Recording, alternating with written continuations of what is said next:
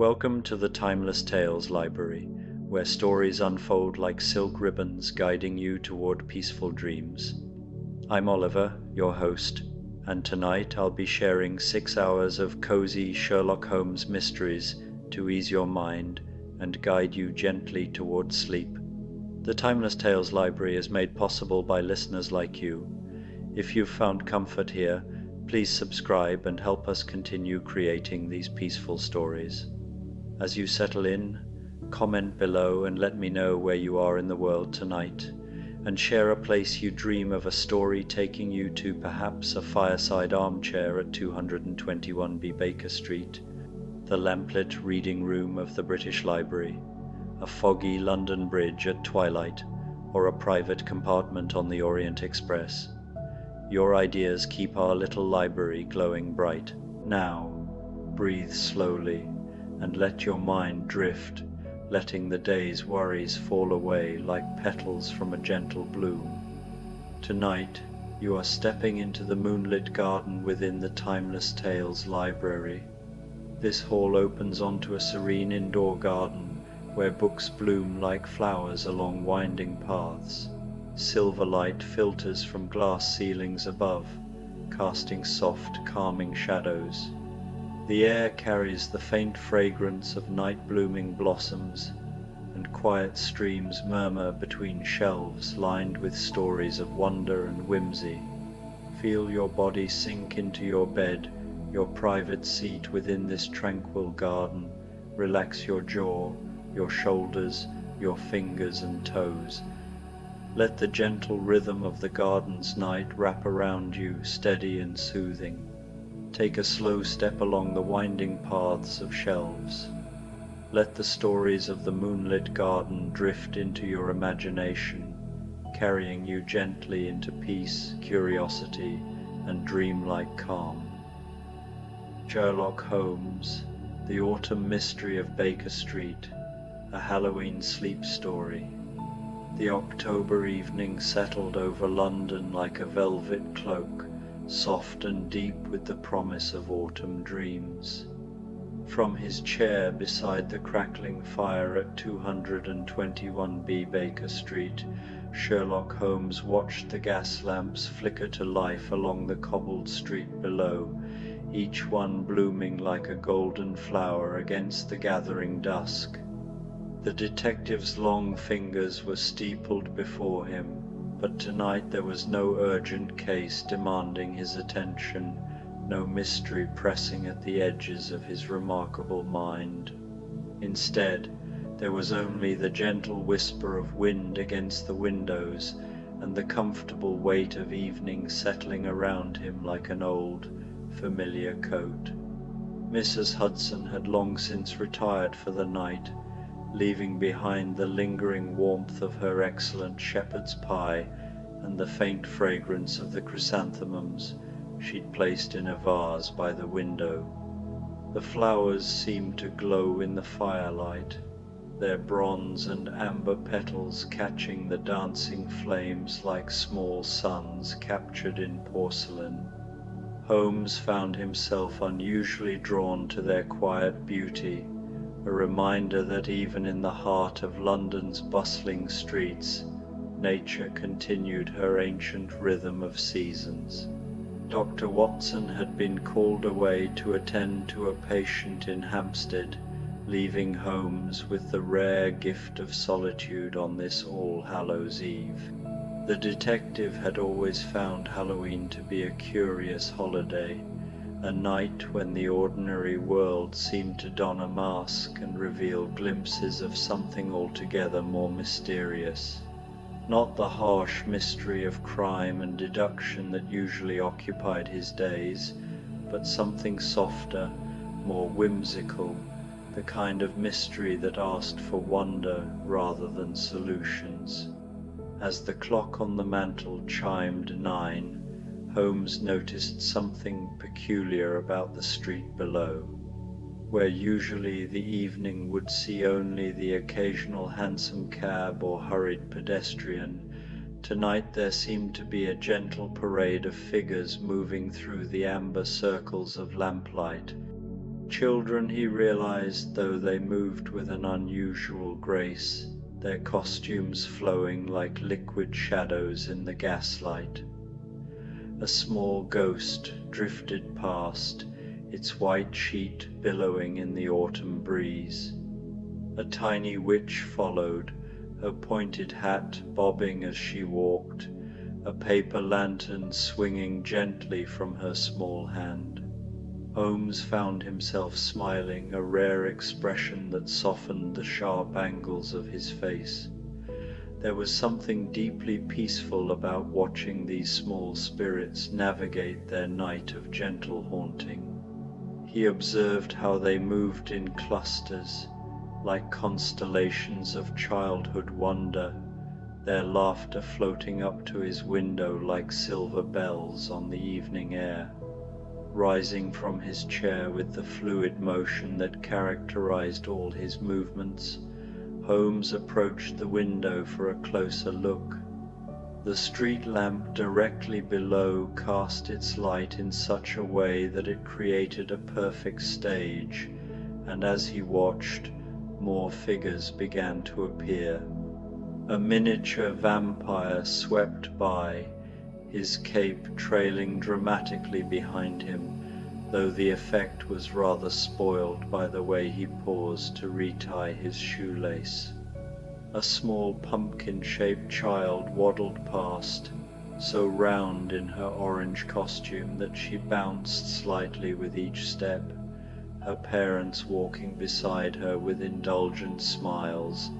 But it was then that Holmes noticed something that made him lean closer to the glass, his breath fogging the window slightly.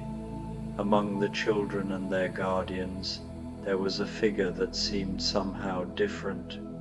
Not alarming, nothing about this evening held any sense of danger or urgency. Rather, this figure moved with a deliberate grace that suggested a story worth following. She was tall and elegant, dressed in what appeared to be Victorian morning attire, though the fabric seemed to shimmer and flow in ways that ordinary cloth did not. Her dark hair was pinned beneath a small hat adorned with black roses, and she carried herself with the bearing of someone from a different era entirely. But what struck Holmes most was not her appearance, but the way the children seemed drawn to her. As she walked, small groups would alter their paths slightly, not following her exactly, but moving in the same general direction, like iron filings responding to a gentle magnet.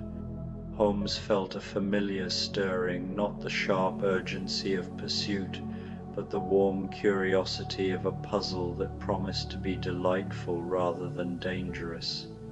On this Halloween evening, with the fire warm at his back and the mysterious autumn night spread before him, he found himself reaching for his coat. The deerstalker hat felt comfortable on his head as he descended the 17 steps to the street. The evening air was crisp but not cold, carrying the scent of wood smoke and the last roses of the season. As he stepped onto the pavement, Holmes felt as though he were entering a different London entirely, one where the familiar streets had been touched by some gentle magic that made everything seem slightly more vivid, more alive with possibility. He began to follow the mysterious woman, though at a distance that felt more like companionship than pursuit.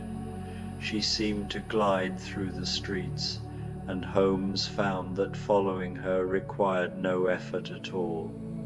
His usual sharp-edged alertness softened into something more like meditation, his mind clear and peaceful as he observed the small details that made this evening unique. The woman led him through streets he knew well, but tonight they seemed transformed. The familiar shops wore shadows like evening gowns, their windows glowing warmly as proprietors prepared to close for the night. A bakery displayed pumpkin-shaped pastries behind steamed glass. A florist had arranged autumn flowers in great copper urns that caught the lamplight like burnished gold. Even the sounds of the evening seemed different, softer, more musical, as though the very air had been tuned to a lower, more peaceful frequency. As they walked, Holmes began to notice that other figures had joined their curious procession. An elderly gentleman in a top hat walked parallel to their path on the opposite side of the street, his silver-headed cane tapping a gentle rhythm on the cobblestones. A young woman in a flowing green dress seemed to drift along a street that ran perpendicular to theirs. Yet somehow they all maintained the same unhurried pace, as though drawn by the same invisible current. The mysterious woman in mourning attire led them into Regent's Park, where the gas lamps created pools of warm light along the winding paths. The trees, dressed in their full autumn glory, rustled overhead like whispered conversations between old friends. Holmes found himself walking more slowly, his usual precise stride mellowing into something more contemplative. Each step seemed to release the day's tensions, replacing them with a deep sense of peaceful anticipation. In the heart of the park, near the rose garden where a few late blooms still perfumed the air, the woman finally stopped. She stood beside a stone bench that sat beneath an ancient oak tree, its branches spreading wide like protective arms. As Holmes drew closer, he could see that she was not alone. The others who had been walking their parallel paths were converging on this same spot, each arriving with the natural timing of dancers who had rehearsed their steps for years. The elderly gentleman approached from one path, his face kind and weathered, his eyes twinkling with what might have been mischief or wisdom, or perhaps there was no difference between the two on a night like this. The young woman in green seemed to materialize from between the trees, her dress the exact color of late summer leaves. A middle-aged man in a burgundy waistcoat emerged from another direction entirely, as though he had been walking through the park all his life and only now chosen to reveal himself. But most surprising of all was the small group of children who appeared as though they had been playing hide-and-seek among the hedges. The same children Holmes had observed from his window, still in their Halloween costumes, but now moving with a curious solemnity that transformed their playful disguises into something approaching ceremony. Holmes found himself approaching the gathering with none of his usual analytical detachment. Instead, he felt drawn by the same gentle current that had brought all these disparate souls to this quiet spot in the park. As he drew near, the woman in mourning attire turned to face him, and Holmes saw that her eyes held no mystery after all, only a deep kindness and an invitation he found impossible to refuse. "Mr. Holmes," she said, and her voice was like autumn leaves rustling in a gentle breeze. "We've been waiting for you." There was nothing strange in this statement, though Holmes could not have said why. On this Halloween evening, with the veil between the ordinary and the extraordinary grown gossamer thin, it seemed perfectly natural that a gathering of strangers should be waiting for him in Regent's Park. He found himself sitting on the stone bench without consciously deciding to do so. the woman settling beside him with the easy grace of an old friend. "What brings you all here?" Holmes asked, though his voice held none of its usual sharp curiosity.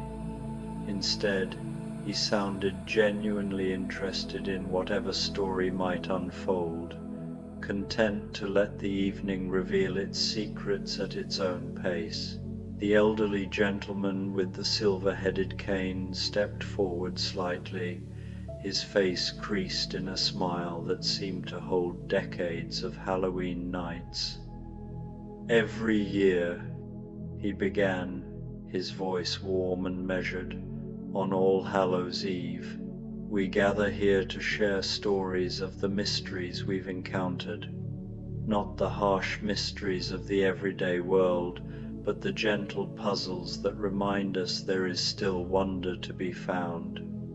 The young woman in the green dress nodded, her hand resting lightly on the bark of the oak tree. "Tonight, the boundary between the seen and unseen grows thin. We come together to honor those mysteries that don't require solving, only celebrating." Holmes found this explanation both perfectly reasonable and delightfully incomprehensible. He settled back against the bench, feeling the solid warmth of the stone beneath him and the soft rustle of fallen leaves around his feet. "Then please," he said, "share your stories. I find myself entirely at leisure to listen." The middle-aged man in the burgundy waistcoat stepped forward first. His story was of a music box that had belonged to his grandmother, which played a different melody each Halloween night, always a tune she had hummed while baking his favorite autumn cookies. He spoke of waking each November 1st to find the lingering scent of cinnamon and nutmeg in his kitchen, though he lived alone and had baked nothing. As he spoke, Holmes found his analytical mind growing quiet, replaced by something warmer and more receptive. The story washed over him like gentle rain, and he found himself not questioning its impossibility but simply appreciating its beauty. The man's voice was soothing, and Holmes could almost smell the phantom spices, almost hear the mysterious melodies drifting through the autumn night. The young woman in green spoke next, telling of a garden behind her childhood home where flowers bloomed out of season every Halloween. Roses in the snow, daffodils in autumn, Christmas roses in the heat of summer. She described how she would steal out of her room as a child to sit among these impossible blooms, feeling as though she were keeping a secret with the very earth itself. Her story painted pictures in Holmes's mind: a small girl in a white nightgown, sitting among flowers that glowed with their own inner light, the night air warm and sweet around her. He found himself remembering his own childhood, moments of wonder that his adult mind had dismissed, but which now seemed precious beyond measure. The children, still in their Halloween costumes, gathered in a small cluster to share their story together. They spoke in turns, their young voices weaving together like threads in a tapestry, telling of a treehouse they had discovered that was only there on Halloween night.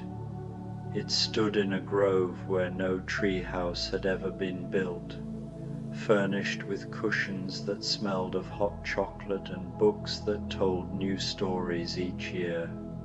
Holmes listened to their tale with the complete attention he usually reserved for the most complex criminal puzzles, but this attention was different, soft and open, without the sharp edges of analysis. He found himself envying their ability to accept wonder without question, their natural capacity for believing in magic that required no explanation. The woman in mourning attire spoke last, her story wrapping around the others like a gentle embrace. She told of walking the streets of London every Halloween, not in sorrow but in celebration, gathering the lonely and the lost, the curious and the wondering. She spoke of how the night itself seemed to conspire in her work, bringing together souls who needed to remember that mystery was not always about solving, but sometimes about simply marveling. As she spoke, Holmes realized that this gathering was her story, that he was living inside her tale even as she told it. The thought should have been startling, but instead it felt like coming home to a place he had never known he was looking for. When all the stories had been told, a comfortable silence settled over the group. The children had arranged themselves in a circle on the fallen leaves, their costumes making them look like small mythical beings. The adults sat or stood in easy poses, united by the shared experience of wonder acknowledged and celebrated. Holmes found himself speaking without planning to, his voice joining the evening's gentle symphony. "I have spent my life unraveling mysteries," he said, pulling apart the threads of deception to reveal the truth beneath. "But tonight, I find myself in the presence of mysteries that ask only to be appreciated, not solved. There is a deep peace in this, in accepting wonder without needing to diminish it with explanation." The woman beside him nodded, her dark eyes reflecting the lamplight like still water. "Some mysteries are gifts," she said softly. "They remind us that the world is larger and more beautiful than our understanding of it." As if summoned by her words, a gentle mist began to rise from the ground around them. It was not the thick yellow fog of London's ordinary evenings, but something finer and more luminous, touched with silver and carrying the scent of autumn rain. The mist swirled gently around their feet, rising slowly until it created a soft, glowing cocoon around their gathering. Within this cocoon of gentle light, Holmes felt a profound sense of contentment settling over him. The sharp edges of his usual restless energy had been worn smooth by the evening's gentle mysteries. His mind, so often racing ahead to the next problem, the next puzzle, had finally found a place of perfect stillness. The elderly gentleman began to hum a melody that seemed familiar, though Holmes was certain he had never heard it before. One by one the others joined in, their voices blending in harmony that felt both spontaneous and ancient. Holmes found his own voice adding to theirs, humming a tune that seemed to come from some deep, forgotten place within him. The children began to dance, their movements slow and dreamlike, their costumes flowing around them like liquid moonlight. The ghost child spun gently, his white sheet trailing behind him in graceful spirals. The little witch swayed back and forth, her paper lantern casting moving shadows that looked like butterflies. The pumpkin-shaped child rolled and tumbled with such joy that her laughter became part of the evening's music. Holmes watched this gentle celebration with wonder that felt both foreign and familiar. When was the last time he had witnessed such pure, uncomplicated joy? When had he last allowed himself to simply observe beauty without trying to understand its mechanisms? The questions arose and dissolved without urgency, replaced by the simple pleasure of being present in this moment of grace. The mist continued to swirl around them, and within its soft embrace, Holmes began to see shapes and figures that might have been memories or might have been dreams. He saw himself as a child, lying in a meadow and watching clouds transform themselves into dragons and castles. He saw Watson not as his practical partner in detection, but as the loyal friend whose simple faith in goodness had anchored Holmes through countless dark investigations.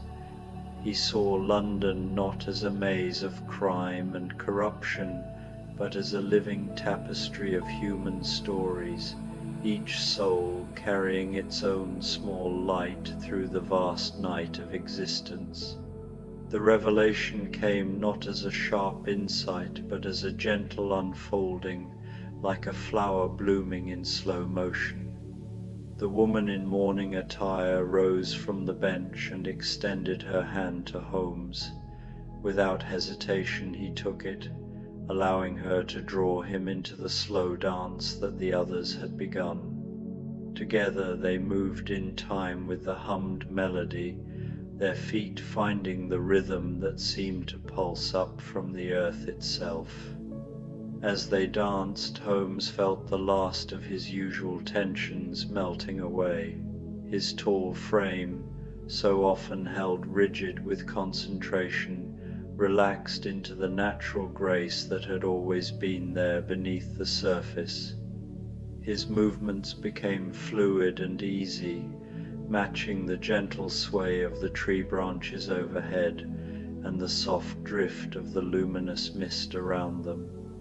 The dance continued for what might have been minutes or hours. Time had become as fluid as the mist, stretching and contracting with the rhythm of their movements. Holmes found himself completely present in each moment, feeling the soft grass beneath his feet, the cool night air against his face, the warm pressure of hands that guided him through steps he seemed to know by heart. Gradually, the mist began to thin, revealing the familiar shapes of the park around them. The gas lamps still burned steadily along the paths, casting their warm circles of light. The oak tree stood as solid and ancient as ever, its branches rustling with the eternal whisper of wind through leaves. But something had changed. Some subtle transformation that made everything appear both exactly as it had been and somehow more vivid, more alive. The children were the first to fade, not disappearing but simply becoming less substantial, their forms blending with the shadows until they seemed to be part of the night itself. Their laughter remained a moment longer, floating on the air like an echo of joy, before it too dissolved into the gentle silence of the evening. The adults began to drift away as well, each departing in their own direction with the natural timing that had marked the entire evening. The elderly gentleman tipped his hat to Holmes with a smile that seemed to carry the warmth of a lifetime of kind gestures. The middle-aged man in the burgundy waistcoat placed a gentle hand on Holmes's shoulder before walking away down a path that seemed to lead deeper into the park than any path had a right to go. The young woman in the green dress paused beside the oak tree, her hand resting once more on its bark. She looked at Holmes with eyes that held depths he could not fathom, though he no longer felt the need to try. "Thank you," she said simply, "for believing in wonder." Then she too was gone, not walking away, but simply becoming one with the shadows and the rustling leaves. Finally, Only Holmes and the woman in mourning attire remained. They stood together beside the stone bench, the silence between them comfortable and complete. Holmes felt no need to ask who she was or where she had come from. Some mysteries, he now understood, were more beautiful when left unsolved. "Will you walk me back to the street?" he asked, his voice soft in the gentle night. She nodded, and together they began to retrace their path through the park. As they walked, Holmes felt as though he were carrying something precious within him, not a solution to a mystery, but the mystery itself, whole and perfect, and asking nothing of him but appreciation. At the edge of the park, where the gas lamps of the city streets began, the woman paused. "Every year," she said, "on Halloween night we gather. You will always be welcome among us, Mr. Holmes, should you choose to remember." Holmes nodded, understanding that the choice would indeed be his. He could wake tomorrow and dismiss this entire evening as an unusually vivid dream brought on by solitude and the romantic atmosphere of All Hallows Eve. Or he could carry it with him, letting it change the way he saw the world and his place within it. "I will remember," he said, and knew that he spoke the truth.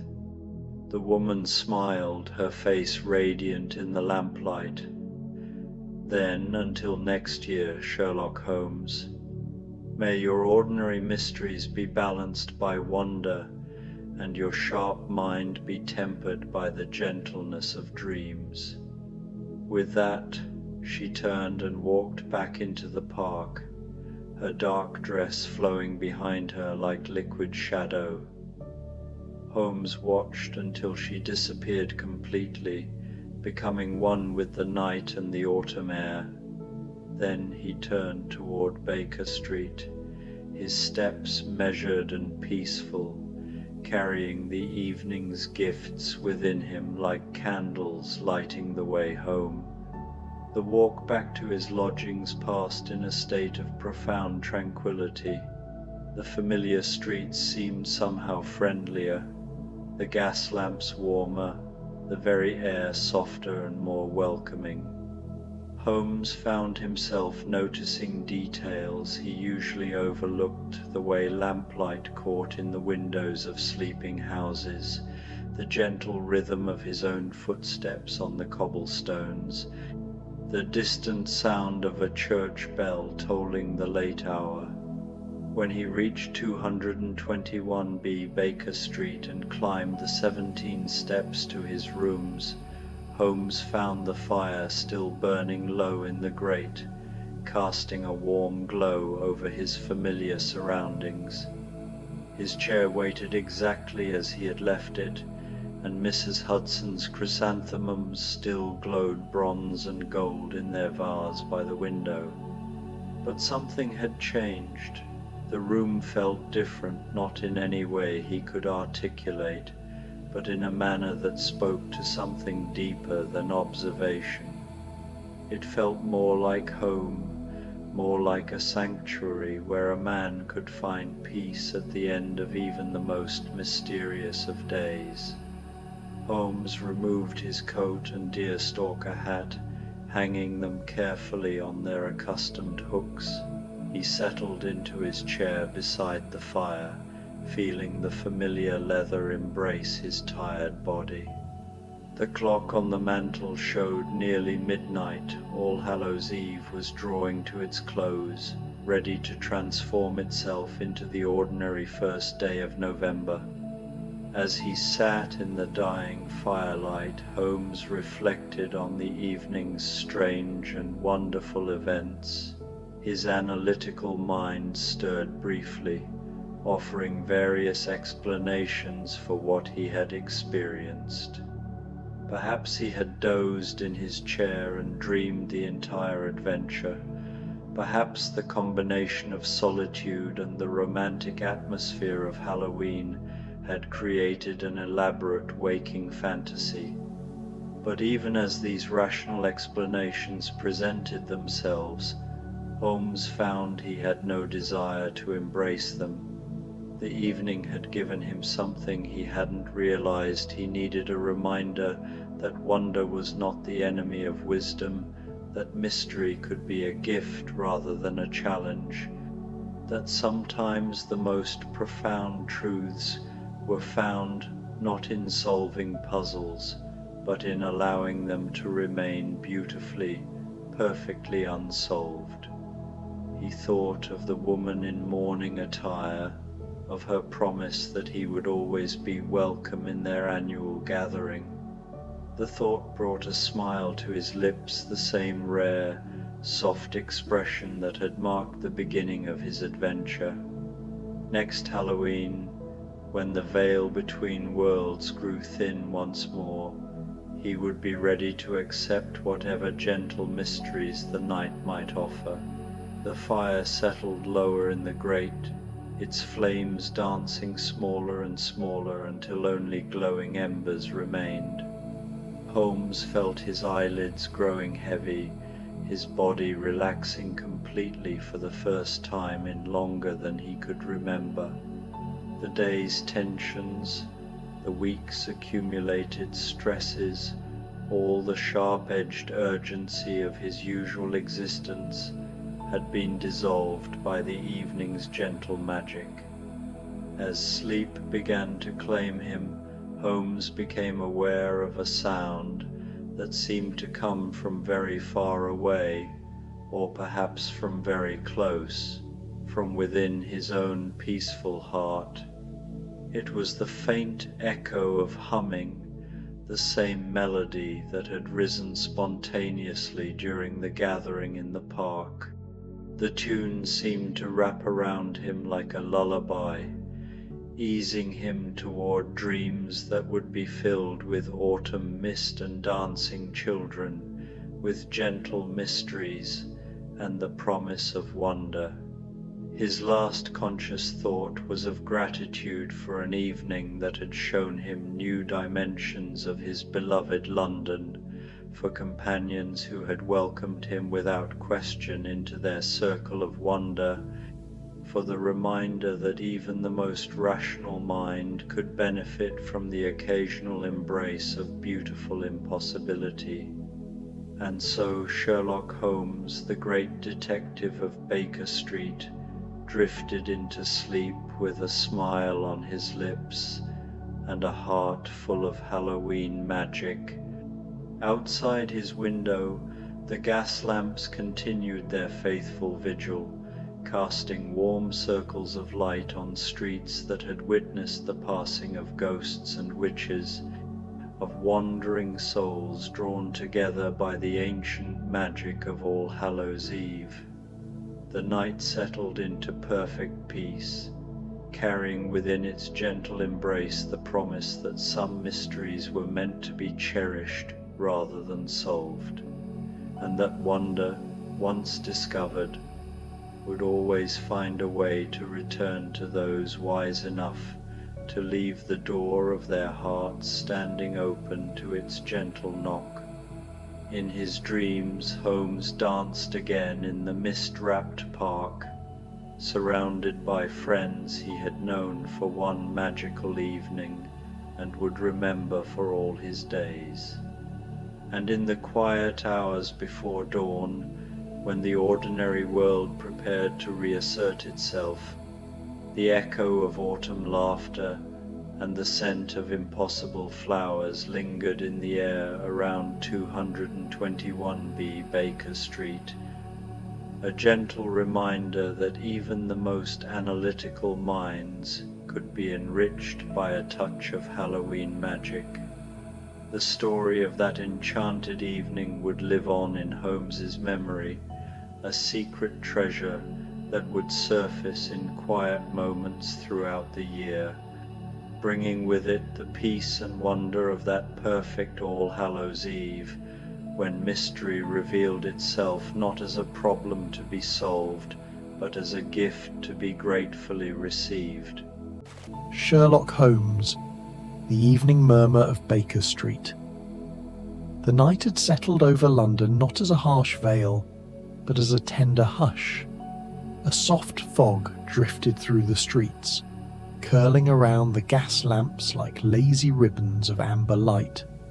From the windows of 221B Baker Street, the city seemed far away.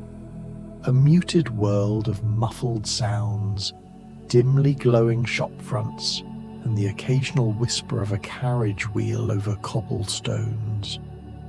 Inside the sitting room, a single lamp threw a warm circle of light upon the polished wooden floor.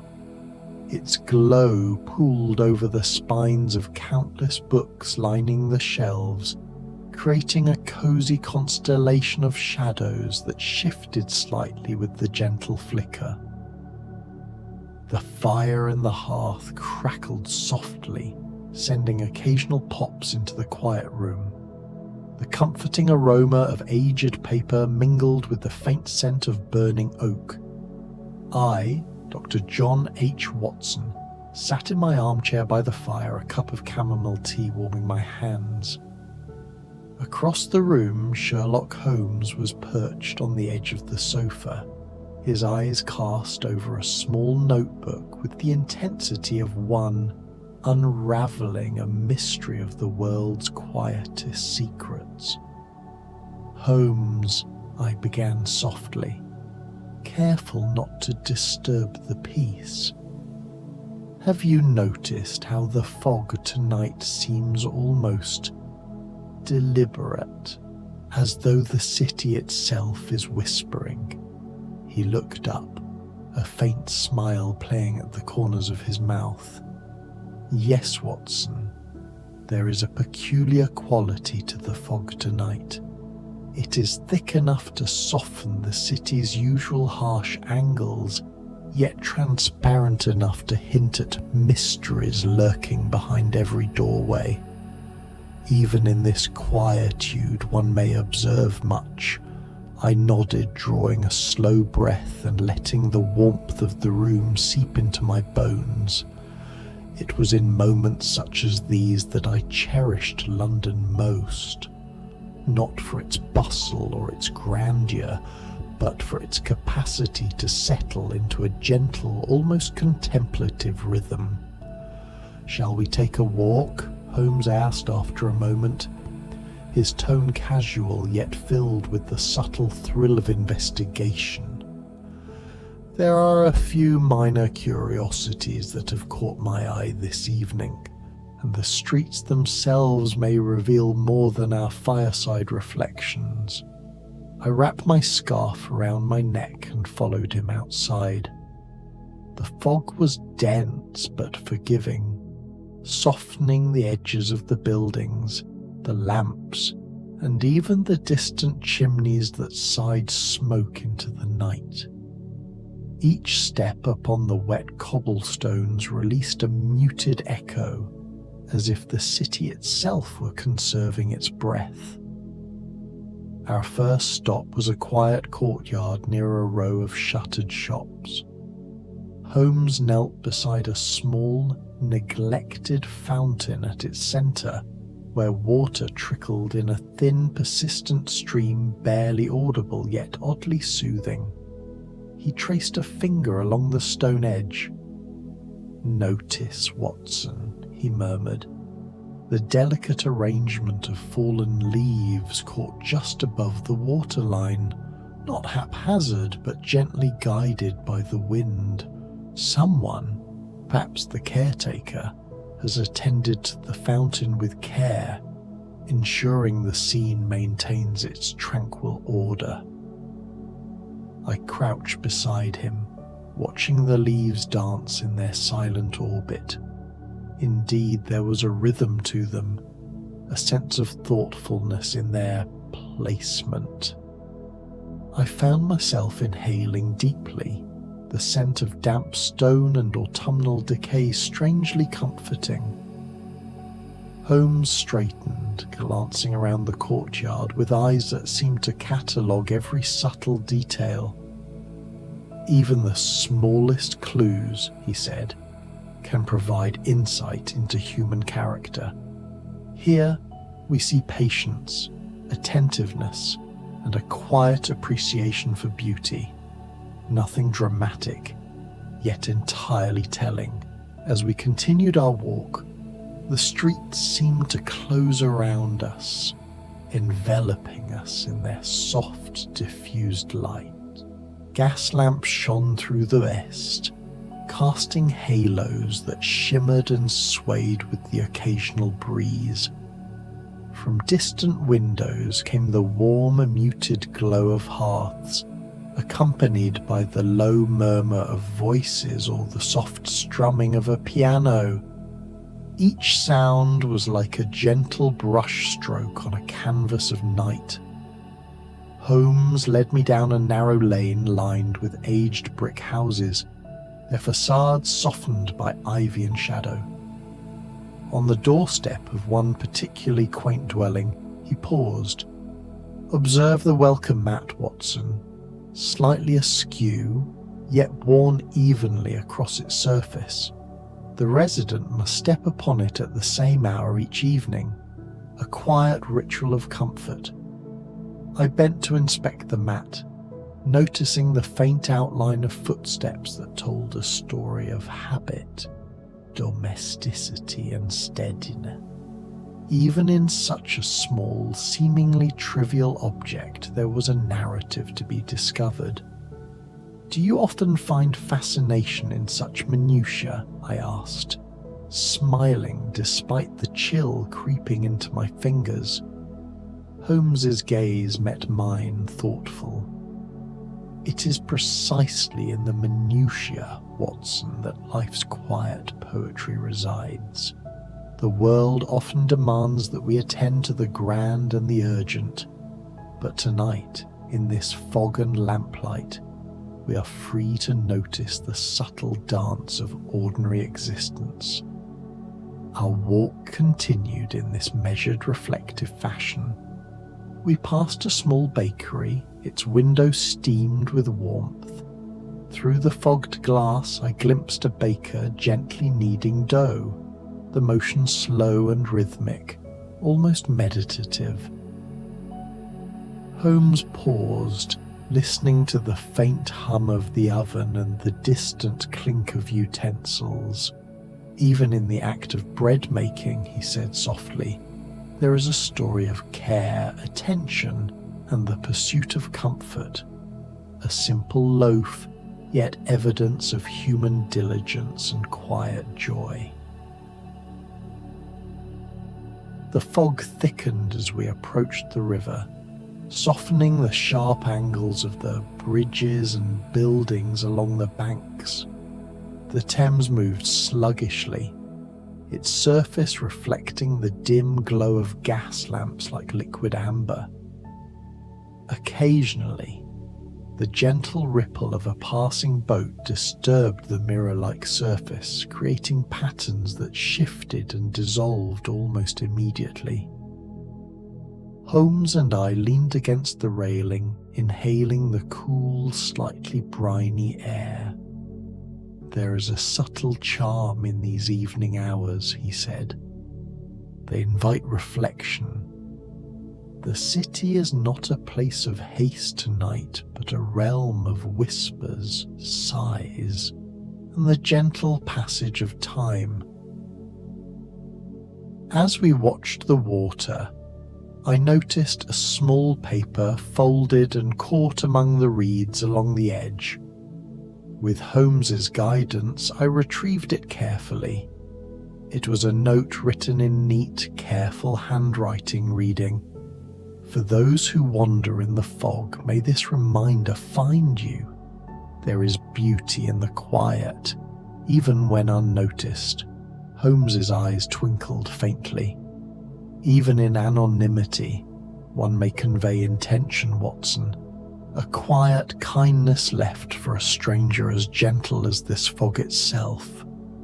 No mystery need be grandiose to be meaningful."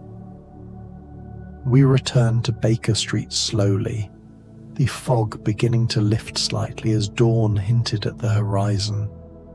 The city, still largely asleep, murmured in soft tones. The creak of shutters, the whisper of wind, the gentle splash of a passing carriage wheel. Back in our sitting room, Holmes poured a cup of tea for each of us. The fire had dimmed to a gentle glow, the room steeped in warmth and comfort. We sat in companionable silence, sipping tea and letting the serenity of the night settle in our minds. "Holmes," I said at last, "I must confess tonight has been unlike any investigation I've ever experienced. There is no crime, no peril, only the quiet unfolding of life itself. And yet, it feels profoundly satisfying." He nodded, a faint smile on his lips. "The simplest mysteries often offer the deepest pleasure, Watson. Tonight, we have observed, reflected, and appreciated. That in itself is a worthy conclusion." As I drained the last of my tea, the fog outside had softened into a gentle morning mist. London stirred faintly in the distance, but here, in the warm glow of our hearth, all was peace. The soft murmur of the streets, the gentle tick of the clock, and the lingering scent of firewood seemed to cradle us, wrapping the city and ourselves in a quiet, comforting embrace. And in that moment, I realized that not all mysteries demand urgency. Some, like the quiet poetry of a fog-draped city, offer a slow, deliberate joy, one that invites reflection, calm, and a gentle descent into sleep. The morning mist had scarcely settled when a faint knock echoed through our quiet sitting room. Holmes rose with a measured calm, gliding to the door and opening it to reveal a small, elderly gentleman, his hat slightly askew and his coat dusted with dew. He carried in his hand a bundle of papers tied with string. "Good morning," the man said in a gentle, wavering voice. "Forgive the early hour, but I hope to seek your counsel. It is a matter, not urgent, but curious. A small peculiarity that has puzzled me for some weeks." Holmes inclined his head politely. "Please, do come in. We welcome the company of those who appreciate quiet contemplation."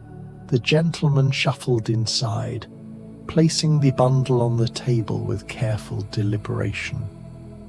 "I live not far from here, in Little Wren Street," he began. "Each evening, I hang a lantern in my window. Nothing elaborate, just a small lamp to mark my home for my neighbours. Yet, for reasons I cannot discern, the light sometimes shifts in subtle ways, appearing higher or lower than before. No one touches it except myself. I wondered if you might explain this curious behaviour." I stifled a smile. Here was no grand mystery, no chase through shadowed alleys, only a gentle puzzle, inviting thought and observation. Holmes motioned for him to sit and took the bundle of papers in his long fingers. He examined the lamp, or rather the account of the lamp's movements, with a careful, deliberate gaze. "It is often the simplest puzzles, Watson, that provide the deepest satisfaction. Let us begin with observation." We accompanied the gentleman to his home, the streets once again softened by a morning fog that muffled the distant sounds of commerce and carriage wheels. The lantern hung in the window, a modest glow against the muted facade. Holmes circled the house with a slow, deliberate stride, eyes scanning each detail, the slight tilt of the sill, the evenness of the panes, the faint shadow cast by the lantern upon the wall. "It is quite ordinary at first glance," he murmured, "yet ordinary objects often harbour unnoticed truths." I watched as he inspected the lamp, noting its mechanism, the angle of its placement, and the subtle draught that swept in from the alleyway. "Do you think it is the wind?" I suggested. Holmes smiled faintly, appreciating my contribution. "Partially, Watson. The movement is indeed influenced by the draught, though there is a secondary factor, subtle vibrations from the street, the rhythmic passage of carriages, even the natural settling of the building. Nothing sinister, nothing alarming, only life's quiet motion, expressed in the gentle sway of a lantern." The elderly gentleman's eyes lit with understanding. "So, all along it was simply the city itself, breathing." Holmes nodded. "Precisely. And therein lies the charm, my good sir. Sometimes the most profound revelations are those that reveal the harmony in everyday life. One need not seek danger to find meaning. Observation suffices." We lingered a while longer in the small parlour, the fog outside curling around the edges of the window panes. Holmes encouraged the man to share stories of his life, and in the soft murmur of conversation, a sense of connection and warmth settled over the room.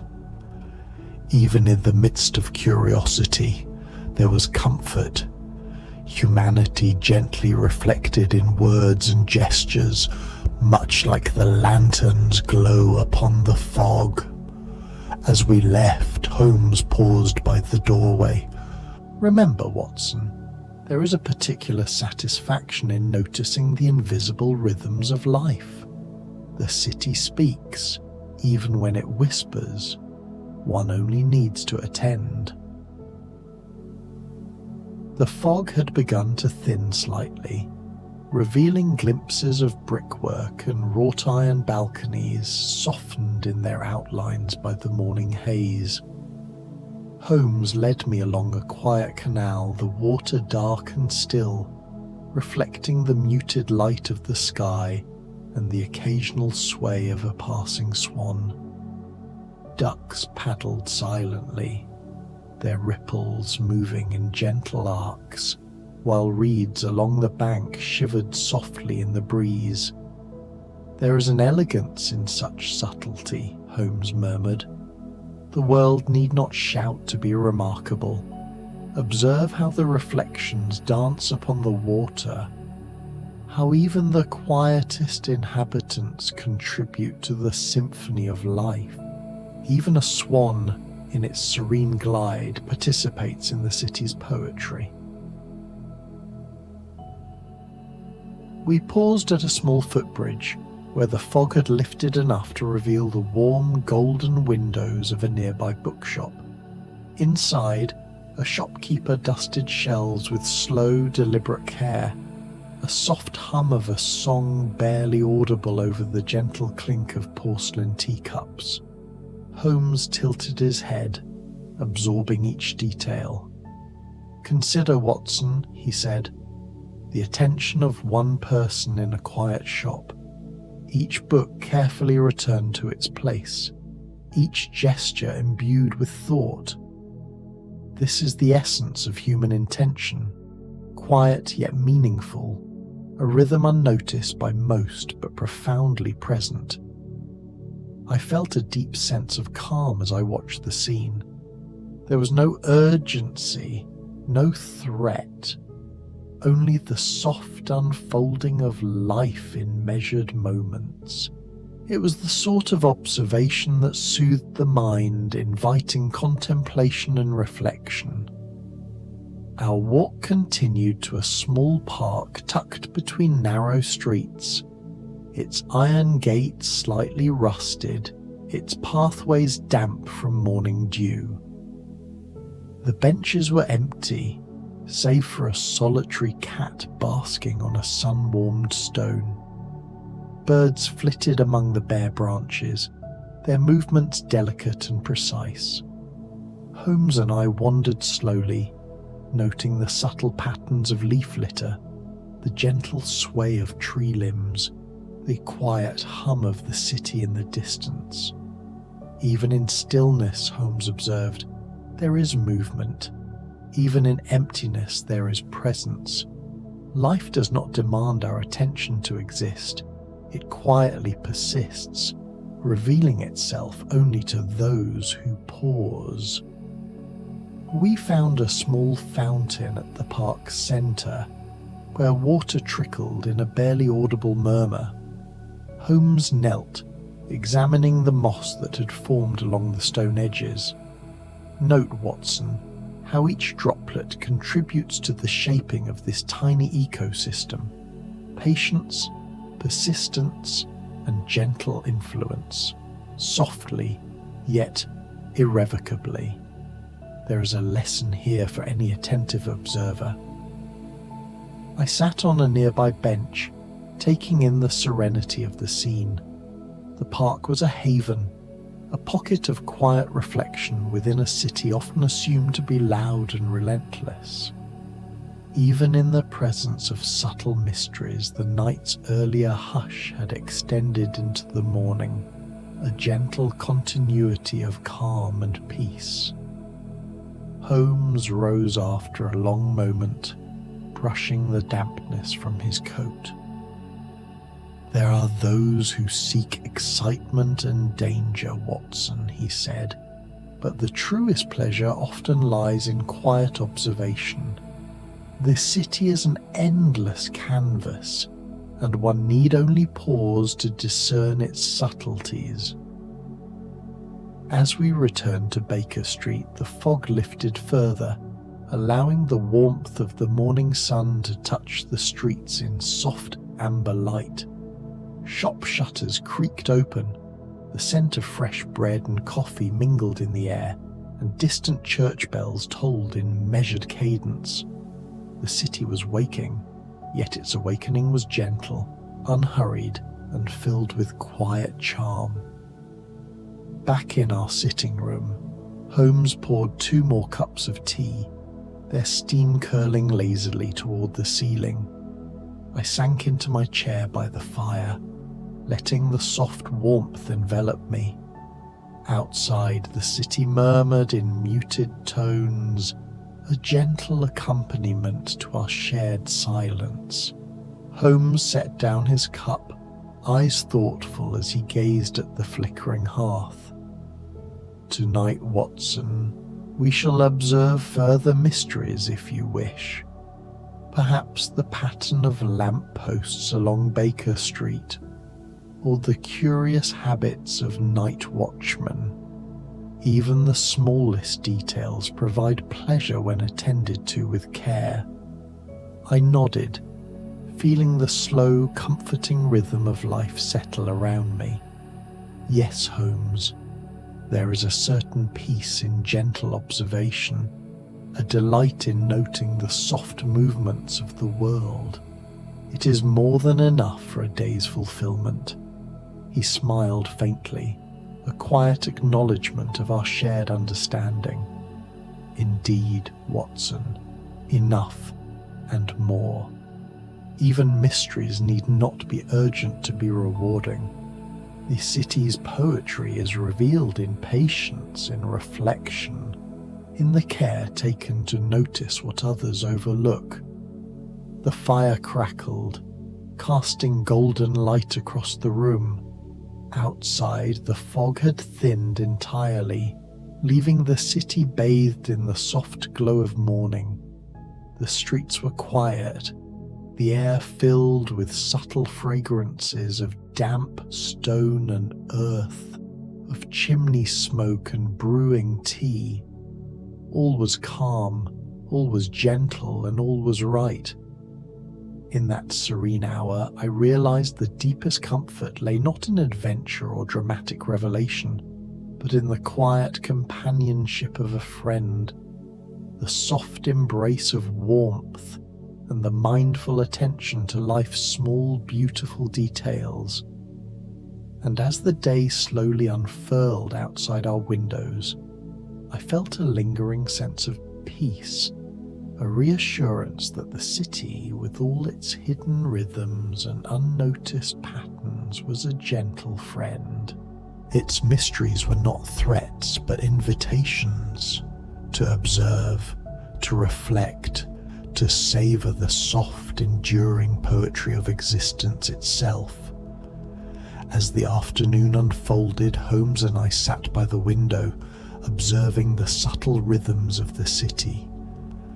Outside, the streets were bathed in a soft golden light that glimmered off wet cobblestones. Children's laughter drifted faintly from a distant square, mingling with the muted clatter of carriages and the soft murmur of neighbours greeting one another. There was no urgency here, only the gentle cadence of life proceeding with care and familiarity. Holmes tapped a finger against his notebook, his gaze attentive to the tiniest of details. "Notice, Watson, the baker's apprentice across the street. Each loaf placed upon the shelf aligns with a rhythm almost imperceptible, but consistent. One might assume coincidence, but habits, particularly those performed repeatedly, reveal more than one expects." I followed his gaze, watching the apprentice carefully arrange the fresh bread. Indeed, the motion had a quiet grace, an almost meditative quality, as though the work itself were a form of reflection. There was no mystery here, yet the observation itself offered a kind of gentle satisfaction. Holmes sipped his tea, the delicate aroma mingling with the lingering scent of firewood in the room. "Consider also the postman," he continued, nodding toward a figure making his rounds.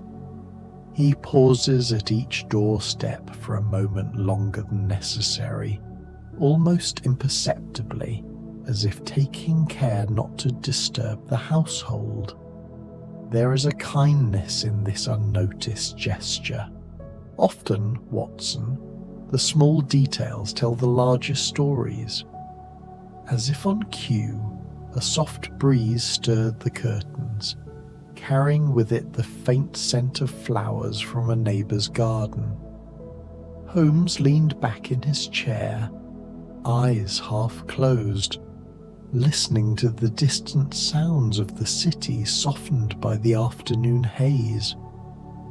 The world does not demand our attention, yet if we attend, we find its poetry. Later, we decided to take another walk, this time along quieter streets where the gas lamps still glowed faintly in the lengthening shadows. The fog had lifted further, leaving a soft haze that lent even familiar streets a sense of gentle mystery. Holmes moved with deliberate slowness, scanning windows, listening to the low murmur of life behind closed doors and noting small peculiarities. The tilt of a curtain, the faint smell of burning herbs, the subtle echo of a voice receding down a hallway. At the corner of a narrow lane, we came upon a small antique shop, its windows glowing warmly despite the waning day. Through the glass, we could see delicate trinkets arranged with careful thought, a brass telescope, a row of porcelain figurines, and an assortment of old leather-bound books. Holmes paused, captivated by the precise arrangement of the objects. "Notice, Watson," he whispered, "the slight angle of the figurines. Not random, but placed to catch the light just so, to create an effect of subtle motion and shadow. There is care here, a quiet artistry, a narrative told without words. A person who arranges objects in such a manner is attentive to detail, appreciative of beauty, and gentle in disposition." I stood quietly beside him, letting the warmth of the shop's interior spill into my senses through the glass. The shop seemed almost suspended in time, a sanctuary of thoughtful arrangement amid the larger city's muted bustle. As we walked on, Holmes's attention shifted to a narrow alley where the afternoon light pooled in gentle streaks across the cobblestones. He knelt to inspect a small puddle reflecting the muted sky. "Even here, Watson," he murmured, "we see evidence of life's quiet rhythms. The water collects in patterns determined by stone, by rain, by time itself. Each ripple, each droplet, a reflection of natural order and patience. One must simply observe." I found myself breathing more slowly, attuned to the calm and deliberate tempo of Holmes's attention. The city's quiet details became a gentle meditation. The soft scrape of a broom against a doorway, the low hum of a piano from a distant flat, the faint flutter of birds among the rooftops. The world was alive, yet entirely serene. We continued along the Thames, where the water glimmered in the late afternoon sun. A family of swans glided silently, their reflections dancing with the gentle current. Holmes leaned on the railing, eyes fixed on the delicate interplay of light, water, and motion. Even in motion, he observed, there is stillness. Observe how the swans glide with effortless grace, yet each movement is deliberate, measured. There is harmony in this, a quiet lesson for those who pause to notice. As evening approached, we returned to Baker Street. The windows of our neighbours glowed softly, each hearth a small beacon of warmth. In the sitting room, the fire had been rekindled, sending a comforting glow across the shelves of books, the polished floor, and the familiar furnishings. Holmes settled once more on the edge of the sofa, his gaze contemplative, while I poured another cup of tea, savouring its warmth and scent. Holmes tapped a finger thoughtfully against his chin. "Tonight, Watson, we need not seek any extraordinary mystery. The ordinary itself is sufficient. Let us attend, reflect, and appreciate the gentle rhythms of life." And so we did. We listened to the soft ticking of the clock, the subtle creak of the wooden floorboards, and the occasional distant murmur of voices. Holmes reflected on the movements of the day. The careful baker, the considerate postman, the gentle sway of lanterns in fog, the quiet artistry of an antique shop. I too found myself immersed in these small, attentive observations, letting them settle in my mind like smooth stones in a tranquil stream. As night fell, a delicate fog returned, curling around the street lamps and softening the outlines of buildings. We opened the window slightly, letting the cool, damp air mingle with the warmth of the room. The city exhaled a gentle sigh, a muted symphony of distant footsteps, the occasional whistle of wind through the chimneys, and the soft, persistent murmur of the river. Holmes rose and moved to the fireplace, adjusting the fire so that its glow bathed the room in comforting warmth. There is great contentment in recognizing that life's mysteries need not be grandiose or perilous, he said softly.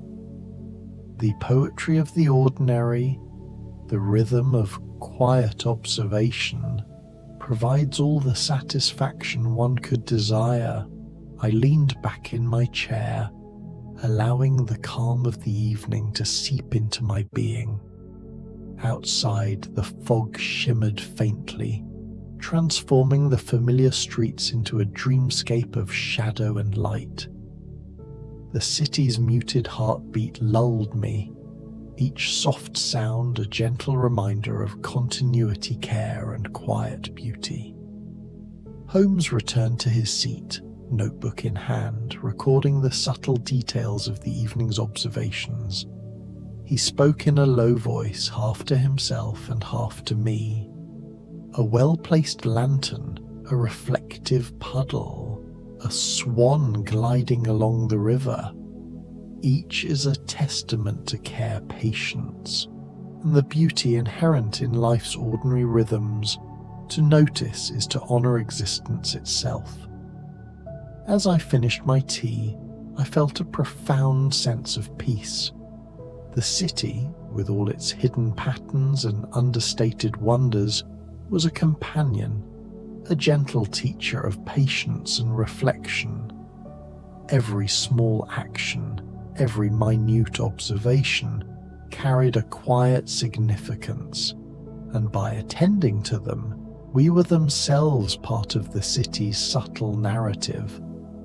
The fire dwindled to glowing embers, and Holmes closed his notebook with a soft sigh. Tonight, Watson, we rest not as detectives of danger, but as observers of life's quiet elegance. The world need not alarm us to teach us its lessons. It offers them freely to those who pause and notice. I rose, drawing the blanket from the armchair around my shoulders, feeling the warmth of the fire, the quiet contentment of the room, and the gentle companionship of Holmes. Outside, the last traces of fog hovered in golden halos around the gas lamps, as if the city itself were bidding a gentle good night. And in that calm, cozy hour, I realized that the truest comfort lay not in the resolution of perilous mysteries, but in the attentive appreciation of the world's soft, enduring rhythms. The quiet streets of London, the subtle sway of lanterns, the reflections on water, the deliberate gestures of ordinary people, all formed a tapestry of tranquility, a lullaby for the soul. I drew the curtains, letting the soft glow of the lamp spill across the room one last time. Holmes reclined, eyes half closed, a contented expression upon his face. The city outside murmured in muted tones, and I allowed myself to sink into the embrace of warmth, quiet, and reflection. The world was at peace. The ordinary had revealed its extraordinary grace, and as I drifted towards sleep, I carried with me the gentle rhythm of Baker Street, the soft cadence of footsteps, the swaying of lanterns, the distant murmur of the Thames, all wrapped in the tender hush of night, a serene and comforting companion for a long, restful slumber. The fog had descended upon London that evening with the patient certainty of a tide. It did not rush, nor sweep, nor fall with violence. Rather, it arrived as though it had always been waiting at the city's threshold, prepared to slip inside when the moment was right. It coiled around the lampposts and seeped into alleyways, rolling with unhurried grace, until even the boldest outlines of roofs and chimneys were reduced to soft silhouettes.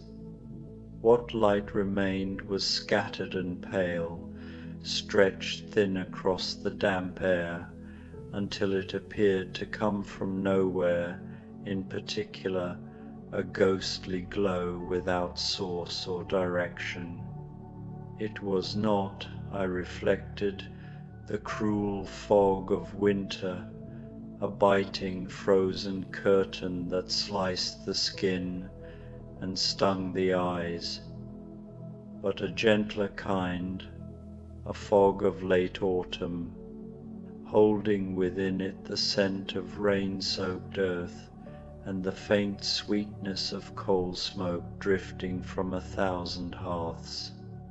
There was a richness to its dampness, a scent that seemed half mineral, half vegetal, like wet stone overlaid with rotting leaves.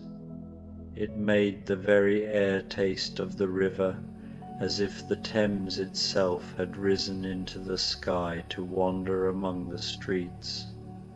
From our windows at Baker Street, the familiar scene was reduced to an impressionist's canvas, swirls of grey, smudges of dark, the occasional glow of a lantern haloed by vapour. The steady noise of the metropolis was muffled into something strangely intimate. The clatter of cab wheels became the muted roll of distant thunder.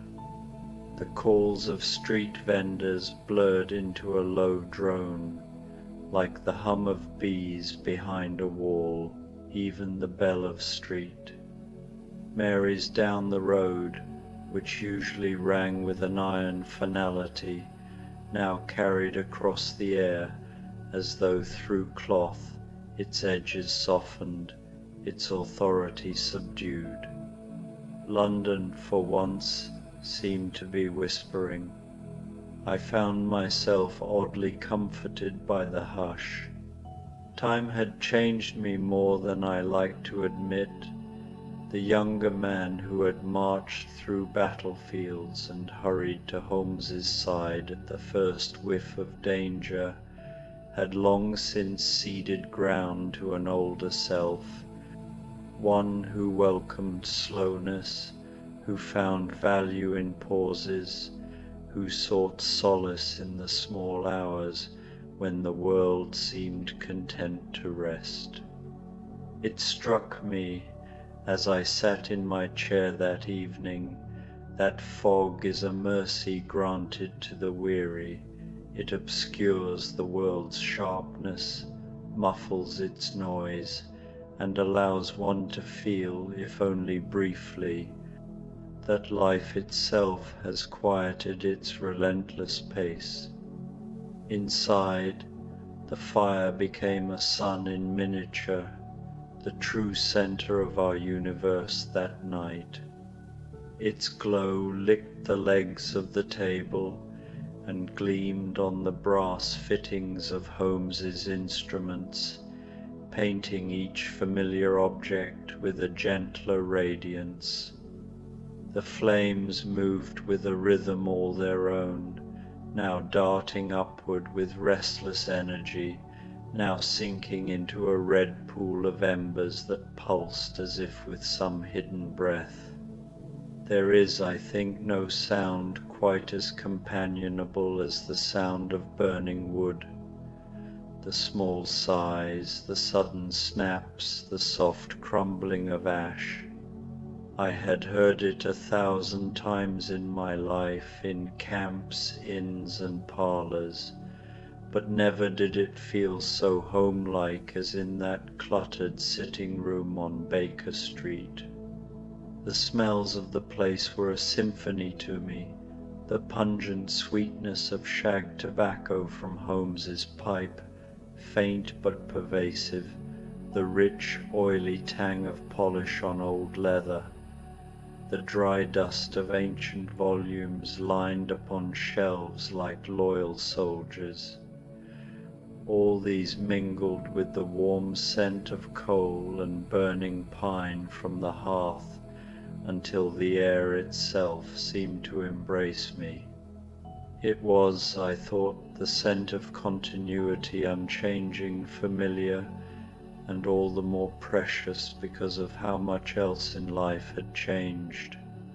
The book upon my lap, Horace in Latin, might have been a companion too, but I confess I had long ceased to follow its lines. My eyes had become captive to the fire, tracing the twists of flame, as if each were a line of verse in some language older and more profound than any written text. There are moments when reading is impossible because life itself insists on being read, and this was such a night. The ticking of the clock upon the mantel, steady and unhurried, formed a counterpoint to the restless fire, as though reminding both flame and man that time, unlike smoke and spark, will not leap nor falter, but only proceed. Across the room, Holmes reclined upon the sofa. His stillness was nearly statuesque. One long arm was folded over his chest, the fingers loosely steepled, while the other hand allowed a pipe to rest lightly between thumb and forefinger.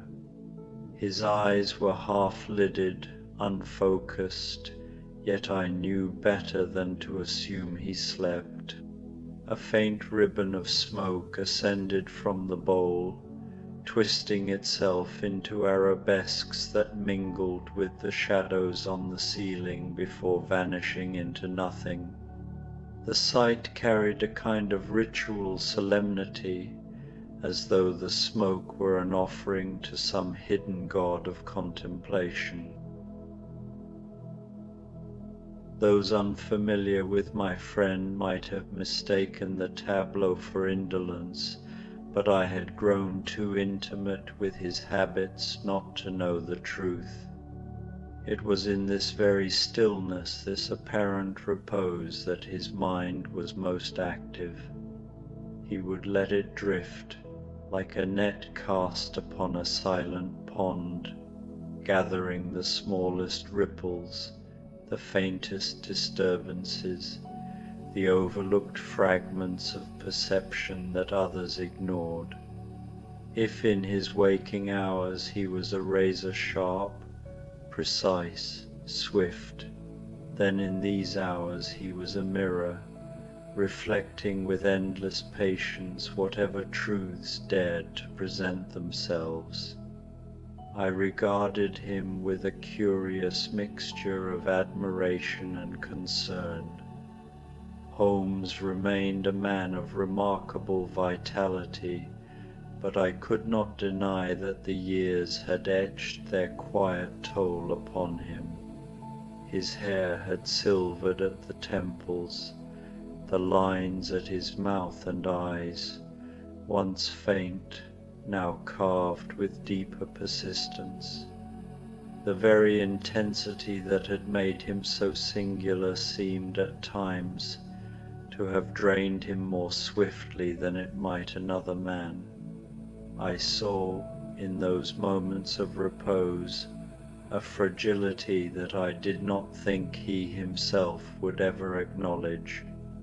Yet I cherished those glimpses all the more, for they revealed the humanity beneath the genius, the man who sought peace as much as discovery. I, for my part, was not immune to reflection. The stiffness in my knees when I rose, the heaviness in my chest when I climbed the stairs, the occasional tremor in my hand, all spoke to me more eloquently than any calendar of the years that had passed. And yet I found an unexpected grace in this season of life. Age lends one not merely aches, but also a gentler perspective, a slower pace, a keener appreciation of small comforts, a greater willingness to sit quietly and allow the world to unfold at its own tempo. The fog outside, the fire within, the companionship beside me, what more could one require? The very atmosphere is a balm, is it not, Watson? Holmes's voice, low and deliberate, rose suddenly into the room, as if emerging from the fire itself. He did not open his eyes, yet his words seemed to fill the air with a calm authority. "It is," I replied softly, unwilling to break the spell with too much sound. "The city's din is subdued, the air softened. It feels as though the world has been wrapped in velvet." Holmes's lips curved in the faintest of smiles. "A velvet lining to the common air, that is well said. You see, in such quiet one may discern the subtle truths that clamour conceals. When the great engines of life pause, however briefly, the delicate anomalies make themselves known. It is in the finest ripple on the placid surface that one perceives the truest currents beneath." He fell silent again, leaving me with words that seemed less like conversation than like fragments of a larger meditation he shared only with himself. I had grown accustomed to these utterances, little windows into a philosophy he rarely articulated, but always lived. I did not press him for explanation. Instead, I let the thought linger in me, like the slow dissolving of sugar in tea. The silence returned, deeper now, layered with meaning. The fire crackled, the clock ticked, the fog pressed its face against the glass. I felt suspended in a pocket of time, as though all London might have ceased while only we remained. My eyelids grew heavy, my thoughts blurred into that half-world between waking and sleep, where every sound seems both real and imagined. It was in that tender interval that a new sound entered the room. At first I thought it only the shifting of wood in the grate, or the faint creak of timbers adjusting to the damp. But then it came again, a knock, not loud, not urgent, a mere tapping, soft, hesitant, almost apologetic. So faint was it that it might have been a trick of the fog, some stray droplet striking the window pane. But no, it was at the door. I turned my gaze toward Holmes. His eyes remained closed, but his head had inclined fractionally, the barest acknowledgment that he had heard it too. His stillness did not waver, yet the room felt suddenly alert. I rose slowly, the stiffness of my joints reminding me of my age, and crossed to the door. Each step seemed amplified in the hush, the floorboards creaking like old confidants betraying my passage. When I opened it, I found Mrs. Hudson standing in the hall, her face touched with a gentle uncertainty, and behind her, half shrouded in the mist that had followed her in, stood a figure, a young woman, cloaked in grey, dew beads glistening upon her shoulders, like a scattering of stars. Her eyes met mine, luminous, sorrowful, and deeply still.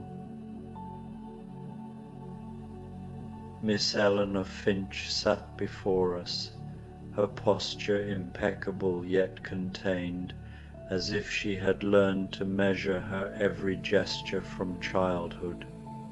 Even so, the slightest tremor of her fingers betrayed her tension, a delicate rhythm that pulsed quietly against the otherwise serene impression she projected.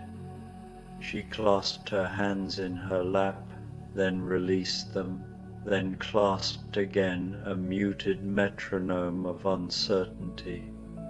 Watson, I thought, is usually the first to notice such subtleties, but I found myself equally captivated, studying the faint chalk smudges on her sleeve, the careful stitching of her gloves, the slight dampness upon the tips of her shoes. Holmes's eyes, as always, were the most discerning, noting everything without apparent movement.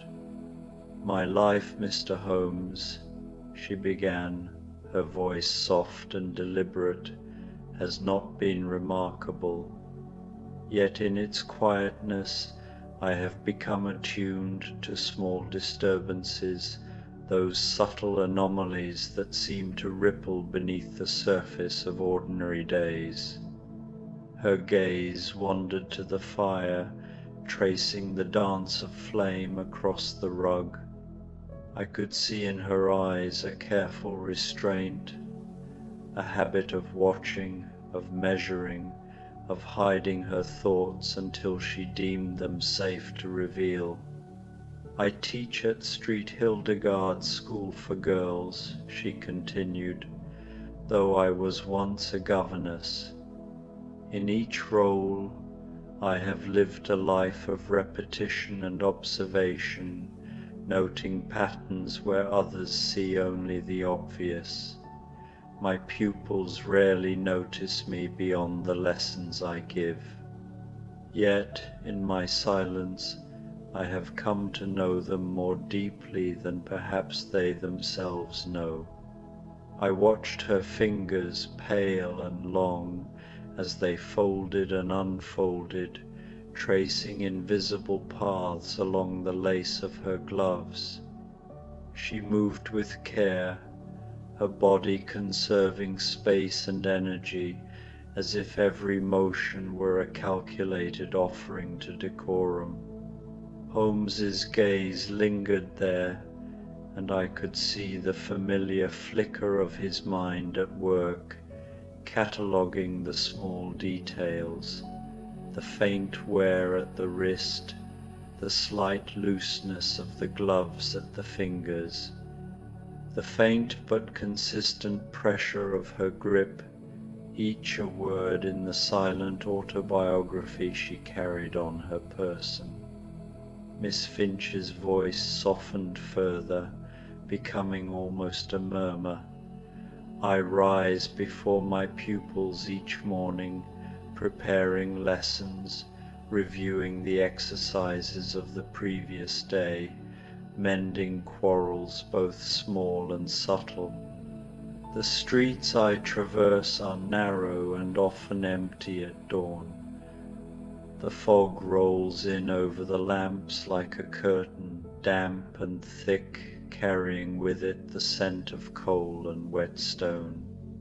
I walk with care, lest my footstep disturb the quiet, and often I pause at the windows of familiar shops, simply to watch the mist curl over their panes." Holmes inclined his head slightly, the barest movement, but it was enough to indicate his attention. His eyes, half-lidded, did not miss the cadence of her words, the precise manner in which she separated syllables, nor the brief hesitations between sentences, the subtle markers of a mind trained in self-discipline, yet accustomed to internalizing its own turbulence.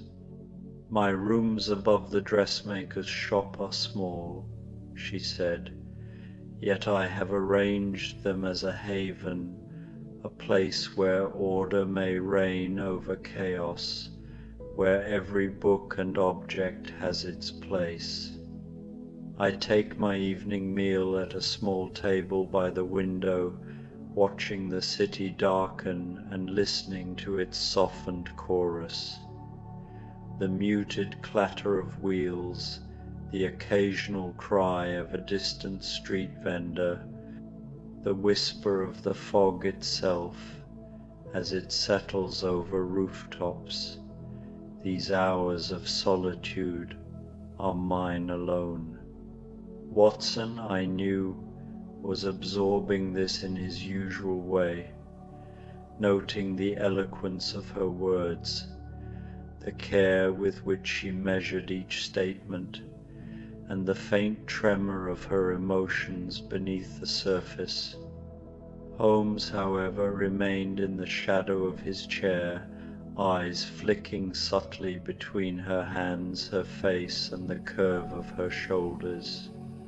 "You live with a quiet rigor, Miss Finch," he observed softly, "yet your presence carries traces of strain.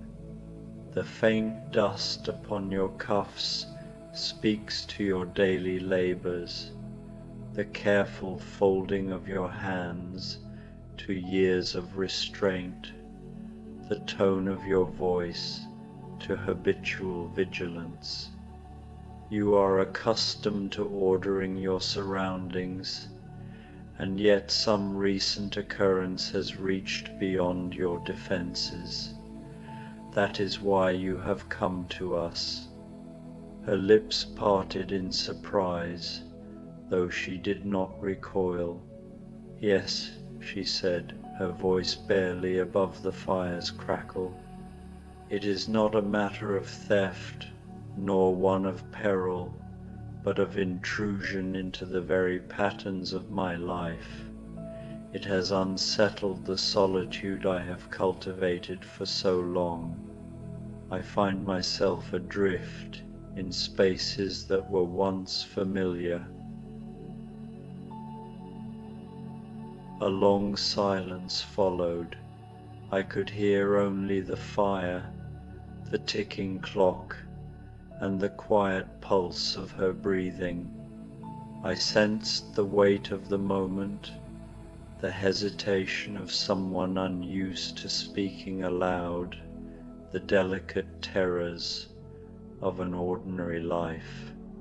Holmes did not speak, but I could feel the movement of his thoughts, the gentle meditative exploration of the invisible threads that bound her words, gestures, and presence into a tapestry only he could read. "My childhood was quiet," she began at last, though not unhappy. "My father, a man of letters, passed when I was 10, and my mother followed within a year. An elder brother, much older, chose a path far from mine, and I was left to the care of distant relatives who offered only what duty required.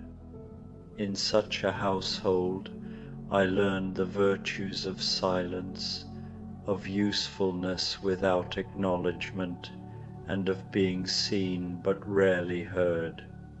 When the time came for me to earn my own way, teaching became a natural choice. It valued quiet observation, discipline, and patience, all traits I had already honed." Holmes inclined his head once more, the faintest movement acknowledging the patterns she revealed unconsciously. Each of her words, each gesture, each subtle inflection confirmed the deductions he had already formed in the silent observation of her.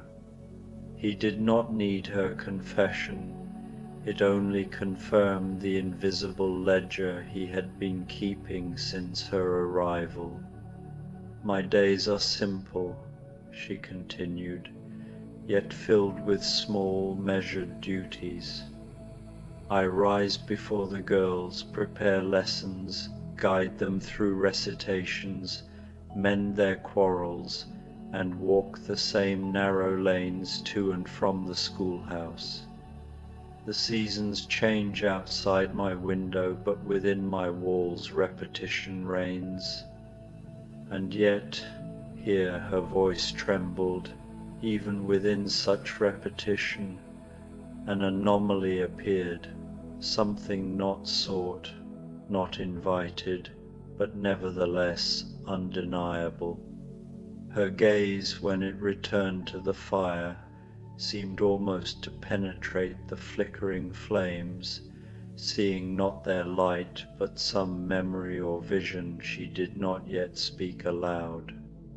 I noticed the faint shadowing beneath her eyes, the subtle pull at the corners of her mouth, the careful tension in her shoulders.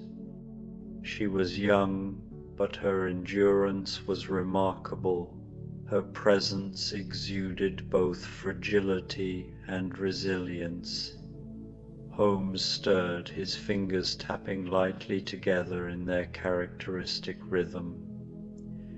"It is clear," he said, "that your existence has been one of structure and deliberate simplicity.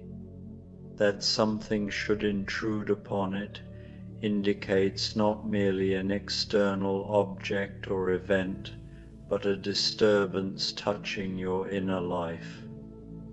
You would not have come here for mere lost property, Miss Finch. This matter reaches beyond that. You are aware of it yourself, though perhaps uncertain how to name it." She looked at him, astonished, yet with no disbelief, only recognition. "You speak as though you have read my very thoughts," she murmured. "I have read only what you present," he replied quietly, "but the question remains whether you are prepared to name this disruption, whether to us, or perhaps first to yourself."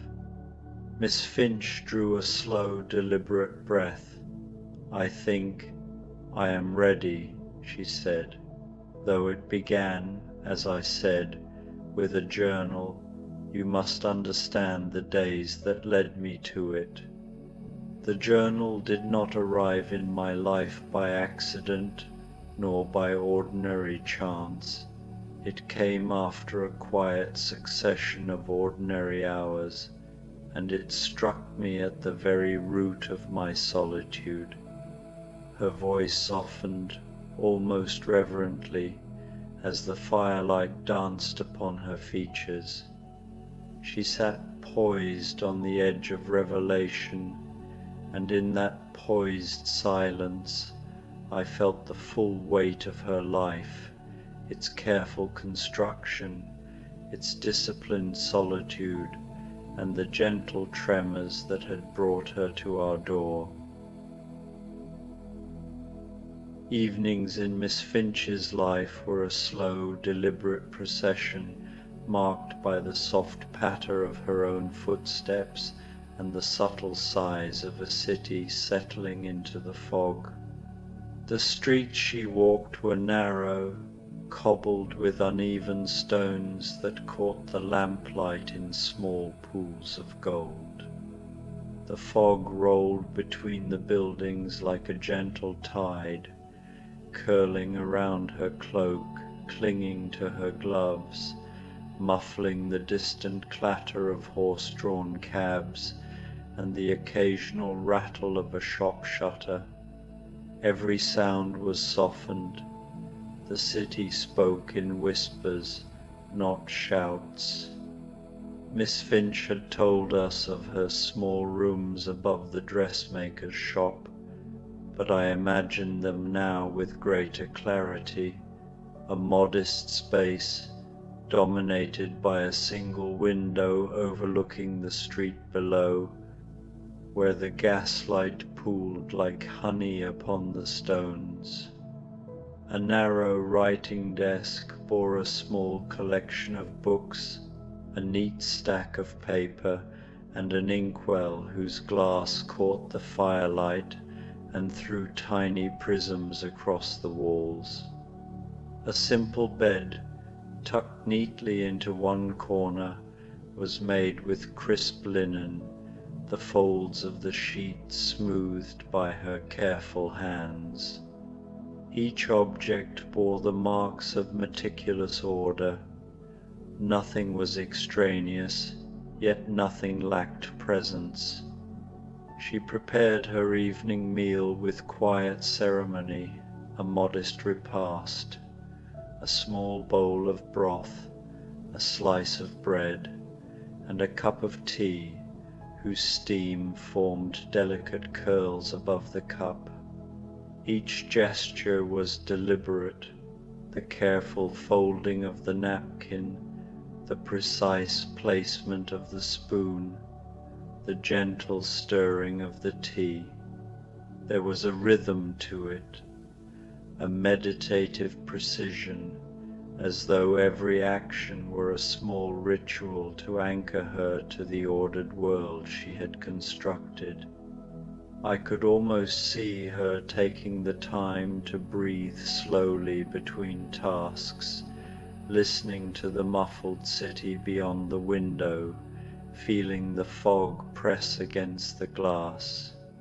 She might pause to lean her forehead against the cool pane, tracing its outline with a fingertip and watching the dim figures of passers-by, caught for an instant in the lamplight before dissolving into grey. Even the smallest details, the way a shop sign swayed, the soft creak of a door, became part of her evening's tapestry, quietly catalogued in the mind of one accustomed to observing without intrusion. Holmes, I knew, would have taken note of every such detail had he been present in those rooms. The rhythm of her movements, the way she balanced the weight of her solitude, the careful attention she paid to small, repeated gestures that might seem trivial but were, in truth, the essence of her character. At the desk, she would spend the hours she called her own in quiet study. Perhaps a small lamp burned at her side, casting a cone of soft light upon her papers. She would catalogue the day's observations, review sketches of plants, trace the careful lines of leaves and petals with a steady hand. Her mind, trained by years of careful study, would linger over minutiae that most would dismiss: the slight curling of a leaf, the gradual deepening of a hue, the delicate asymmetry that rendered each blossom unique. Here was a world she controlled, a world where nothing was lost unless she permitted it, and in which her thoughts could move freely, uninterrupted by the demands of others. Even in these quiet hours, she was never idle. Her hands would mend torn pages, straighten lines of text, and arrange specimens with an almost ritual precision. Holmes would have observed her finger movements with particular interest, the way her thumb might rest against a corner of a page, the slight pressure she applied when sketching, the careful spacing between objects that revealed an innate desire for balance and symmetry. Watson, no doubt, would have been drawn to the subtle harmony she maintained between motion and stillness, the poetry of her gestures performed with minimal disturbance to the room's order. And yet, even amid such carefully cultivated calm, an anomaly could appear.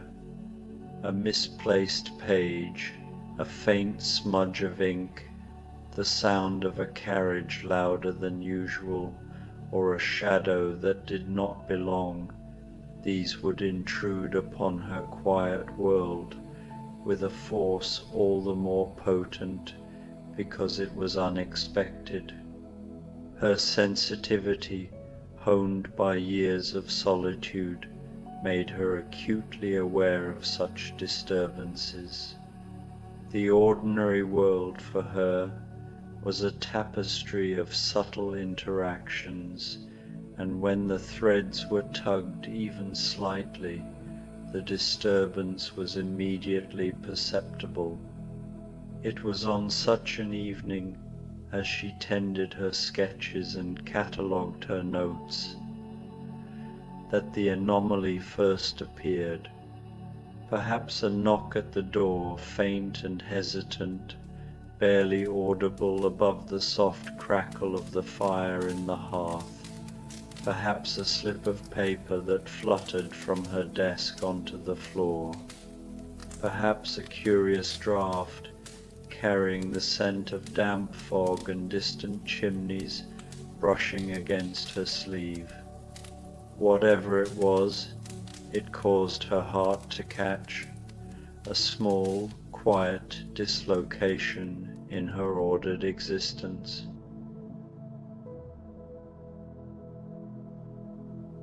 I could imagine her pausing, the pencil suspended mid-stroke, her gaze drifting to the window as though seeking an explanation in the curling fog. Her breath would catch slightly, and for a moment she would sit very still, feeling the delicate tremor of the ordinary disrupted. Watson might have described such a moment as unease. Holmes would have catalogued it as a ripple on the surface, a subtle but meaningful deviation from her habitual pattern. Even then, her reactions would be measured, almost imperceptible. She would place the pencil down carefully, fold her hands, and lean slightly forward in her chair. Perhaps she traced the edge of a page, or pressed her fingertips against the polished surface of her desk, grounding herself in the familiar texture. Each motion, deliberate yet unhurried, was both a shield and a signal, a quiet acknowledgement that something had shifted, yet she retained control. And so the stage was set, the orderly world of Miss Finch, a life lived in careful repetition, interrupted by an anomaly that was neither violent nor dramatic, but profound precisely in its subtlety. It was into this delicate rhythm, this carefully measured existence, that the first hint of the missing journal began to emerge, unspoken yet insistent, whispering of a disturbance that demanded attention. The evening she first sensed the anomaly began, as Miss Finch had told us, like any other.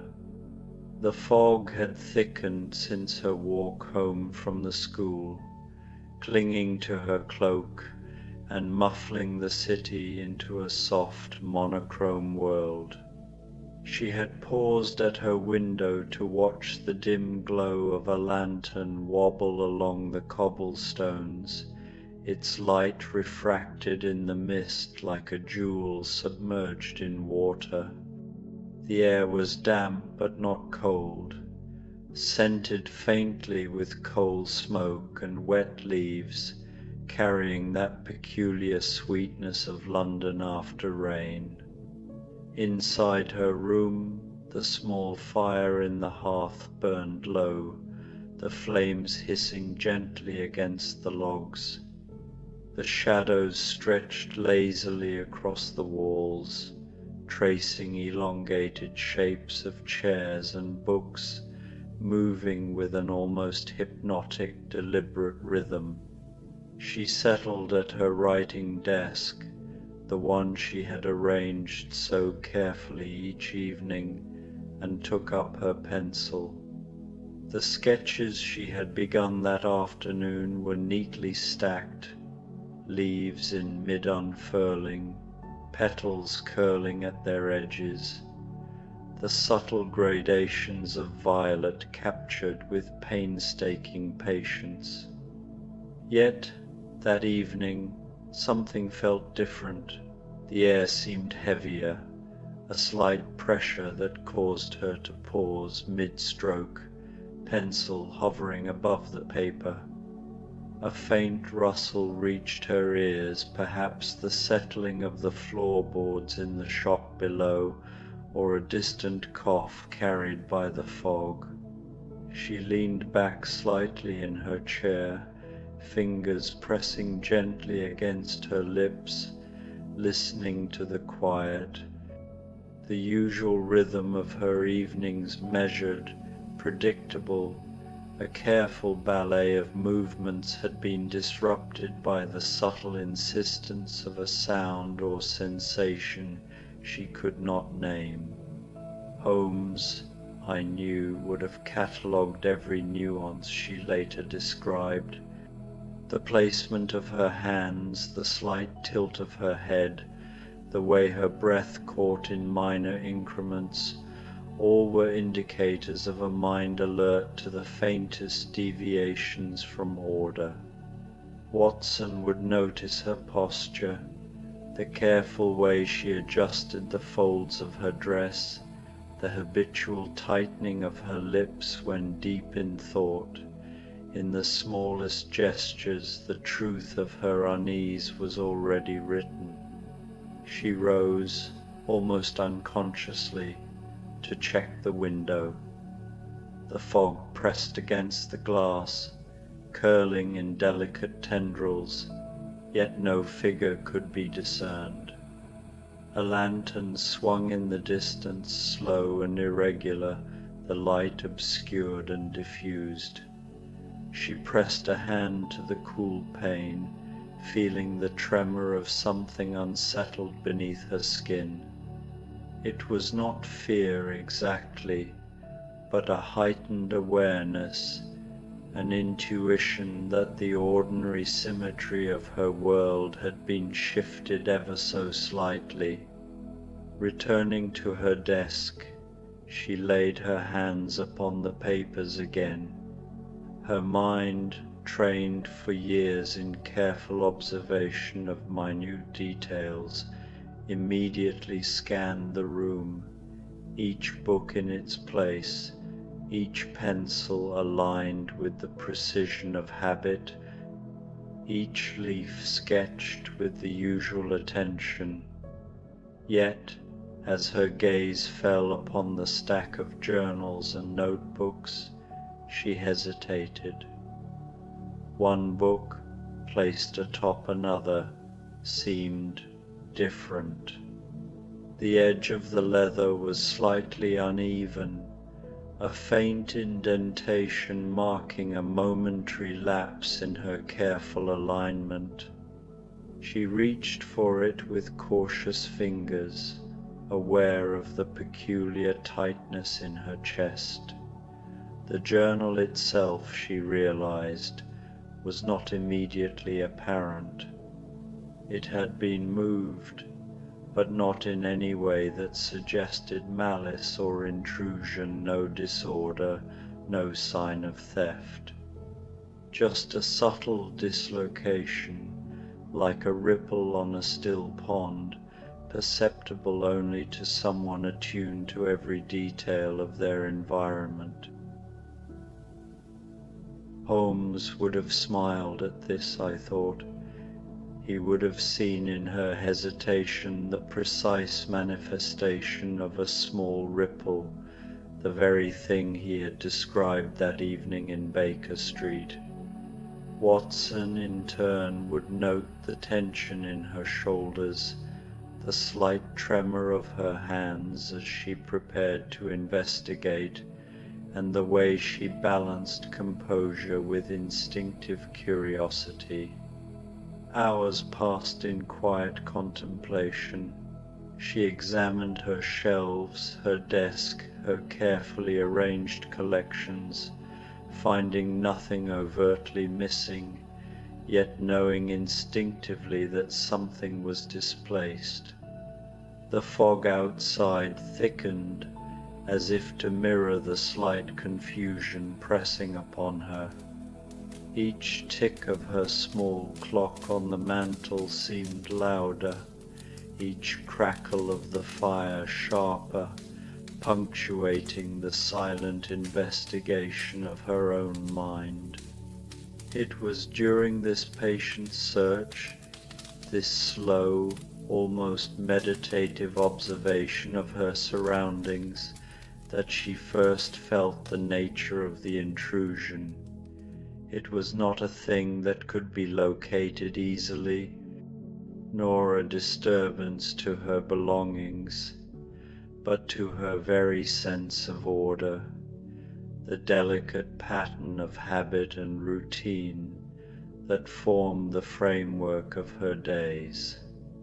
The journal, the small leather-bound witness to the life of the rare Violet, had vanished, not violently but quietly, almost imperceptibly, in the interstices of her own actions. Holmes, seated on the sofa, would later remark that this was precisely the sort of subtlety he favoured, the anomaly that revealed not only the movement of objects, but the interior life of the observer, the ripple that spoke of the interplay between attention and distraction, the faint tremor that signaled the human mind's susceptibility to displacement. Watson, ever more sympathetic, would marvel at the quiet suffering of Miss Finch, a young woman undone not by malice, but by the gentle misalignment of her own meticulous world. In that evening, before she ventured to Baker Street, she wrestled with her thoughts. She traced the edges of each notebook, shuffled papers with precise motions, and questioned her own memory had she misplaced it herself, or had some unseen hand intervened. Each theory seemed simultaneously plausible and inadequate. The fog outside pressed against her window pane, as if the city itself held its breath, aware of her subtle disquiet. Finally, with a soft exhale, she realized she could do no more alone. The intrusion, minor though it might appear to others, demanded attention beyond herself.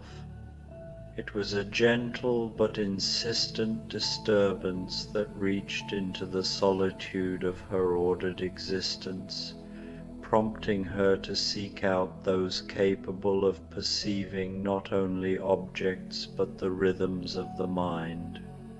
And so she walked, through fog and lamplight, to 221B, Baker Street, guided by intuition, not urgency, the quiet summons of a small mystery that required calm reflection rather than haste.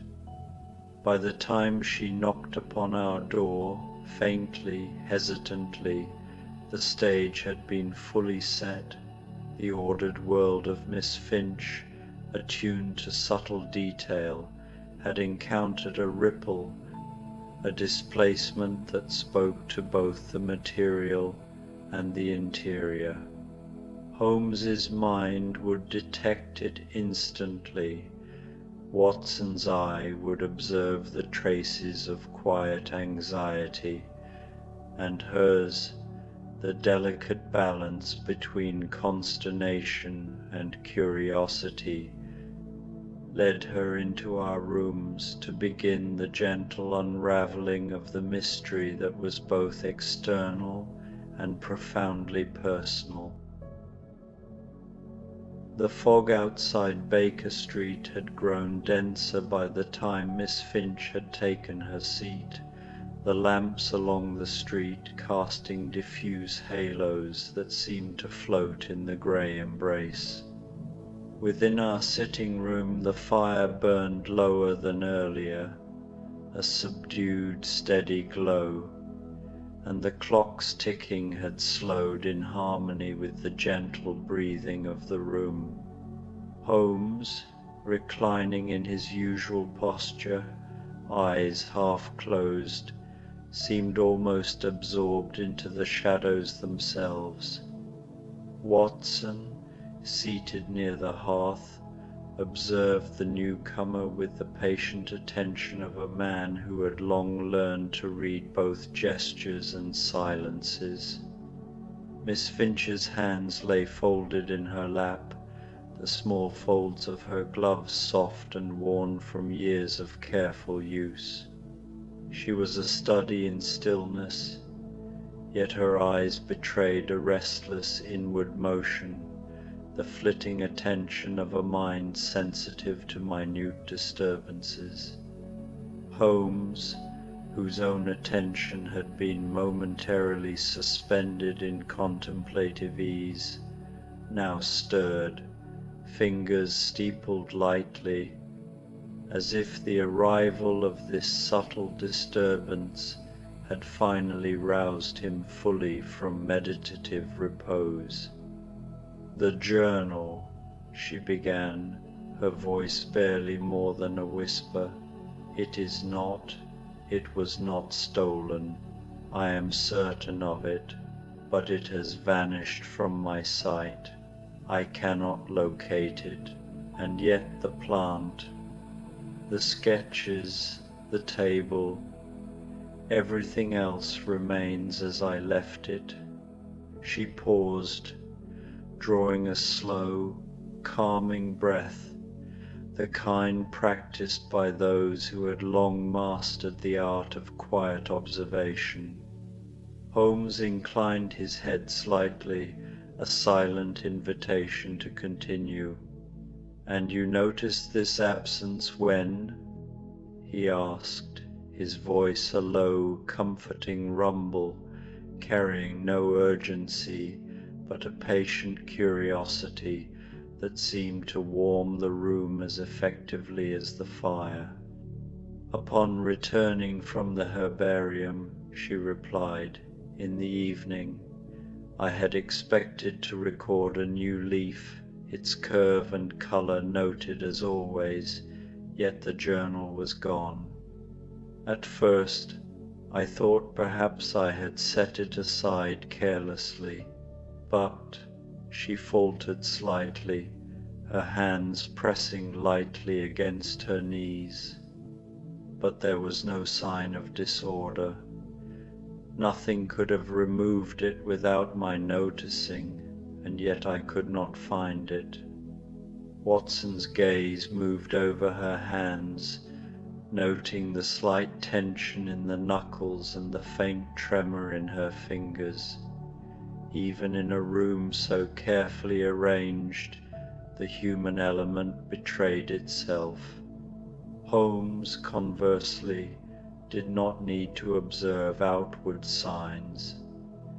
His perception extended into the quiet patterns of thought itself, the rhythms of attention and distraction, and the invisible traces left by moments of absent-mindedness.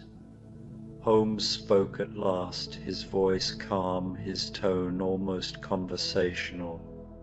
"Miss Finch, what you describe is a subtle disturbance, not a violent one. It is not an act of theft, nor one of malice, but rather a displacement, a quiet misalignment in the natural order of things. Her eyes widened slightly, a shadow of relief and astonishment mingling in her expression. "A misalignment?" she murmured. I had considered the possibility, but I feared it was something more sinister, that it might have been taken." "No, not taken," Holmes replied, fingers drumming lightly against the arm of the sofa. "Rather moved, misplaced, or even folded into some other layer of your environment without conscious intention. Such disturbances are almost always gentle, and yet their effect upon the mind is profound, precisely because they violate the expected pattern of attention." He gestured subtly toward her hands, still resting lightly in her lap. "The way you hold your fingers, the slight tension at your wrists, the attentive spacing of your posture, all these reveal a mind poised between recognition and doubt. It is here that the story of your absent journal begins, not with what has been taken, but with what has been overlooked." I watched her, struck anew by the calm courage that guided her voice, by the unspoken habit of self-restraint that kept her composure in the presence of one whose mind so readily laid bare the minutiae of character. Holmes's observation was exacting but gentle, Watson's perception empathetic, and in that quiet triangle of observation the mystery itself began to take shape. "The first stage," Holmes continued, "is recognition, acknowledging that something is missing. You have done so with the clarity of a practiced observer. The second stage is inquiry, the patient tracing of one's own actions, noting every movement, every minor detail that could illuminate the path of what was displaced. And the third, often the most delicate, is discovery, when the mind finally perceives the connection that has been hidden by its own habitual attentions."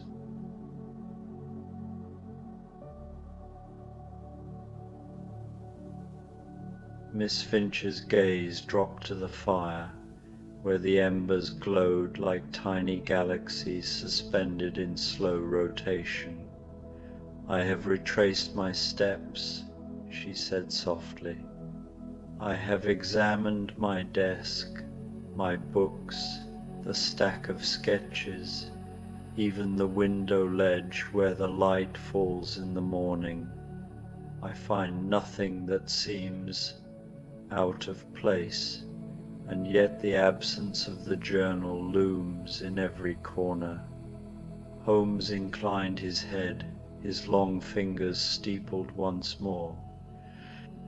"This is precisely why such a case is not trivial. It is in the ordinary, in the habitual, that the extraordinary may hide. Let us consider, then, the minute circumstances of your day, the meals, the objects, the touch of your hands upon the table, the gestures of your mind as it moved between observation and reflection. Such details are the soil in which the truth grows." Miss Finch's hands twitched slightly, betraying the heightened awareness her own narrative demanded. I remember," she said, her voice catching softly. "It was Wednesday morning. I had breakfast at the table in the conservatory, a simple repast: toast, butter, marmalade, a cup of tea. I was reading a book, a volume by a relative, Professor Alistair Finch. The title was The Secret Life of Lycian. I held it while eating, placing it to mark my place, and yet I remember nothing further until I sought the journal that evening. Holmes's eyes gleamed faintly as he leaned forward, the movement slow, deliberate. And that is where the displacement occurred, not through intention, not through malice, but through the quiet mechanism of the mind, which substitutes habit for attention, and substitutes one object for another when the senses are engaged, but the conscious mind is elsewhere. The journal, a small and familiar companion to your careful observations, has been nested within the book you carried, hidden by the very rituals of attention that give order to your life. She stared at him, a fragile gasp escaping her lips. You mean? Her hands moved instinctively toward the satchel beside her, trembling slightly as if acknowledging a truth simultaneously delicate and powerful. Holmes nodded, serene. Precisely so. The journal was not lost, Miss Finch. It was merely relocated within the familiar, carried unknowingly by you through the habits of your day. The discovery is not sudden, dramatic, or violent. It is gentle, as is the nature of your life and work.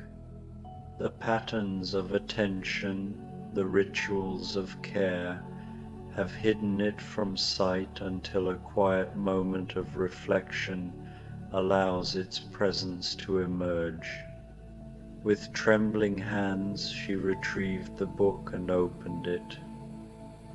There, nestled perfectly between the pages, lay the journal, untouched, preserved in the exact state in which she had left it. The relief on her face was profound, a soft exhalation of breath that seemed to carry away the tension of days spent in anxious anticipation. Watson observed her fingers tracing the lines of her sketches, the careful strokes of pencil and ink restored to continuity, and felt a quiet admiration for the resilience of a mind so attuned to detail and calm.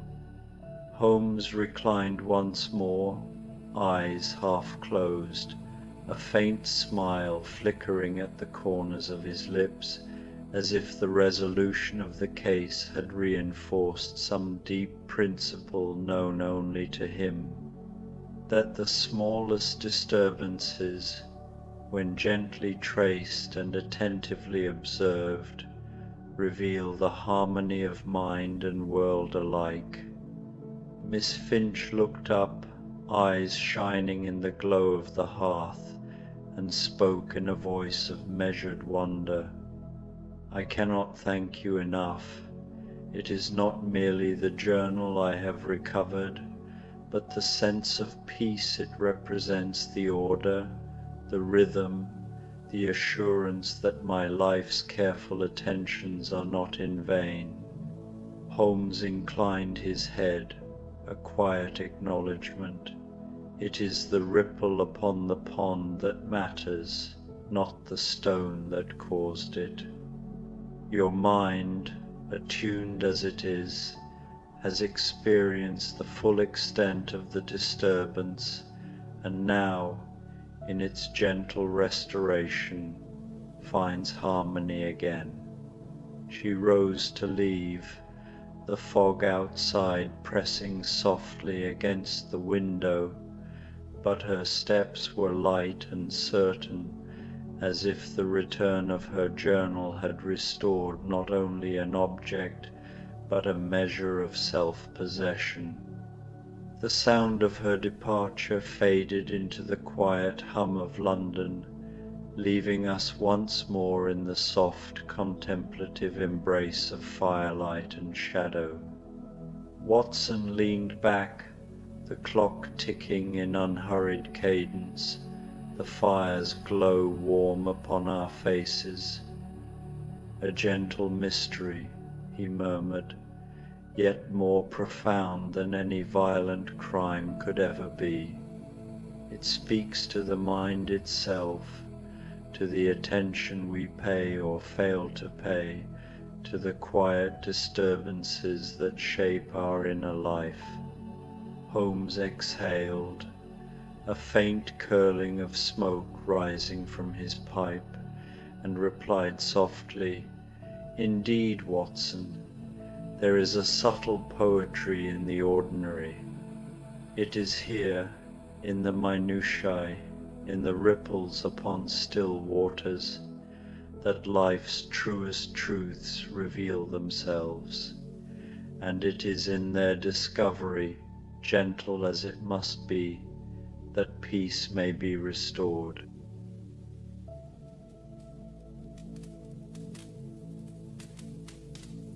The fire crackled, the fog rolled thick outside, and the quiet of Baker Street held us in its embrace. The case, though small and unobtrusive to the outside world, had touched the human spirit profoundly, restoring order to a mind attentive, meticulous, and deserving of calm.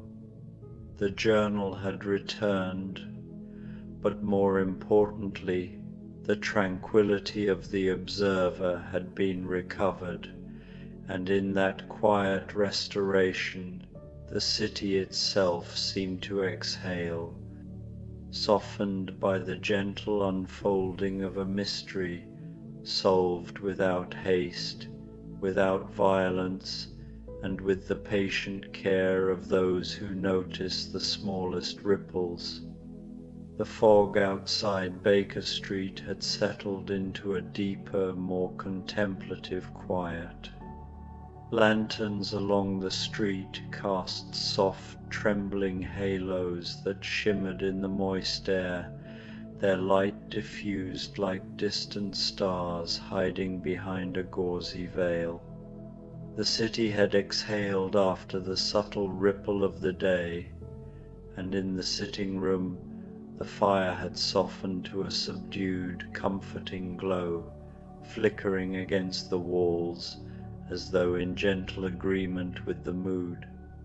Miss Finch's departure left the room infused with the residue of her presence, the faint perfume of pressed flowers she favoured, the soft rustle of her cloak against the floorboards, and the echo of a calm, resolute spirit that had braved the scrutiny of Sherlock Holmes without faltering. Her footsteps, once present, had now vanished into the enveloping grey, leaving only the muted hum of the city beyond the fogged windows. Watson, seated near the hearth, allowed a quiet moment to pass before speaking. "There is a strange beauty in that," he murmured, glancing at Holmes.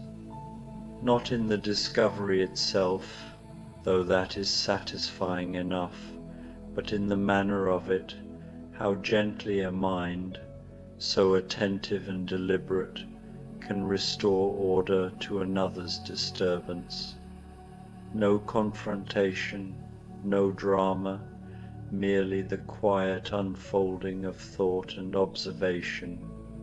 Holmes stirred slightly, drawing a slow, deliberate inhalation through his pipe. The smoke curled upward, dancing in patterns that seemed to mirror the contemplation within his mind. "Indeed, Watson," he replied, his voice low and contemplative, like the distant toll of a bell in fog-bound streets. "The ordinary, once examined, is rarely so ordinary. There is a subtle rhythm to attention, and even the smallest deviation may echo through the mind. Miss Finch experienced such a deviation, an intrusion upon the carefully maintained harmony of her life. Our task was simply to follow the faint trace, to attend to the minutiae with patience and understanding, nothing more, nothing less. I leaned back in my chair, observing the interplay of shadows upon the walls, noting the small details, the worn pattern of the rug beneath my feet, the gleam of the brass fittings on the fireplace tools, the gentle sway of the curtains stirred by the night air seeping through a slightly ajar window. In all these quiet observations, I felt a reflection of the process by which the journal had been found: subtlety, attention, and a patient unfolding of truth. Holmes, observing my gaze, permitted a rare faint smile to cross his features.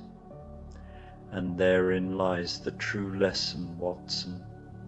A disturbance need not be violent to command notice, nor significant in scale to demand thought. The small ripples, an absent-minded placement, a fleeting inattention, a habitual gesture, are often the ones that reveal character, intention, and meaning. In attending to them, we attend to life itself.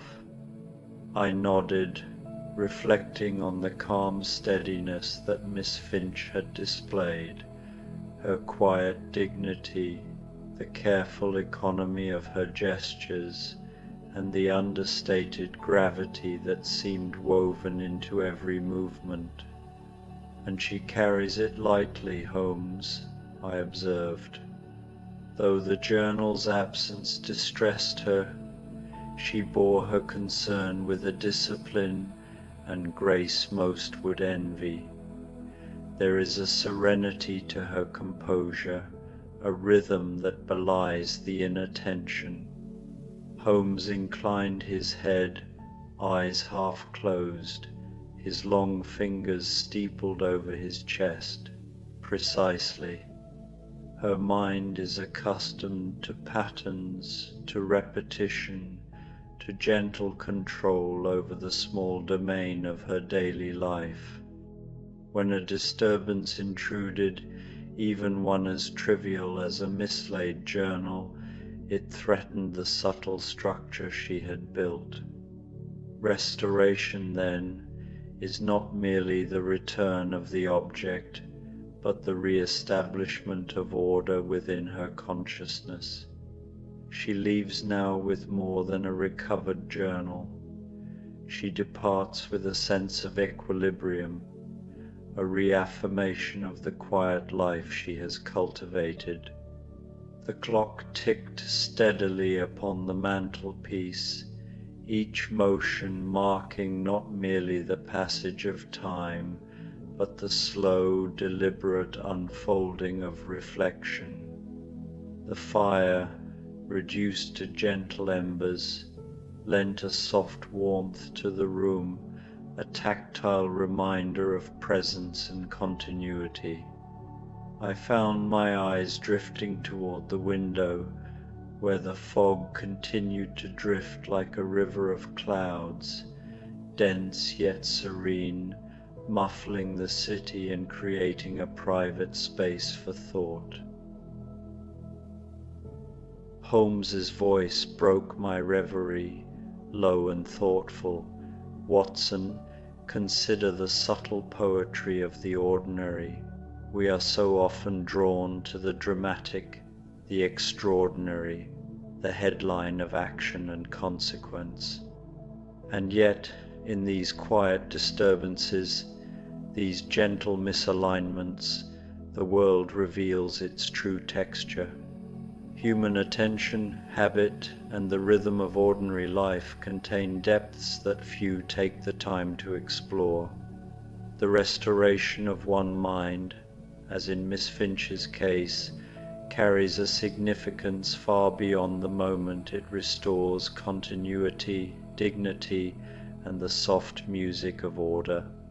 I exhaled slowly, feeling the weight of the day ease from my shoulders.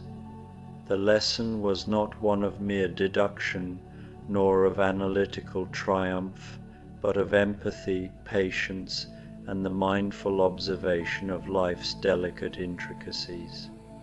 In the soft glow of firelight, the muffled sigh of the fog, and the lingering perfume of pressed flowers, I sensed the profound simplicity of calm restored.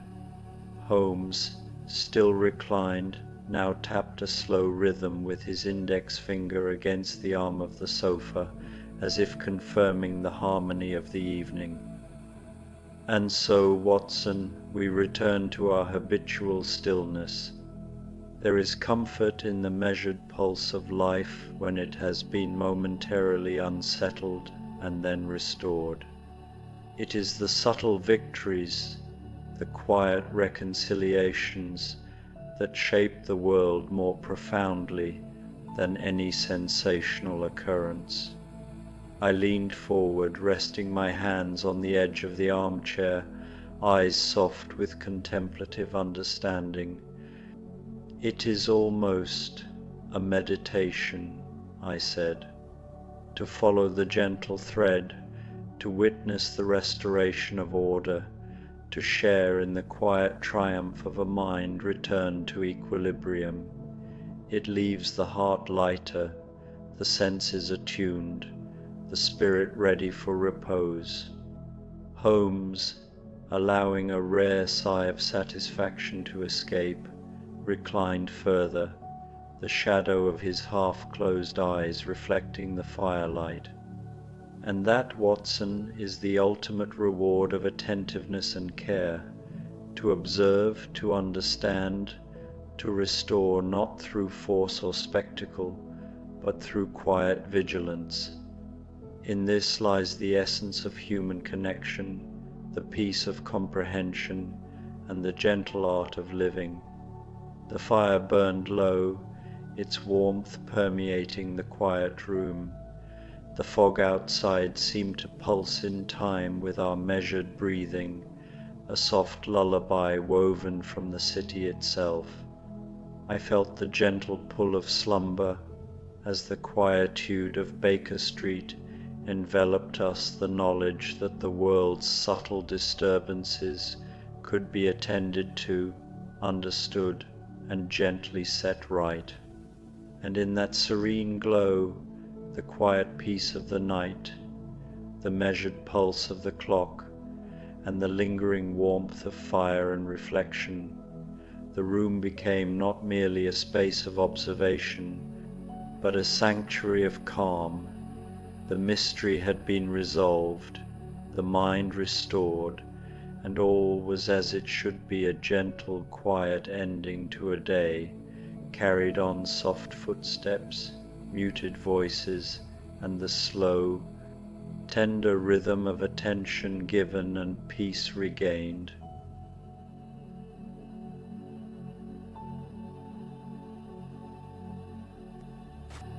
Sherlock Holmes, The Dreamland Express Train. The gas lamps of Baker Street cast their familiar amber glow through the November fog as Dr. John Watson settled into his well-worn armchair beside the fireplace. The coals whispered softly in their iron cradle, painting dancing shadows across the Persian rug that had witnessed so many of their evening conversations. Sherlock Holmes sat across from him, long fingers steepled beneath his sharp chin, his grey eyes reflecting the firelight with an unusual softness. "Watson," Holmes murmured, his voice carrying that particular cadence that always preceded something extraordinary. "Have you ever wondered what becomes of thoughts that drift away just before sleep?" Watson looked up from his medical journal, spectacles catching the warm light. "I confess, Holmes, that's rather a philosophical question for this hour. Are you suggesting they simply disappear?" "Not disappear, my dear fellow, transform." Holmes rose gracefully from his chair and moved to the window, where frost had begun to paint delicate fern patterns across the glass. "I have reason to believe they travel somewhere quite specific, somewhere accessible if one knows the proper, shall we say, departure time."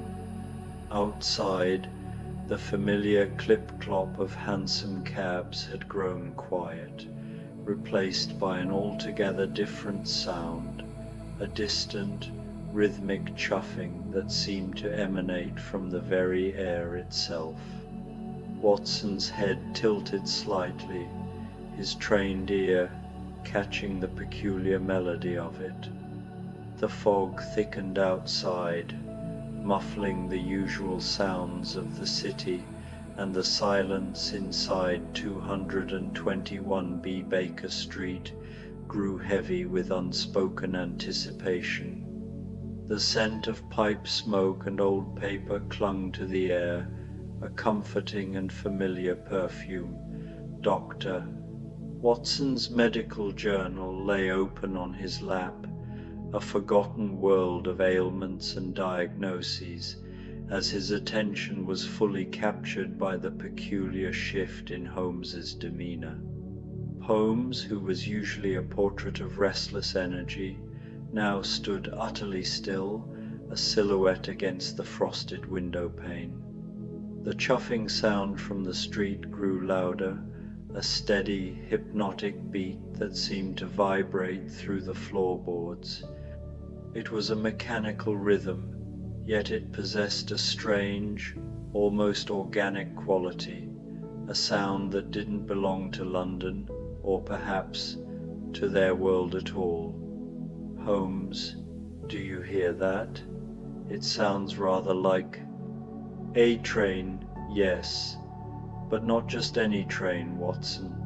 Holmes's reflection in the window glass bore an expression of quiet anticipation, his sharp features softened by the faint gleam of the gaslight.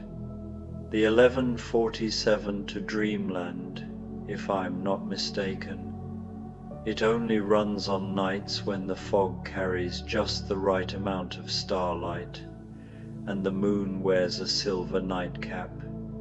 Watson set down his journal, curiosity overriding his usual skepticism of Holmes's more whimsical observations. "The 11:47 to Dreamland. Holmes, surely you don't mean—" "I mean precisely what I say, dear Watson, and if my calculations are correct, which they invariably are, we have exactly 7 minutes to reach the platform." The sound grew clearer now, a gentle chuff, chuff, chuff, accompanied by the soft ding-ding of a bell that seemed to ring not in the ears but somewhere deeper, in that tender chamber where childhood memories of Christmas mornings and golden summer afternoons rest undisturbed. The air itself seemed to quiver with expectancy, each breath carrying the faintest fragrance of coal smoke sweetened with lilacs. Holmes was already reaching for his coat, not the heavy wool overcoat he wore for their usual nocturnal adventures, but a softer garment of midnight blue, trimmed at the collar with a faint shimmer like frost on glass. Watson had never seen it before, though somehow it felt as if it had always been waiting in Holmes's wardrobe for this very night. But Holmes, where exactly is this platform? Surely not Victoria or Paddington at this hour. Holmes smiled. that rare, genuine expression that transformed his angular features into something almost boyish, as though the years themselves had slipped away. Sometimes, Watson, the most important journeys begin right where we are. The sitting room began to shimmer, the wallpaper roses seeming to lean forward, the mantel clock's ticking slowed to a languid heartbeat. Soft, pearl-colored light seeped from between the painted petals, turning the floor into a glimmering sea. The air smelled of lavender and old parchment, with a whisper of cool mist. Watson found a warm brown traveling jacket on a hook, its fabric a comforting weight. The collar brushed his neck like an autumn breeze. "Shall we, Watson? The Dreamland Express waits for no one, though it is infinitely patient." They stepped through the door, not into the hallway, but onto a platform of polished cherry wood that stretched as far as the eye could see. The street lamps burned with captured moonbeams. The air was warm, scented with jasmine and old books, vanilla and summer rain. Other passengers waited, unlike any Watson had ever seen. An elderly woman knitted a scarf of starlight. A gentleman in a top hat read a newspaper whose headlines shifted to show gentle stories of kindness. Local cat saves family from loneliness, and child's laughter cures rainy day blues. A small girl in a nightgown of softest pink sat cross-legged on a carpet that hovered 3 inches above the platform, carefully arranging a tea set for what appeared to be several invisible guests. She looked up as Holmes and Watson approached and smiled with the serious dignity that only children possess. "Are you traveling to the Sleepy Hollow car or the counting sheep compartment?" she asked politely, pouring tea that steamed in colors rather than releasing heat, gentle purples and soft golds swirling up from the delicate china cups. "I believe," Holmes said, crouching down to her level with surprising ease, "that we shall know our proper car when we see it. Might I ask what you are celebrating with your tea party?" "Oh, it's not celebrating," she said matter-of-factly, offering him a cup of the colorful steam. "It's remembering. These are all the dreams I had when I was even littler than I am now. They like to visit sometimes, especially when I'm about to have new ones." Watson accepted a cup from one of the invisible guests, guided by the girl's encouraging nods. The steamed tea tasted like Christmas morning and snow days, like the feeling of finding a perfect shell on a beach and the sound of his mother singing him to sleep. In the distance, a gentle whistle drifted through the night, not the harsh, industrial blast of an ordinary locomotive, but a soft, lingering melody that seemed woven from every lullaby ever whispered under moonlight.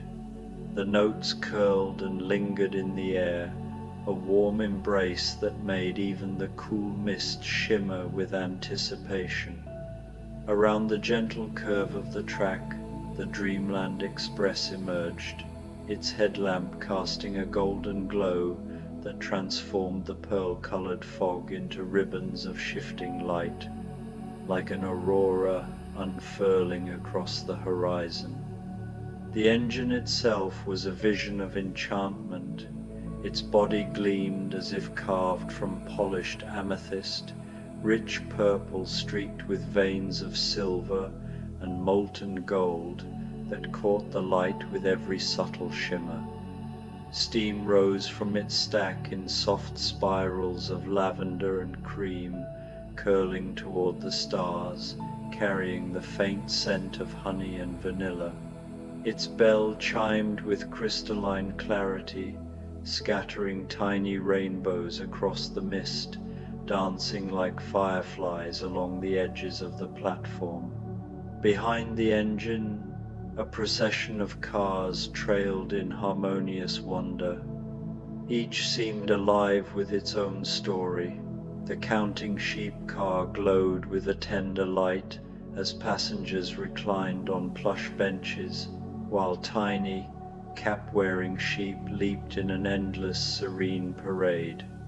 The Sleepy Hollow car cradled dreamers in armchairs beside windows that revealed cozy cottages, warm fires flickering and cats purring in the hearth.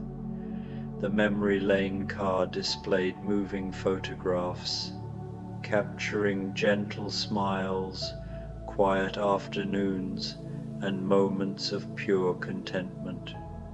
Yet it was the final car that drew Holmes's gaze, a stately compartment of midnight blue trimmed with silver, its windows revealing not passengers, but a study where books shifted and shimmered, titles flickering with the promise of adventures and mysteries yet unsolved. "Ah," Holmes murmured, his eyes gleaming, "the mystery car, I should have known." The train eased to a whisper of a stop, its bell chiming once more, a lullaby that seemed to settle into the bones of anyone nearby. The doors opened not with clang or groan, but with the gentle turn of a page, inviting the passengers into wonder. The little girl packed her tea set into a carpet bag that seemed impossibly small, yet held every delicate cup and saucer. She kissed her invisible guests goodbye, whispering promises to meet again in dreams, and skipped toward the counting sheep car, her laughter ringing like silver bells, carefree as the night itself. Holmes and Watson wove through the bustling platform, passing travelers boarding their chosen cars.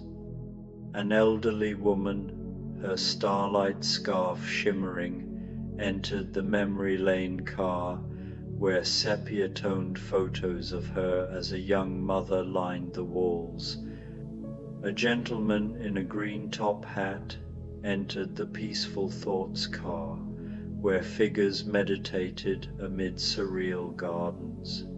At the mystery car, a conductor greeted them.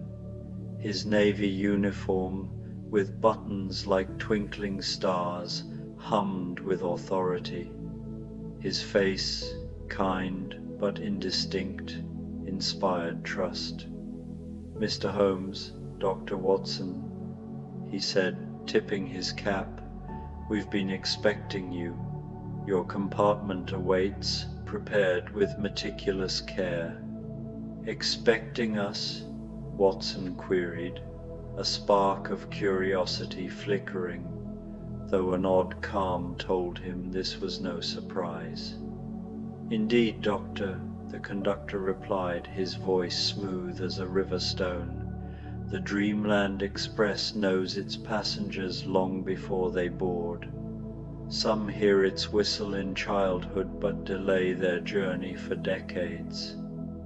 Others, unaware, are summoned only when the time is precisely right, yet all arrive exactly when destined." They followed him into the mystery car, its polished wood paneling and velvet drapes exuding an air of enigma. Passing other compartments, Watson caught fleeting glimpses of passengers settling into their journeys. In one, a woman held a snow globe, its contents not a snowy village but a miniature library where tiny figures read by firelight in cozy armchairs, their books small enough to fit on a pinhead. In another, a man sifted through a collection of glowing keys, each etched with evocative labels, the door to Sunday afternoons, the gate to grandmother's garden, the lock of forgotten laughter. Each key pulsed faintly, as if alive with the promise of unlocking moments long buried. The air thrummed with anticipation, every detail of the car, from the intricate brass fixtures to the soft hum of the train's engine, hinting at mysteries waiting to unfold. Holmes, his sharp eyes scanning every detail, seemed already attuned to the car's secrets, while Watson felt a quiet thrill, sensing their journey would unravel truths as strange and wondrous as the scenes they'd glimpsed. Their compartment was a mesmerizing replica of their Baker Street sitting room, yet imbued with an ethereal enchantment that elevated it beyond the familiar. The Persian rug, identical in its intricate weave, shimmered with patterns that shifted like a languid kaleidoscope, weaving designs that evoked curling pipe smoke, the graceful curves of violin strings, the gleam of a magnifying glass catching firelight, and the quiet comfort of shared silences. The air carried a faint scent of aged leather and tobacco, mingling with something indefinable, perhaps the fragrance of memory itself. 2 armchairs, plush and worn in just the right places, flanked a wide window where pearl-colored mist swirled outside, its eddies hinting at unseen worlds. The wooden paneling gleamed with a warmth that seemed to pulse faintly, as if the room itself were alive, attuned to their presence. Holmes settled into his chair, his lanky frame easing into a rare state of repose, a contented sigh escaping him. Most satisfactory, Watson. The attention to detail is impeccable down to the very grain of the wood. His sharp eyes roamed the room, catching the subtle glow of the brass fireplace tools, which seemed to hum with a quiet energy, as if ready to spark into life at a moment's notice. Watson sank into his own armchair, its familiar creak a comfort, and noticed his medical bag resting beside it. Curious, he unlatched it, expecting his usual instruments, but found instead an array of peculiar tools. A stethoscope gleamed, its metal cool but thrumming faintly, as if designed to hear the cadence of emotions rather than heartbeats. Small glass bottles, their labels written in elegant script, held remedies like tincture of contentment, essence of quiet courage, and powder of pleasant dreams. A thermometer, its mercury replaced by a soft golden light, measured not fever but the warmth of human kindness, its scale marked with words like compassion and empathy. Watson turned the strange device over in his hands, marveling at its delicate craftsmanship, wondering what mysteries it might reveal.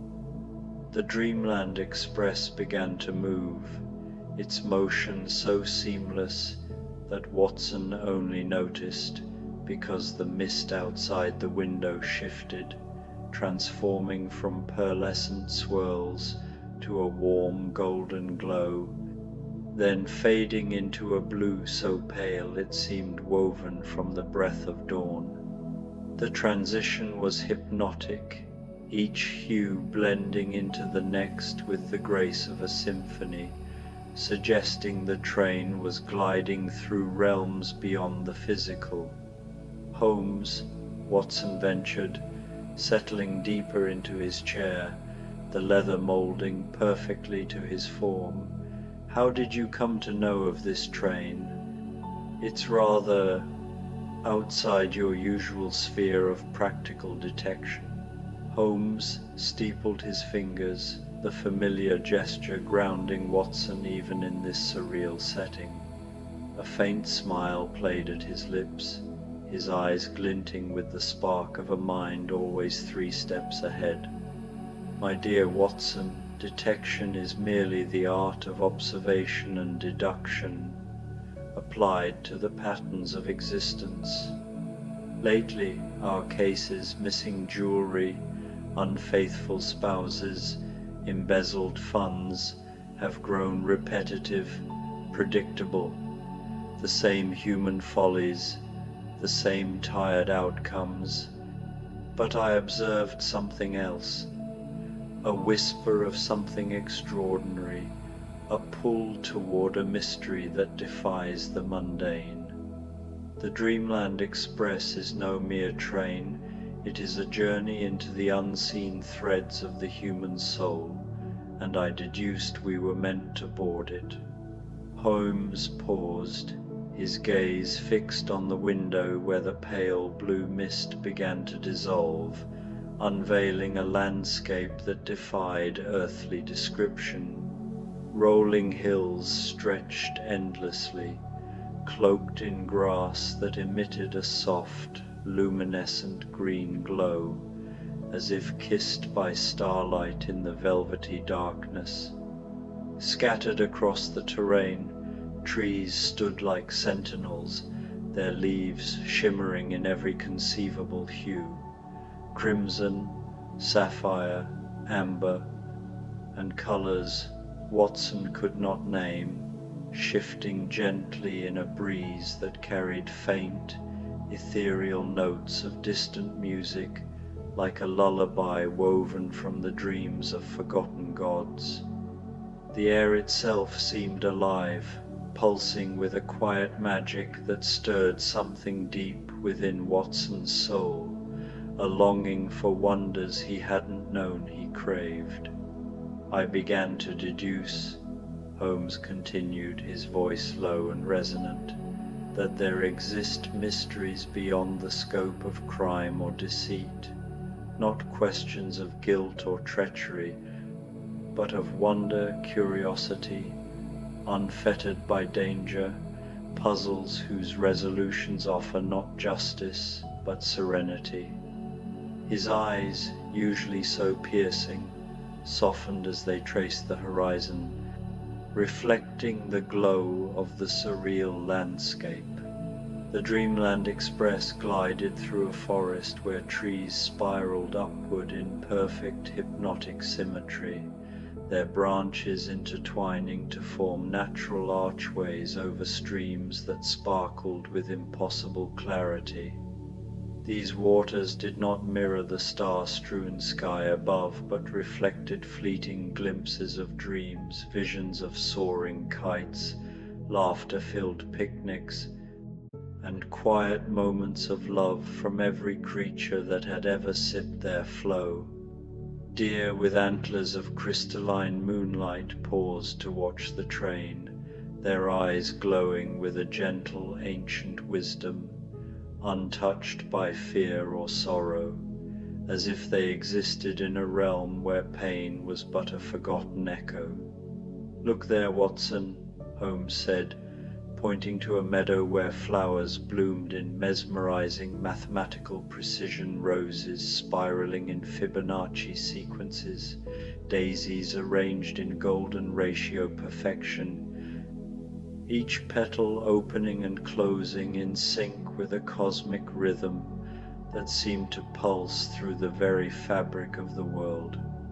Here is a mystery not of deception, but of beauty. The question is not who committed the crime, but how does such perfection arise, and what does it mean to behold it? Watson nodded, a profound peace settling over him, reminiscent of the unburdened joy of childhood. The steady cadence of the train's wheels synchronized with his heartbeat, each click a soothing echo of life itself, while the car's gentle sway felt like the embrace of a loved one, rocking him into a state of quiet bliss. A soft knock interrupted the moment, and the conductor entered, bearing a tea service on a silver tray that gleamed with an otherworldly sheen. The teapot steamed with a cascade of colours, vivid crimsons, soft violets, and golds, reminiscent of the little girl's tea from earlier in their journey. The cups, delicate and translucent, appeared crafted from crystallized music, emitting a faint, melodic hum when Watson's fingers brushed their surface, as if each touch awakened a note from a celestial symphony. Evening refreshments, the conductor announced, placing the tray on the small table between their armchairs. Tonight's blend is lavender dreams, infused with chamomile contemplation and a whisper of rosemary remembrance. The sugar cubes are distilled from condensed laughter, and the cream is whipped from the silken threads of clouds. Holmes and Watson each took a cup, the warmth seeping into their hands like a familiar embrace. Watson sipped, and the tea bloomed on his palate with the exact sensation of returning home after a long, weary journey, warm, welcoming, and deeply familiar, yet laced with a hint of something new and unnameable. The sugar cube dissolved with the effervescent sparkle of a child's unrestrained giggle, each bubble bursting with joy, while the cloud silk cream lent a velvety richness, evoking the contentment of a perfect, untroubled moment. As they drank, the compartment seemed to glow softly, the very air humming with the promise of revelations yet to come. Holmes leaned forward, his keen eyes fixed on the conductor, a spark of curiosity igniting in their depths.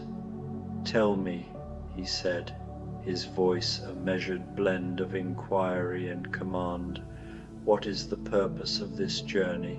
Where precisely does the Dreamland Express convey its passengers?"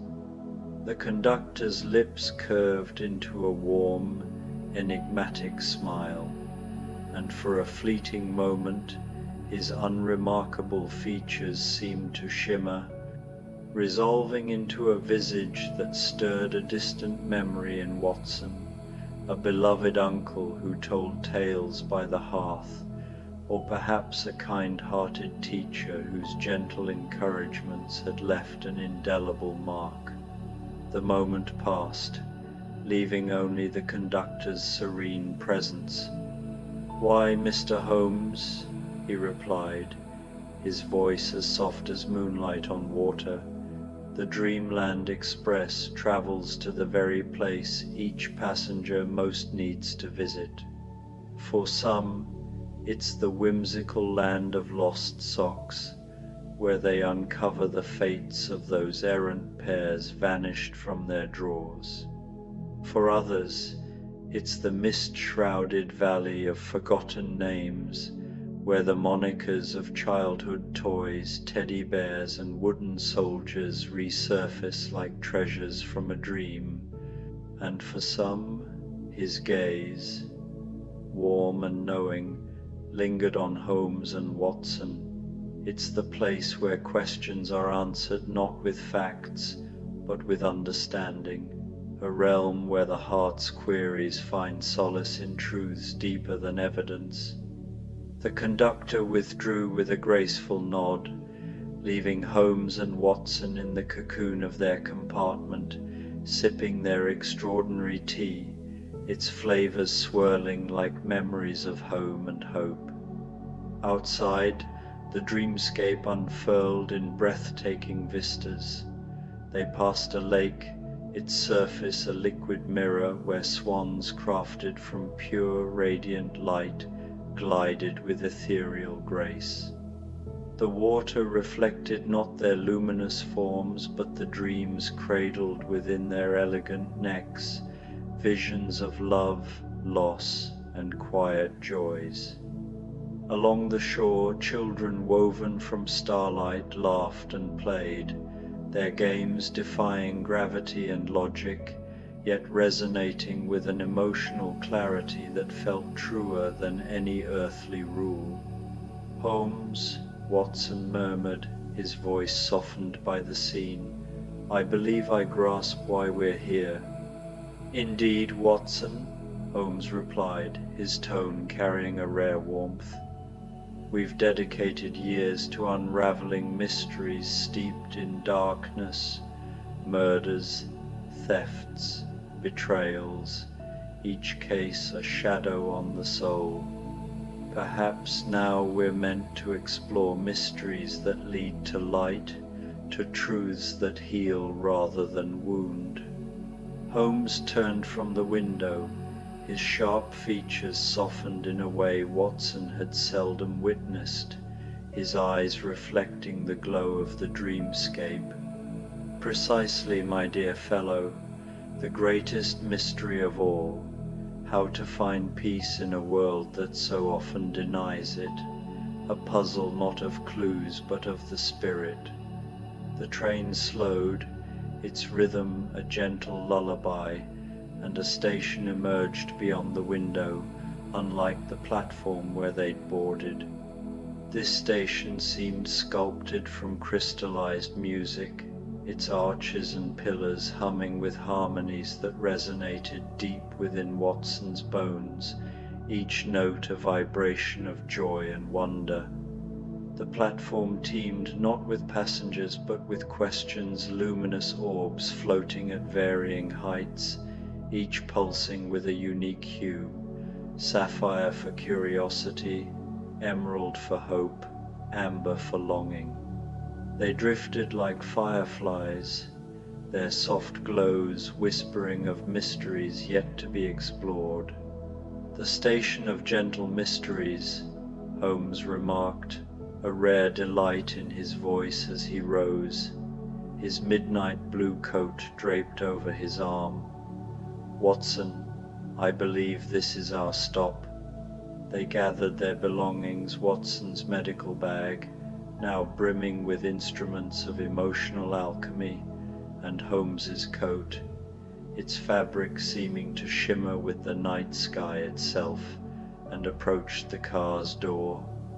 The conductor awaited them, his presence a quiet anchor. With a smile, he presented each a small gift. For Watson, a compass with a needle that pointed not to north but to peace, its golden face etched with runes that glowed faintly. For Holmes, a magnifying glass that revealed not traces of crime, but the hidden beauty in the mundane, a dewdrop's prism, a smile's warmth. Will we see you again? Watson asked, stepping onto the platform, the musical hum of the station enveloping him like a warm embrace. Oh yes, the conductor assured, his voice steady with certainty. The Dreamland Express runs every night for those attuned to its whistle. You need only remember that some journeys are not about reaching a destination, but about uncovering the treasures you carry within truths of the heart that illuminate the path ahead. The train whistle sang its haunting lullaby once more, a melody that wove together notes of serenity and anticipation, resonating deep within the soul. The Dreamland Express stirred into motion, its wheels whispering against the tracks with a rhythm as soothing as a heartbeat. Its crystalline bell chimed a final delicate note, like a star falling gently into a velvet night as the train curved gracefully around a bend, vanishing into the shimmering horizon. Holmes and Watson stood on the platform, watching until the last glint of its silver carriages melted into the dreamscape, carrying its remaining passengers toward destinations crafted from their deepest yearnings, realms of peace, wonder, and quiet revelation. Turning to the station of gentle mysteries, Watson's breath caught at the sight of countless glowing orbs, each a question suspended in the air, pulsing with soft hues of sapphire, emerald, and rose. They floated patiently, their gentle hums weaving a symphony that vibrated through the crystalline arches of the station, each note a promise of insight. The platform itself seemed alive, its surface shimmering with a mosaic of light that shifted like ripples on a tranquil pond, reflecting the emotions of those who stood upon it. Holmes, his sharp eyes alight with curiosity, was drawn to a violet orb that glowed with the warmth of a hearth fire, its frequency a low, resonant hum of profound contentment. "Shall we, Watson?" Holmes asked, his voice soft yet eager. "This one seems to pose the question, what is the most restful thing in all the world?" Watson nodded, his heart stirred by the orb's gentle radiance. As they approached, the violet light expanded, enveloping them in a warm embrace that carried the faint, nostalgic scent of his mother's garden, lavender and roses, damp earth and blooming jasmine. The air grew thick with comfort, and images began to form within the glow, not as vivid scenes but as delicate suggestions of solace. A tabby cat purring on a sun-warmed windowsill, its fur gilded by afternoon light, the soft patter of rain against a window pane, promising safety within a cozy room, the satisfying weight of a well-loved book in weary hands, its pages whispering stories, the infectious ripple of a friend's laughter echoing through a shared moment. Each vision felt like a memory, yet somehow universal, as if drawn from the collective heart of humanity. "The answer," Watson murmured, his voice hushed with reverence, "is not a thing at all, but a feeling, the profound peace of being exactly where you belong, surrounded by what makes you whole." The violet orb pulsed once, its light flaring with warm agreement, then dissolved into a cascade of luminous motes that drifted down like a gentle benediction. The specks settled over them, each one a fleeting spark of joy that sank into Watson's being, filling a void he hadn't known existed. The peace that enveloped him was complete, a rediscovery of a part of himself long buried beneath the weight of life's darker mysteries. Holmes, undeterred by the moment's tenderness, approached another orb, this one glowing with a rich golden light that shimmered like molten sunlight. Its question, etched in the air like a whisper, asked, "What mystery is worth spending a lifetime to solve?" As its radiance enveloped them, the light wove a tapestry of their shared past, not the pulse-pounding moments of chasing culprits or unraveling conspiracies, but the quiet, uncelebrated interludes that bound them. Watson saw Holmes by the Baker Street fireplace, his violin coaxing soulful melodies from the strings, the notes curling like smoke in the lamplight. He saw their breakfasts together, the clink of teacups mingling with spirited debates over the morning paper. He saw the long hansom cab rides through London's fog-draped streets, where silence between them was not empty but rich with unspoken trust. Each memory glowed with a warmth that spoke of a bond forged not in triumph, but in the steady, enduring rhythm of companionship. The station's crystalline harmonies swelled, their music weaving through the visions, amplifying the quiet beauty of those fleeting, perfect moments. Holmes's voice, usually so precise and measured, carried a rare note of wonder that stirred Watson's heart. "The mystery of friendship," he said, his words soft yet resonant, like a violin string plucked in a quiet room. "How two people, through knowing each other, become more fully themselves, their lives enriched by a bond that defies logic, yet feels as inevitable as the stars." The golden orb pulsed in response, its light swelling with a warmth that seemed to affirm the truth of his words. Then, with a gentle sigh, it dissolved into a shower of luminous blessings, each mote settling over them like a whisper of joy. Watson felt his heart expand, brimming with a fullness that was both new and deeply familiar, as if the orb had unlocked a chamber of his soul he hadn't known was there. They wandered through the station of gentle mysteries, its crystalline arches humming with harmonies that wove through the air like threads of a celestial tapestry. The platform shimmered beneath their feet, its surface a mosaic of light that shifted with their emotions, ripples of hope, swirls of contentment, flashes of quiet awe. They approached question after question, each glowing orb offering a gentle enigma whose resolution brought not the sharp satisfaction of a solved crime, but the deeper, softer contentment of truths understood. One orb, pulsing with a silvery light, asked, "What is the sound of happiness?"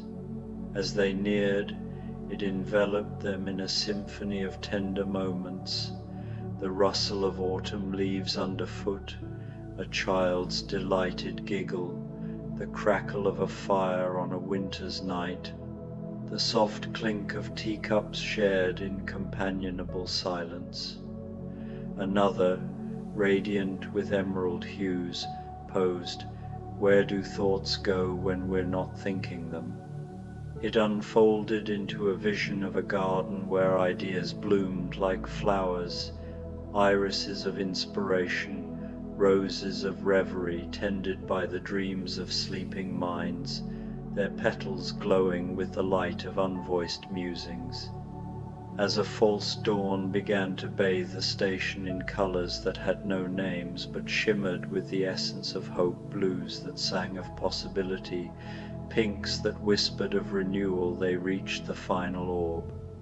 It glowed with the soft, pearlescent sheen of the original mist, its question simple yet profound: what is the best way to end a perfect day? Holmes and Watson exchanged a glance, their eyes meeting in a moment of unspoken understanding, and a shared smile bloomed between them. Without words, they stepped toward the orb, and it enveloped them in a sensation as warm and familiar as returning home after a long journey, the air rich with the scent of polished wood, old books, and the faint tang of pipe smoke. "The best way to end a perfect day," they said in unison, their voices blending like notes in a duet, "is to know that tomorrow holds the promise of another one, filled with the same quiet wonders and shared moments." The station began to shimmer and fade, its dissolution as gentle as a soap bubble drifting on a summer breeze. The musical pillars softened into the familiar walls of 221B Baker Street, their warm wood paneling etched with the patina of countless shared evenings. The crystalline platform melted into the intricate patterns of their Persian rug, its colors now still but no less comforting. The floating orbs settled into the soft shadows cast by their gas lamps, their glow lingering faintly in the corners of the room like echoes of starlight. Holmes and Watson found themselves back in their armchairs, the fire in the grate crackling softly, its embers casting a golden glow across the room. Their teacups, now ordinary china, their rims kissed by the faintest trace of steam, sat cooling on the table between them, though Watson could swear his still carried a whisper of that impossible colourful flavour, a blend of lavender dreams and chamomile peace. The air was thick with the comfort of the familiar, yet tinged with the magic of their journey. "Holmes," Watson said, his voice heavy with approaching sleep, "did we just dream, Watson? Travel?" Holmes's reply was soft, his eyes half closed, a rare vulnerability in his expression. "Does it matter? Some experiences transcend the need for classification, existing only to be felt." Watson nodded, his eyelids growing heavy, the weight of the journey settling into a restful calm. Outside, the November fog swirled through London's streets, but just at the edge of perception, Watson caught the faint crystalline chime of a bell, its lullaby melody carried on the night air. "Holmes?" he murmured. "Yes, Watson." Holmes's voice was a whisper, soft as silk. "Thank you for the journey." Holmes's reply came like a gentle breeze. "Thank you, my dear friend, for being the perfect traveling companion." The gas lamps dimmed, their light flickering into a soft golden haze, and the fire settled into glowing coals, casting long warm shadows across the room. In the embrace of their sitting room's comfortable darkness, Holmes and Watson drifted into a sleep so deep and restful it felt like a gift from the stars. If their dreams were filled with amethyst trains gliding through realms of wonder, stations sculpted from crystallized music, and questions that glowed like gentle constellations with answers that felt like home, neither would be surprised. Some mysteries, they knew, were not meant to be solved, but to be lived, their truths unfolding in the heart's quiet moments. Outside, the fog swirled on, and somewhere in the distance, the Dreamland Express's whistle sang its eternal lullaby, waiting patiently for the next souls, ready to hear its call. The Rainy Day Pumpkin Pie Bakery, a Thanksgiving evening. The rain began just as the afternoon light was fading soft at first, then steadier, drumming a gentle rhythm against the cobblestones of Maple Street. The storm had rolled in from the east, bringing with it the deep scent of autumn rain and fallen leaves, and the promise of a long, cozy evening indoors. At the corner where Maple Street curved into Chestnut Lane, a warm golden glow spilled out onto the wet sidewalk. The Rainy Day Pumpkin Pie Bakery stood there as it always had, its windows fogged with steam, its sign painted with a cheerful orange pumpkin, and a slice of pie swaying slightly in the wind. Inside, the oven radiated a gentle, encompassing warmth, and the air was thick with the perfume of cinnamon, nutmeg, brown sugar, and butter. It was the sort of place that seemed to appear exactly when you needed it most, and tonight, with the storm settling in and Thanksgiving approaching, It was needed very much indeed. The bakery's interior was a study in comfort. Exposed wooden beams crossed the ceiling, dark with age and hung with bundles of dried herbs, sage, rosemary, and lavender. A large stone fireplace dominated one wall, flames crackling softly behind a brass screen, casting dancing shadows across the worn floorboards. Small round tables were scattered throughout the space, each with mismatched chairs that somehow all seemed perfectly right. A velvet armchair here, a ladder-back wooden chair there, a cushioned window seat that looked out onto the rain-soaked street.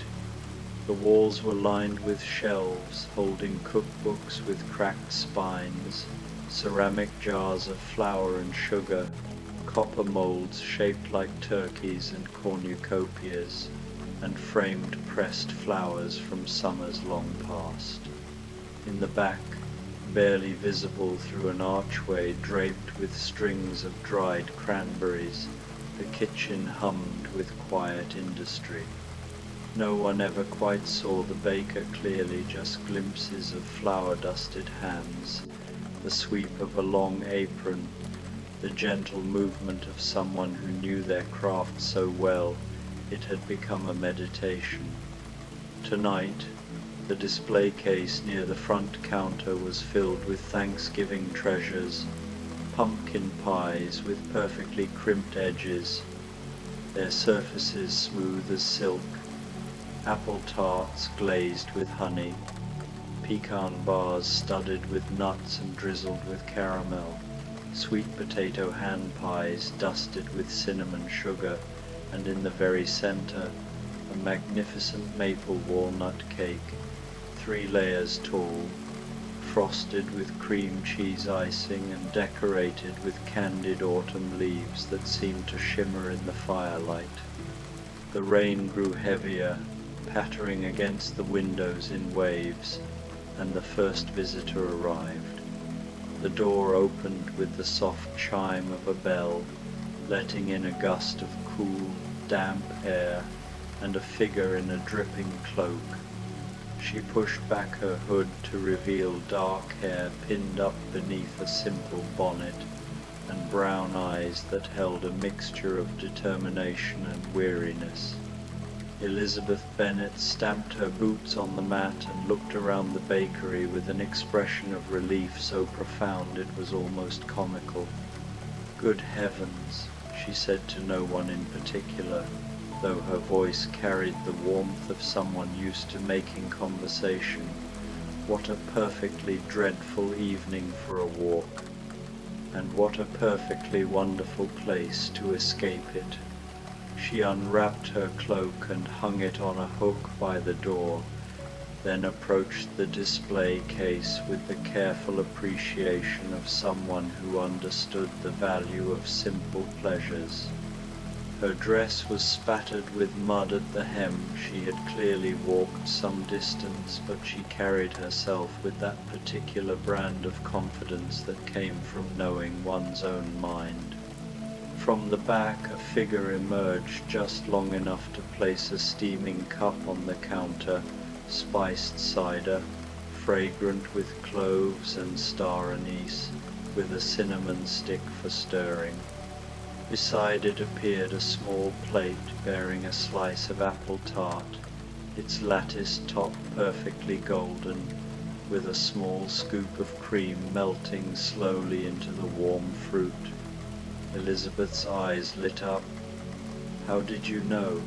she asked, but the baker had already retreated, leaving only the faintest smile in the air, like the Cheshire Cat's grin. Elizabeth carried her treasures to a table near the fireplace and settled in with a contented sigh, wrapping her hands around the warm cup and letting the heat seep into her fingers. "To think," she murmured, taking her first sip, "I began this walk convinced I knew exactly where I was going. pride in one's sense of direction can be quite humbling when the rain begins. She smiled to herself, then took a bite of the tart. The apples were tender and sweet, with just the right touch of tartness, the crust buttery and light. She closed her eyes, and for a moment the concerns that had been troubling her family matters, social obligations, the complexities of understanding and being understood all seemed very far away. The rain continued its steady song against the windows. The fire crackled. Elizabeth ate her tart slowly, savouring each bite, letting the warmth of the bakery sink into her bones. She had nearly finished when the bell chimed again. This time, a tall, lean man entered, shaking water from a deerstalker cap. He had a sharp, angular face and eyes that took in the entire bakery in a single sweeping glance, noting the exits, the other patron, the display case, the shadows in the corners before he seemed to consciously relax his shoulders. Sherlock Holmes removed his coat with precise movements and hung it beside Elizabeth's cloak. "Remarkable," he said, his voice a rich baritone. "A bakery that appears on a corner where I could have sworn there was merely a boarded-up shop last week. And yet here it stands, warm and welcoming, as though it has been here for decades." He approached the counter, examining the baked goods with the intensity most people reserved for important documents. "The molecular structure of these pastries is quite extraordinary. The ratio of butter to flour in that crust is precisely calculated for maximum flakiness while maintaining structural integrity." From the kitchen came the softest sound. It might have been a chuckle, or perhaps just the settling of a pie cooling on a rack. A cup appeared on the counter, dark, strong coffee, aromatic and perfectly brewed, and beside it a generous slice of pecan bar, the nuts toasted to an ideal golden brown, the caramel neither too sweet nor too sticky. Holmes took both items with a nod of acknowledgement and moved to a table in the corner where he could observe both the door and the room. He sat with his back to the wall, old habits from countless investigations, but after a moment the tension in his posture eased. He took a sip of coffee and made a small sound of approval. "Miss Bennet, I presume," he said, glancing at Elizabeth. "The mud on your hem is characteristic of the path that leads from the east side of town, and your dress suggests you've been walking in weather you did not anticipate. Yet you carry no umbrella, which indicates either poor planning or a preference for spontaneity." Elizabeth looked up with amusement. "Mr. Holmes, if I'm not mistaken, I've heard of your methods. Though I must say, deducing a person's walking route seems rather a waste of your talents when you might simply enjoy your dessert in peace." Holmes smiled a rare, genuine expression. "You are quite right. My apologies. The habit of observation is difficult to suppress. But you make an excellent point." He took a bite of the pecan bar and actually closed his eyes for a moment. "Extraordinary. I have solved 3 seemingly impossible cases this month, and yet I find that none of them has brought me quite the satisfaction of this particular confection. Perhaps," Elizabeth suggested gently, "that is because mysteries may be solved, but a perfect dessert may only be experienced. There is no puzzle to crack, no answer to seek. only the present moment to enjoy. Holmes considered this, taking another thoughtful bite. You are a philosopher as well as a walker in the rain, I see. Only a woman who has learned that not everything requires solving, Elizabeth replied with a smile. They fell into a companionable silence, each attending to their treats, while the rain drummed steadily on and the fire popped softly in its hearth. The bakery wrapped around them like a warm blanket, asking nothing, offering everything. The door chimed once more. A small, elderly woman bustled in, her cheeks pink with cold and exertion, her white hair escaping from beneath a lace cap. Mrs. Rachel Lynde looked exactly like someone who had spent the day doing good works for the community and was thoroughly chilled to the bone as a result. She had the air of a woman who knew everyone's business not from malice, but from genuine investment in her neighbor's welfare. "Well, mercy me," she exclaimed, surveying the bakery with bright, curious eyes. "What a treasure this place is. I've lived in this town for 30 years, well, in my town at any rate, though I seem to have taken a wrong turn somewhere, and I've never seen such a cozy establishment. The smell alone is worth the price of admission, though I hope the prices are reasonable. I've been helping organize the church Thanksgiving dinner all day, and I'm quite done in."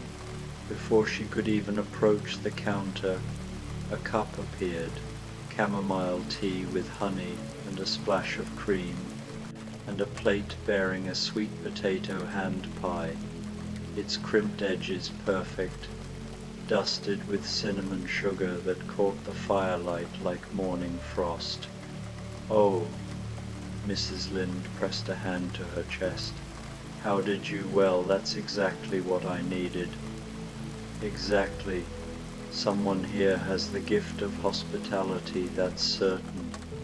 She carried her tea and pie to a table near Elizabeth and Holmes, settling herself with the satisfied air of someone finally taking a well-earned rest.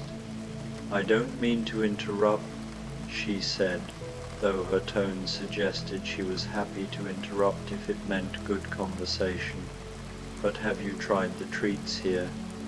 "I haven't tasted mine yet, but the smell is heavenly." "They are exceptional," Elizabeth assured her. "Beyond exceptional," Holmes added.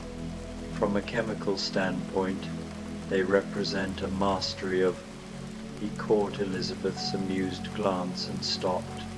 "They are very good," he finished simply. Mrs. Lynde bit into her hand pie and made a small sound of pure contentment.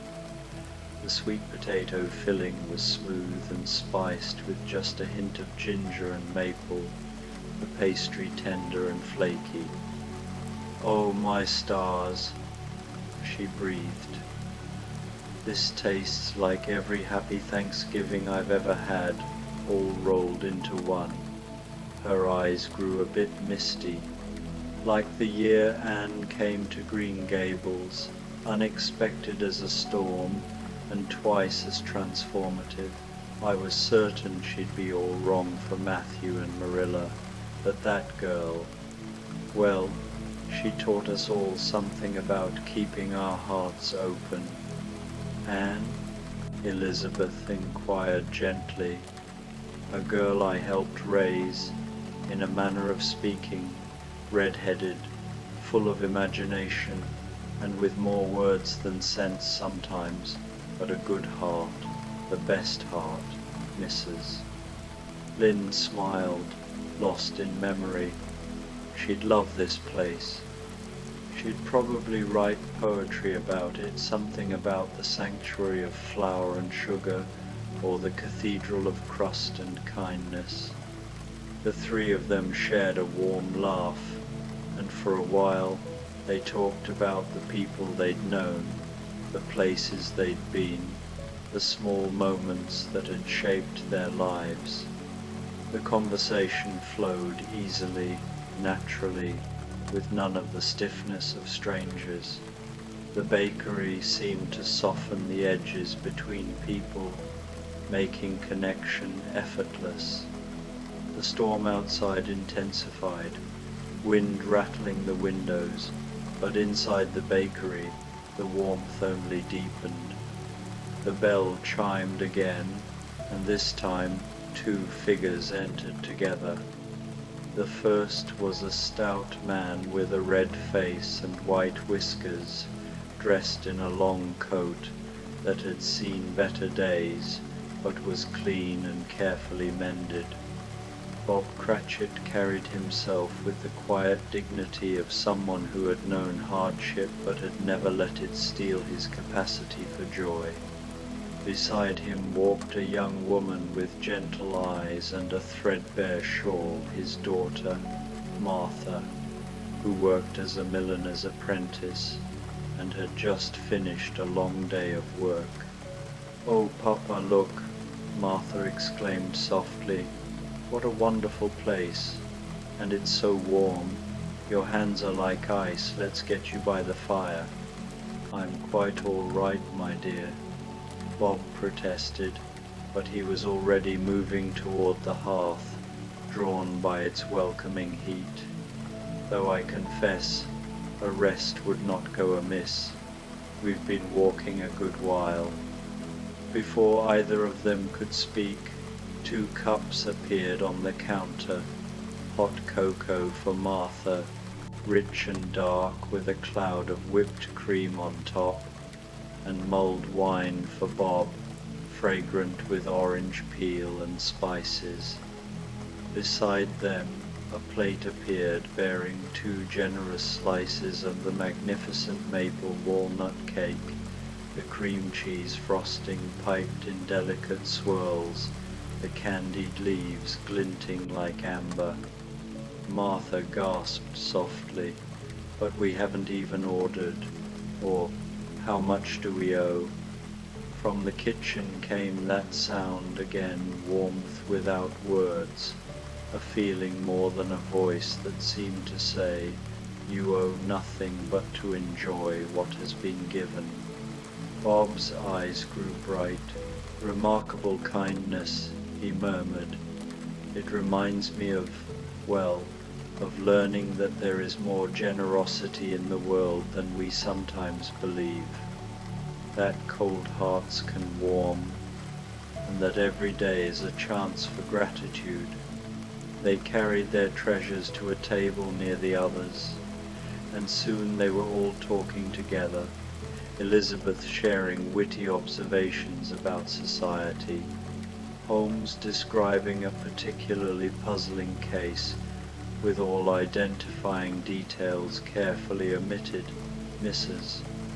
Lind offering opinions on everything from weather to human nature, and Bob and Martha listening with pleasure, occasionally adding their own gentle stories about Tim, the youngest Cratchit child, and his boundless hope despite his struggles. "He insists on helping with everything," Martha said fondly, "even when he shouldn't strain himself. He has such a generous spirit he wanted to give away half his dessert at dinner last week to a child who was crying. Never mind that we had precious little to spare. That's the thing about gratitude," Elizabeth mused. "It multiplies when shared. The more you give thanks, the more you find to be thankful for." Holmes nodded slowly, an unusual expression of contemplation on his face. "I spend my days analyzing motives, most of them selfish or cruel. It is refreshing to be reminded that kindness exists without motive, without calculation, simply because it should." The fire crackled its agreement, and the rain continued its lullaby against the glass. The door opened once more, admitting a woman whose bearing suggested both strength and weariness. She was tall and wore simple, practical clothing, her dark hair pulled back severely, her face lined with the evidence of many long days. Jane Eyre paused in the doorway, taking in the scene, the warm bakery, the gathered strangers talking like old friends, the impossible coziness of it all, with an expression of someone who had learned not to trust easy comfort, but desperately wanted to. "Forgive me," she said quietly. "I was caught in the storm and saw the light. I don't mean to intrude." "No intrusion at all, Mrs." Lind called out warmly. Come in. There's plenty of room and apparently plenty of treats. This is a magical place, I'm convinced of it." Jane closed the door behind her and removed her damp coat. She moved carefully, as though afraid the spell might break, and approached the counter where, without surprise now, because the bakery's magic was becoming understood, a cup appeared. Earl Grey tea, perfectly steeped, with a slice of lemon, and beside it a slice of pumpkin pie, its filling smooth and perfectly spiced, topped with a generous dollop of fresh whipped cream. Jane's breath caught. "Pumpkin pie," she whispered. "I haven't had pumpkin pie since I was a child." Before Lowood, before, she trailed off, then straightened her shoulders. "Thank you, whoever you are, wherever you are, thank you." She joined the others, and they made space for her gladly. For a while, she simply sat, warming her hands on the teacup, letting the conversation wash over her.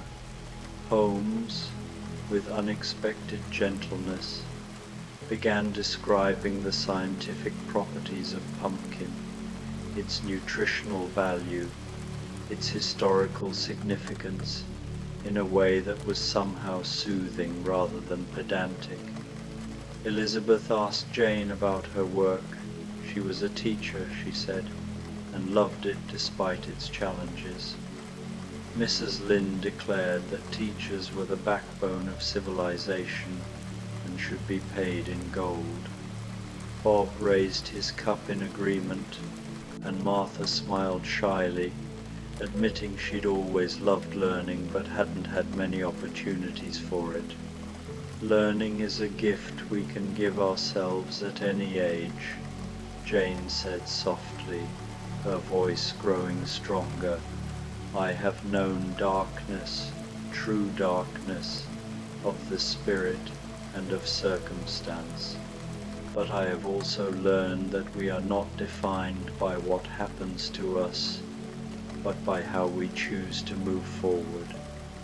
And sometimes moving forward means accepting a moment of peace when it's offered." She took a bite of her pie, and her eyes closed in appreciation. "Just like this." The rain had softened to a steady, gentle patter. The fire had burned down to glowing embers, radiating heat without flame. The bakery felt like a ship at anchor in a peaceful harbor, riding out the storm with all its passengers safe aboard. And still the door opened one last time. A young man entered, perhaps not quite a man yet, more a boy on the cusp of adulthood. He had tousled brown hair, clothes that had been patched and mended, and in his hand he carried a small, battered book. Jim Hawkins looked around the bakery with the bright eyes of someone who had seen adventure but had learned to value safety, who had found treasure but had discovered that home was worth more. "Is this real?" he asked, with the blunt honesty of youth. "I've been walking for hours, and I was certain I was lost, and then I smelled. Well, it smelled like my mother's kitchen at Thanksgiving, when we actually had a kitchen. I mean, before we moved to the inn. Before everything changed. It's real," Martha assured him gently. "Come sit down. You look half frozen." Jim didn't need to be asked twice. Before he reached the counter, a mug appeared, hot cider with a stick of cinnamon and a thick slice of apple tart, not the delicate one Elizabeth had enjoyed, but a heartier version. The apples chunky and generous, the crust thick and sturdy, the kind of food that sticks to your ribs and reminds you that you're safe and fed and home. "Thank you," Jim breathed, and he meant it with his whole heart. He brought his food to the last empty chair at what had become their communal table, and he ate with the unself-conscious hunger of a growing boy who'd missed a meal. The others watched with affection, remembering their own younger selves, their own hungers for food, for belonging, for understanding. "You've traveled," Holmes observed. It wasn't a question. "Yes, sir," Jim said between bites. "Farther than I'd ever imagined. I've seen things." He shook his head. "Things I can't quite believe even now. Treasure islands and pirates and, well, all of it. But you know what? The best part of any journey is coming home, or finding a place that feels like home, even if it's just for a little while." "Here, here," Bob said softly, raising his mug. They all raised their cups and mugs, Earl Grey and cocoa, mulled wine and cider and coffee and chamomile tea, and they drank together, a silent toast to shelter, to warmth, to the unexpected grace of finding exactly what you need, exactly when you need it. The conversation continued, but slower now, with longer pauses. They were all feeling it, the deep, bone-settling relaxation that comes from being truly safe, truly warm, truly fed. Elizabeth found herself smiling at nothing in particular, just feeling content. Holmes had stopped analyzing anything and was simply present, his sharp mind finally at rest. Mrs. Lind had stopped offering opinions and was listening with a peaceful expression. Jane had unclenched her hands from their perpetual vigilance, letting them rest softly in her lap. Bob had leaned back in his chair, his weathered face smooth with contentment, while Martha dozed lightly against his shoulder. And Jim had pulled out his book, but wasn't reading, just holding it, a talisman of all his adventures and all the peace that came after. From the kitchen, the baker emerged at last, or at least a figure that might have been the baker.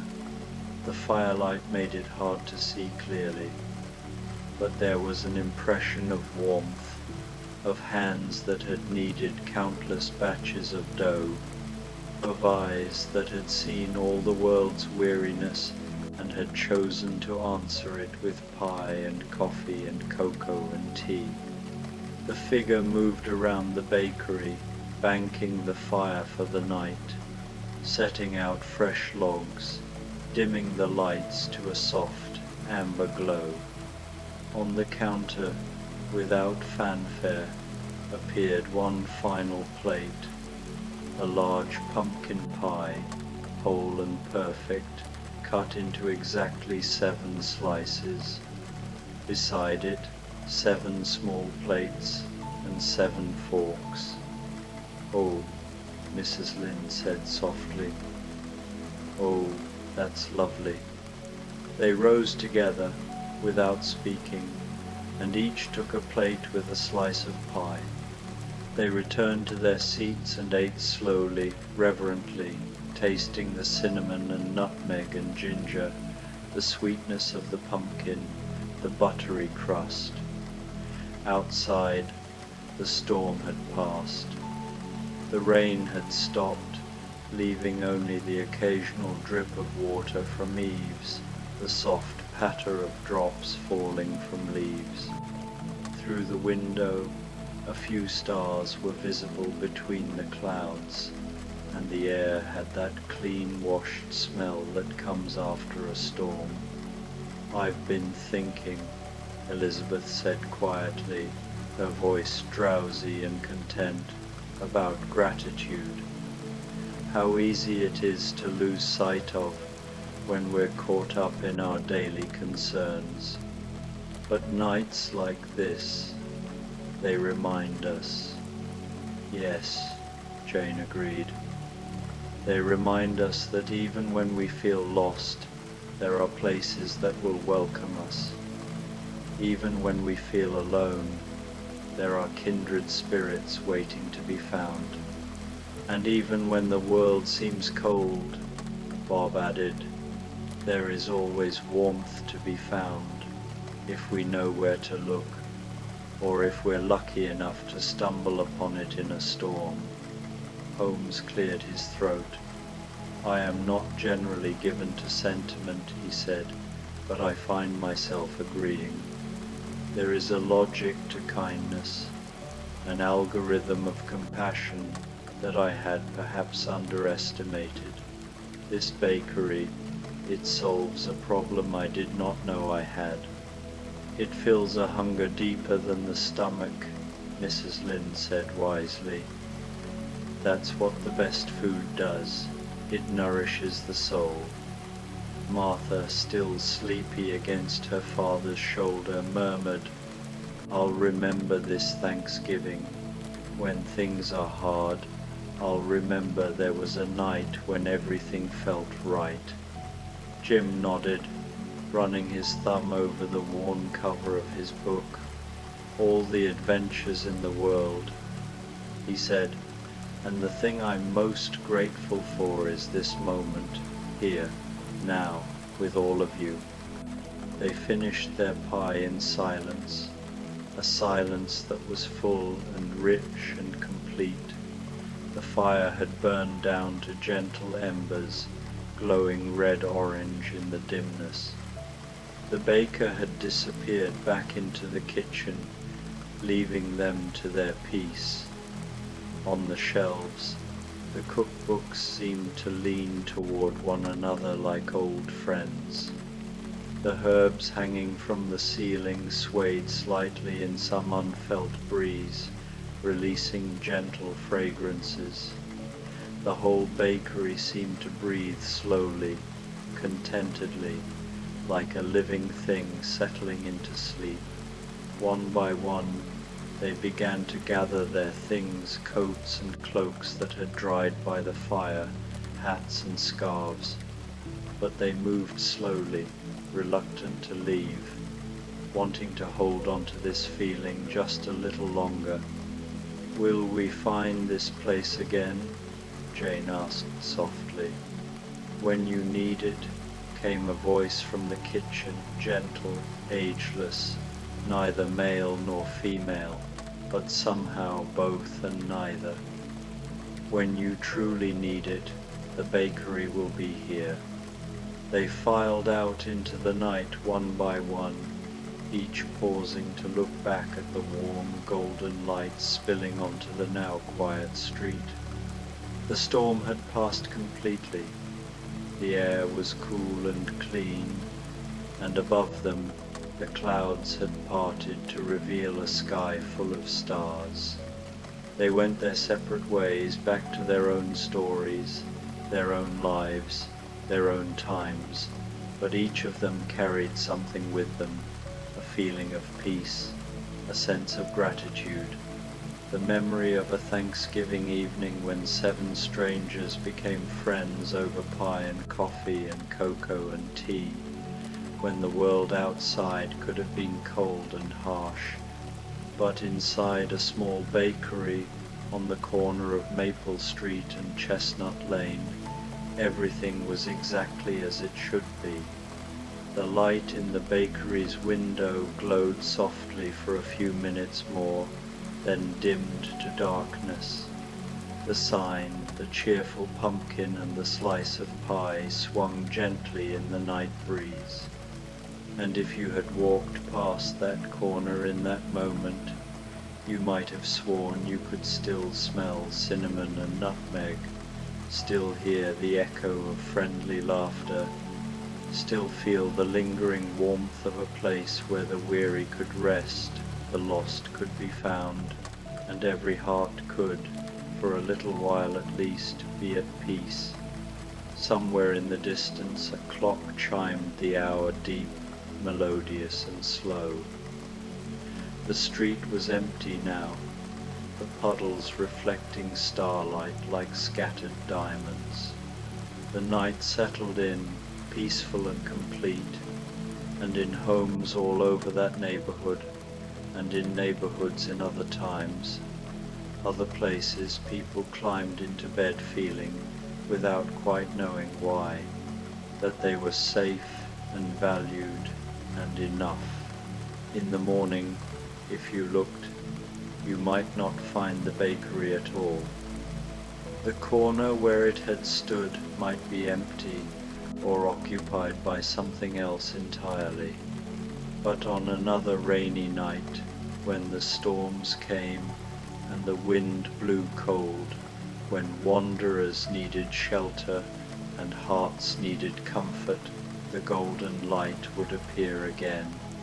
The warm scent of baking would drift through the streets, the door would open to all who needed it, and inside, the oven would be warm, the pie would be perfect, and 7 chairs would wait around a table near the fire, ready to welcome the next group of travelers who found their way home. The rainy day pumpkin pie bakery would be there, as it always was, exactly when it was needed most. And that, after all, is the very best kind of magic. Sleep well, dear listener. May your dreams be warm, your rest be deep, and may you always find shelter when the storms come. Good night.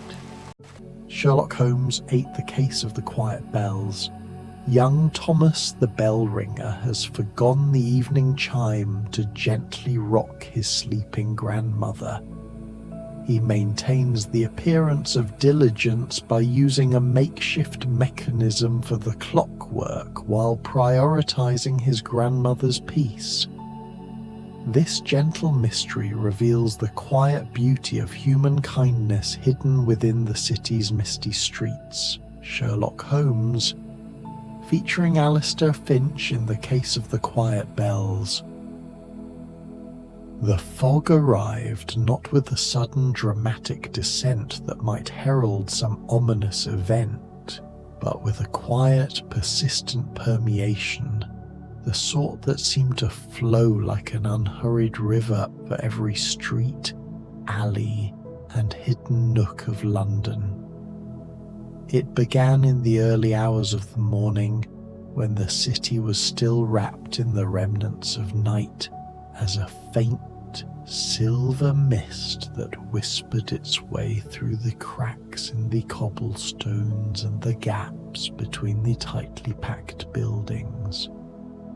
This delicate veil clung stubbornly to the wrought-iron street lamps that lined the thoroughfares, muting their usual yellow brilliance into a soft, pearlescent glow that shimmered like moonlight on still water. The mist was not aggressive. It did not obscure vision entirely, but rather softened the edges of the world, inviting one to peer closer, to appreciate the subtlety of its transformation. By mid-afternoon, As the sun hung low in the overcast sky, struggling to pierce through the gathering haze, the fog had thickened just enough to blur the outlines of familiar shapes that had long been etched into the memory of every Londoner. The corner shop with its weathered wooden sign creaking faintly in the breeze became a hazy apparition, its display windows fogged over as if breathing in the damp air. The low-hanging sign of the apothecary, adorned with faded gold lettering that promised remedies for ailments both physical and spiritual, swayed gently, its details lost in the swirl. Even the ornate stonework of the row of townhouses along Baker Street, those grand facades with their intricate carvings of vines and mythical creatures, were transformed into vague, dreamlike silhouettes, as if the city itself were dissolving into a painter's canvas, where sharp lines gave way to impressionistic strokes. As daylight waned and the city prepared for the hush of evening, the fog deepened into a creamy shroud that enveloped everything in its path. It absorbed the distant rattle of carriage wheels on the uneven roads, muffling the clatter of horses' hooves and the calls of vendors hawking their wares. The usual harsh edges of the urban landscape, the jagged rooftops, the stark brick walls, the iron railings that guarded doorsteps, were softened into gentle, curving contours, creating an illusion of fluidity where solidity once reigned, from the sanctuary of our second-story window on Baker Street, overlooking the thoroughfare that had witnessed countless comings and goings. The world below was no longer the bustling, sometimes clattering city I knew so well. It was a living watercolour, each stroke carefully blurred and muted by an invisible artist's hand. The fog turned the mundane into the mystical, where pedestrians moved like ghosts, their forms dissolving and reappearing in the haze, and the occasional flicker of a gas lamp added a touch of ethereal light to the scene. Inside our study, the air was a sanctuary of warmth, a stark contrast to the chill outside, redolent with the comforting familiarity of old wood polished to a deep sheen, worn leather armchairs that had moulded to our forms over years of use, and paper that had borne the weight of decades of study, inquiry, and revelation. The hearth fire, our loyal and tireless companion through many a long evening, crackled softly in the fireplace, its flames licking at the logs with a rhythmic persistence that mirrored the heartbeat of the room. Occasional bursts of sparks erupted from the embers, dancing and twirling in the air for a fleeting moment before fading into the soft amber glow that bathed the space in a golden hue. This light flickered across the spines of Alistair Finch's extensive collection of books, which lined the walls from floor to ceiling, bringing out subtle variations in colour. The deep crimsons of leather-bound tomes on philosophy, the faded ochres of ancient maps and treatises on natural history, and the polished wood of the shelves gleaming in quiet acknowledgement of the years of careful care and dusting that had preserved them. The gentle aroma of the pages, slightly musty yet inviting, mingled with the faint sweetness of pipe tobacco that Alistair favoured, a blend of Virginia leaf with a hint of latakia, and the earthy scent of smouldering peat that we imported from the Scottish Highlands for its grounding, comforting essence. Together, these scents seemed to create their own atmosphere, a private, warm cocoon distinct from the mist-laden streets beyond the window, a bubble of introspection where the outside world could intrude only if invited. A half-empty teacup, long cooled to room temperature, rested on a small mahogany table beside Alistair's favourite armchair, its glazed surface catching the firelight in tiny liquid mirrors that reflected the dancing flames like stars in. He sat motionless in that chair, his lanky form a dark silhouette against the diffuse glow of the window, his gaze fixed on the softened scene below with a kind of quiet reverence that spoke of a mind attuned to the nuances of existence. It was in these moments of stillness, when the world outside seemed to pause in deference to the fog's embrace, that Alistair truly thrived. While the city around him was constantly in motion, carriages rumbling by, hawkers shouting their pitches, the ceaseless hum of human endeavour, he seemed to inhabit a realm of deliberate calm where observation was not hurried by the demands of time and reflection was more than a pastime. It was a necessity, a vital breath for his inquisitive soul. His gaze took in minutiae that most would overlook entirely. The subtle tilt of a shutter at a neighbouring window, perhaps indicating a draught or a careless closure. The way a lamplight caught a single wisp of fog, refracting it into a spectrum of faint colours. The soft rustle of leaves in a garden far below, stirred by a breeze that carried whispers from distant parts of the city. He observed with a profound patience, not merely seeing with his eyes, but perceiving with the entirety of his being, his intellect dissecting patterns, his intuition weaving connections, his empathy sensing the human stories beneath the surface. For Alistair, the world offered mysteries far subtler than the sensational crimes or malfeasances that filled the pages of the daily broadsheets. The extraordinary lay hidden in the ordinary, in the patterns of daily life that repeated like a symphony's motifs, in the small gestures that spoke volumes to those willing to pay attention and interpret their language. A misplaced glance, a hesitation in step, a faint scent carried on the wind.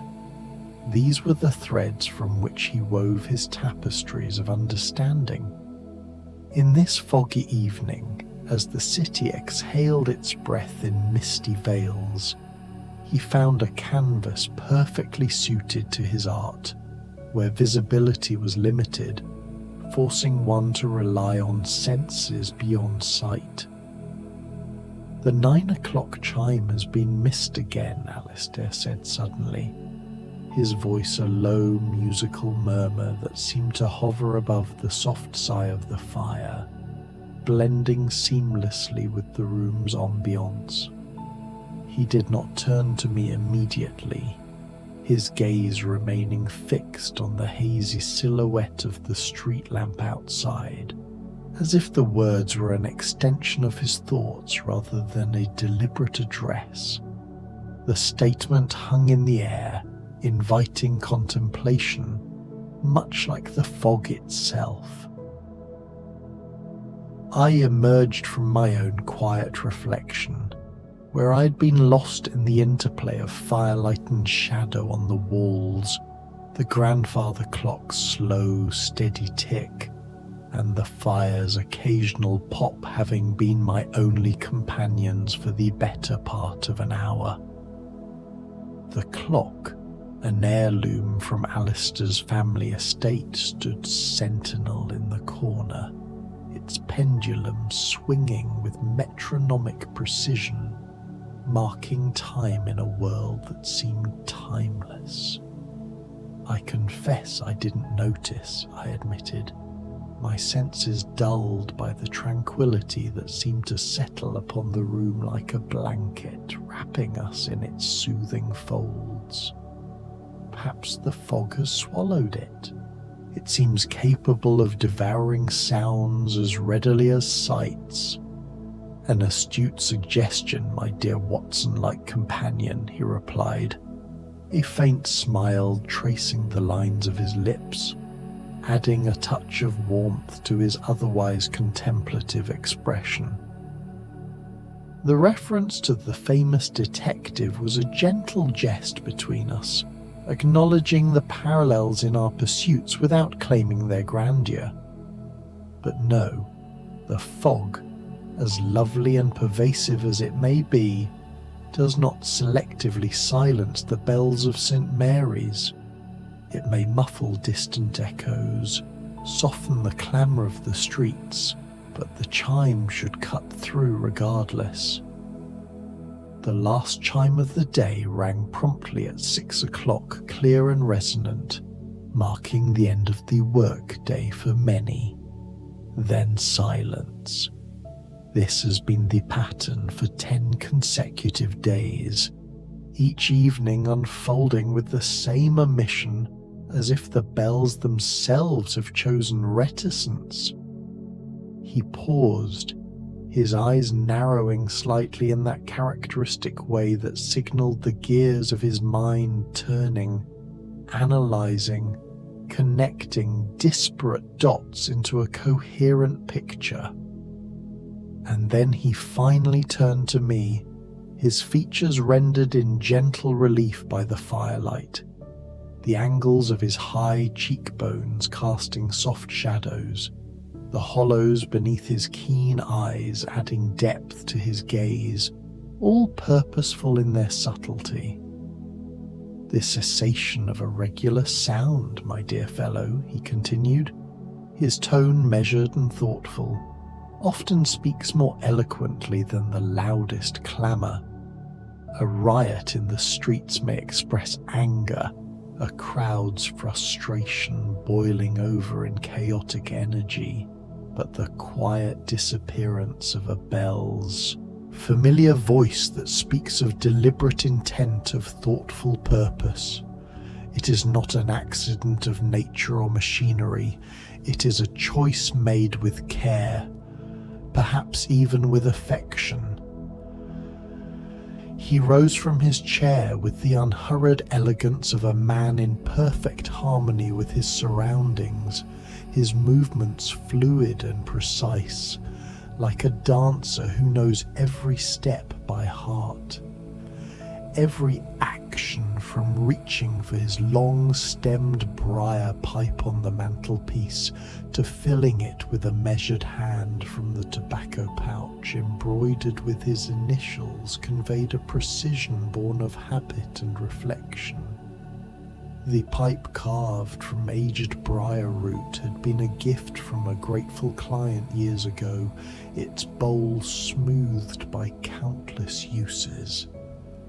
As he tamped the tobacco gently, the faint rustle of the leaves added to the room's symphony. The puzzle, therefore, is not merely that the bells have fallen silent, but why they have. There is no structural damage to the tower. I checked the parish records and spoke discreetly with the verger last week. No neglect on the part of the young bell ringer, Thomas, whose dedication is exemplary, rising before dawn to ensure the calls to prayer are timely. No, this is something subtler, a gentle mystery that unfolds not in shadows of deceit, but in the light of everyday humanity. And the best mysteries, my dear fellow, are those which reveal not malice or deceit, but quiet human truths, the kind that warm the heart rather than chill the blood. Placing a firm, reassuring hand on my shoulder, his touch conveying the camaraderie we had built over years of shared adventures, he added, "Let us take a walk. The fog is an ideal companion for reflection. It hides the obvious, the glaring distractions of daily life, and in so doing reveals the subtle, the whispers, the hints, the overlooked beauties that lie beneath the surface."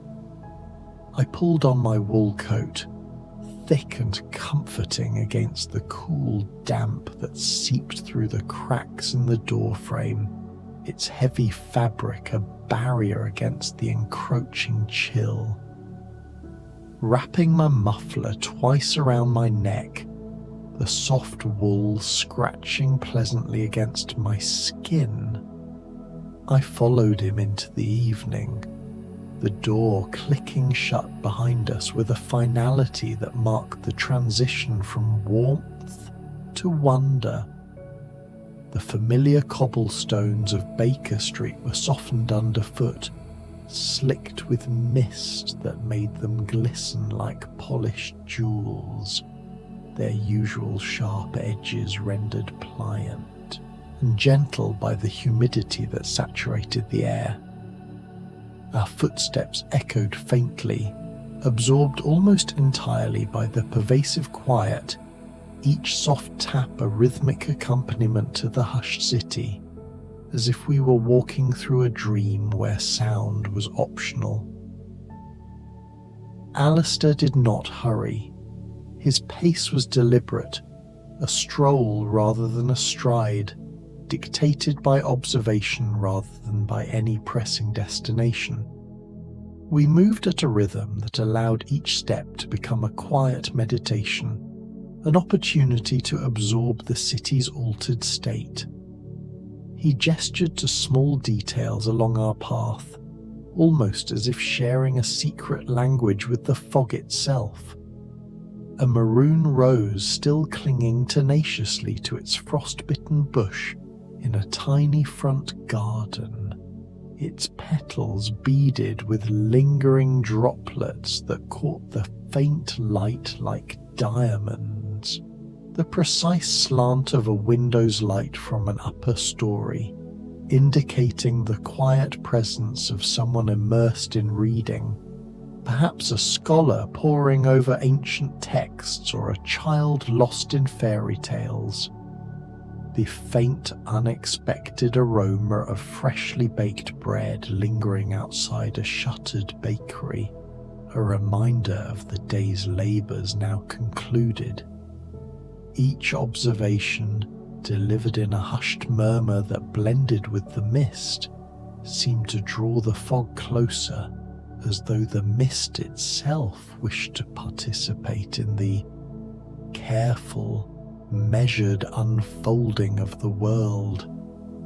"Notice the aroma," Alistair whispered, pausing near the bakery, its windows dark but for the residual warmth emanating from within.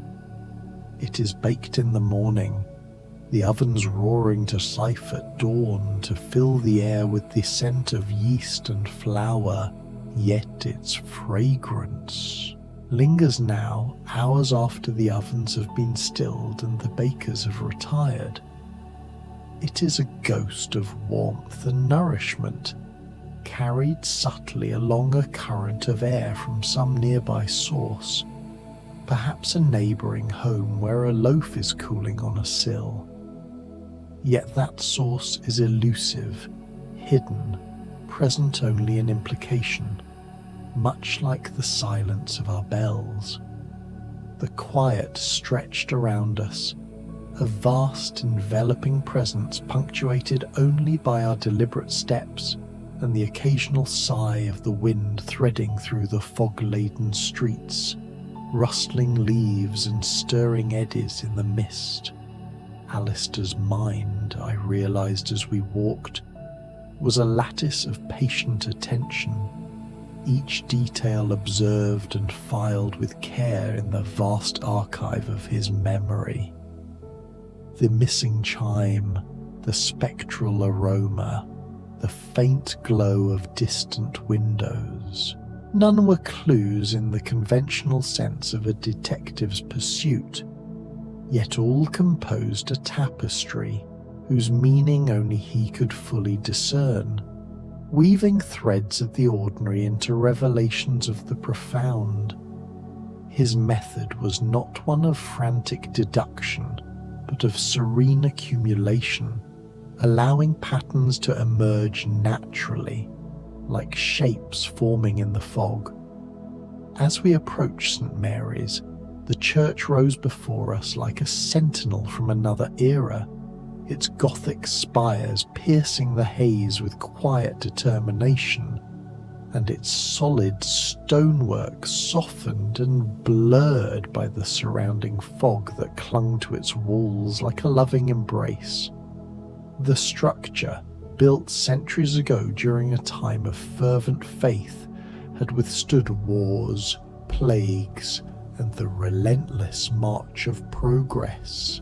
Its bells a constant in the lives of generations. Its massive oaken doors, worn smooth by centuries of use, hands pushing them open for weddings, funerals, and Sunday services, were firmly shut against the evening chill. Yet a solitary light shone from the bell tower above, a persistent solitary beacon in the encompassing mist, flickering like a candle in a vast cathedral. The air grew noticeably cooler and heavier here, carrying the sharp metallic tang of damp stone that had absorbed the moisture of countless fogs, the faintly sweet undertone of late blooming roses in the adjacent church garden, their petals unfurling despite the season's turn, and the earthy scent of moss and wet iron from the railings that bordered the path. Each inhalation seemed to bring the church closer, drawing us into its orbit, though the fog softened its edges, lending the scene an almost ethereal tranquility that invited reverence. The garden itself was a small oasis, with neatly trimmed hedges now dewy and glistening, and flagstone paths slick underfoot, leading to hidden benches where parishioners might sit in contemplation. "The light," I whispered, a spark of recognition lighting my thoughts as I traced the glow upward to the tower's narrow window. "Thomas is there, surely tending to his duties." "Indeed," Alistair confirmed, his voice low and reverent, as if speaking too loudly might shatter the fragile peace. "And now we listen, not for what is absent, but for what fills the void." From the tower, a sound emerged, a muted thump, thump, thump, that, at first, I mistook for the chime of the bells themselves, perhaps muffled by the fog. Yet the rhythm was softer, more deliberate, and strangely hollow, lacking the resonant peal that typically echoed across the rooftops. It was the steady, methodical pulse of a hidden effort, a sound that carried intention without urgency, repeating in a cadence that suggested repetition born of purpose rather than habit. The mystery lay not in its volume, which was subdued to near whispers, but in its careful, consistent cadence, each thump deliberate and deliberate again, as though performed for someone whose appreciation would be quiet and private. A personal ritual unseen by the world. We circumnavigated the church to a small cobbled lane that curved toward the rectory and a walled garden, where the scent of damp earth mingled with the lingering aroma of roses deepening the sensory tapestry. The lane was narrow, flanked by ancient stone walls covered in ivy that dripped with moisture, and our footsteps grew even softer on the uneven stones. Alistair paused before a low wooden fence that bordered the garden, motioning for me to observe with a subtle nod. There on the ground near the gate rested a small silver locket, its surface smooth with age and subtle use, the chain broken or unclasped, lying in a coil like a sleeping serpent. The dim glow of a nearby gas lamp caught the locket's curve, producing a reflection as gentle as a whisper, highlighting faint engravings that time had not entirely erased. "Fell from a coat," Alistair murmured, picking it up carefully with gloved hands, turning it over to examine its clasp. No indication of haste or carelessness, beyond simple distraction. The mind, absorbed in concern for another, perhaps worry, perhaps love, can allow the smallest possession to slip unnoticed, priorities shifting to what truly matters in the moment. Beside the garden path, a shallow, almost imperceptible indentation in the soft earth suggested the presence of a small basket or similar vessel, momentarily set aside while its owner attended to some pressing action. The mark was fresh, the soil still disturbed, and nearby, a few crumbs, perhaps from bread, dotted the ground, adding another layer to the puzzle.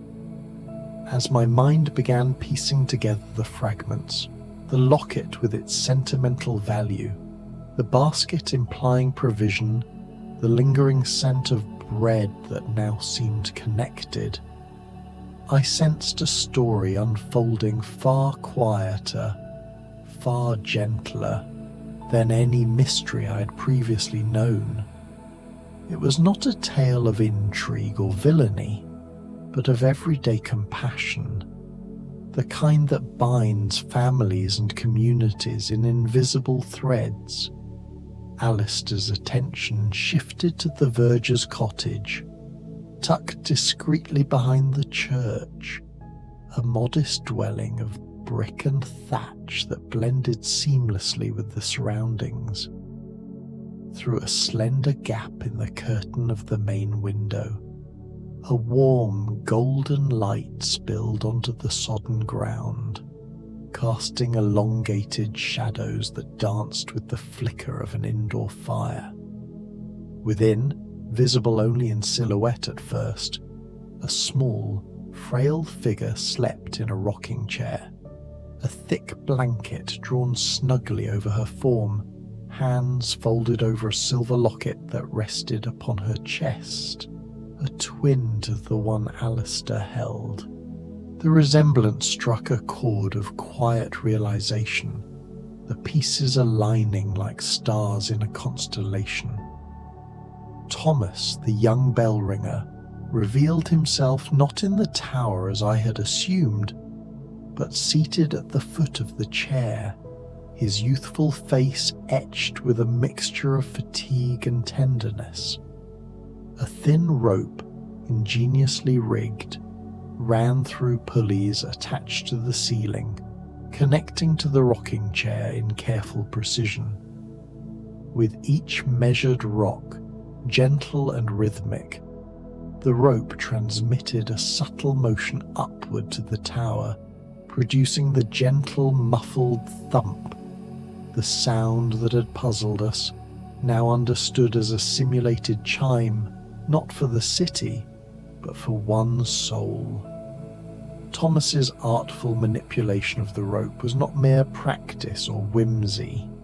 It was an act of care, a silent devotion meant to soothe his grandmother into undisturbed slumber. replicating the familiar bells that had lulled her through decades of life.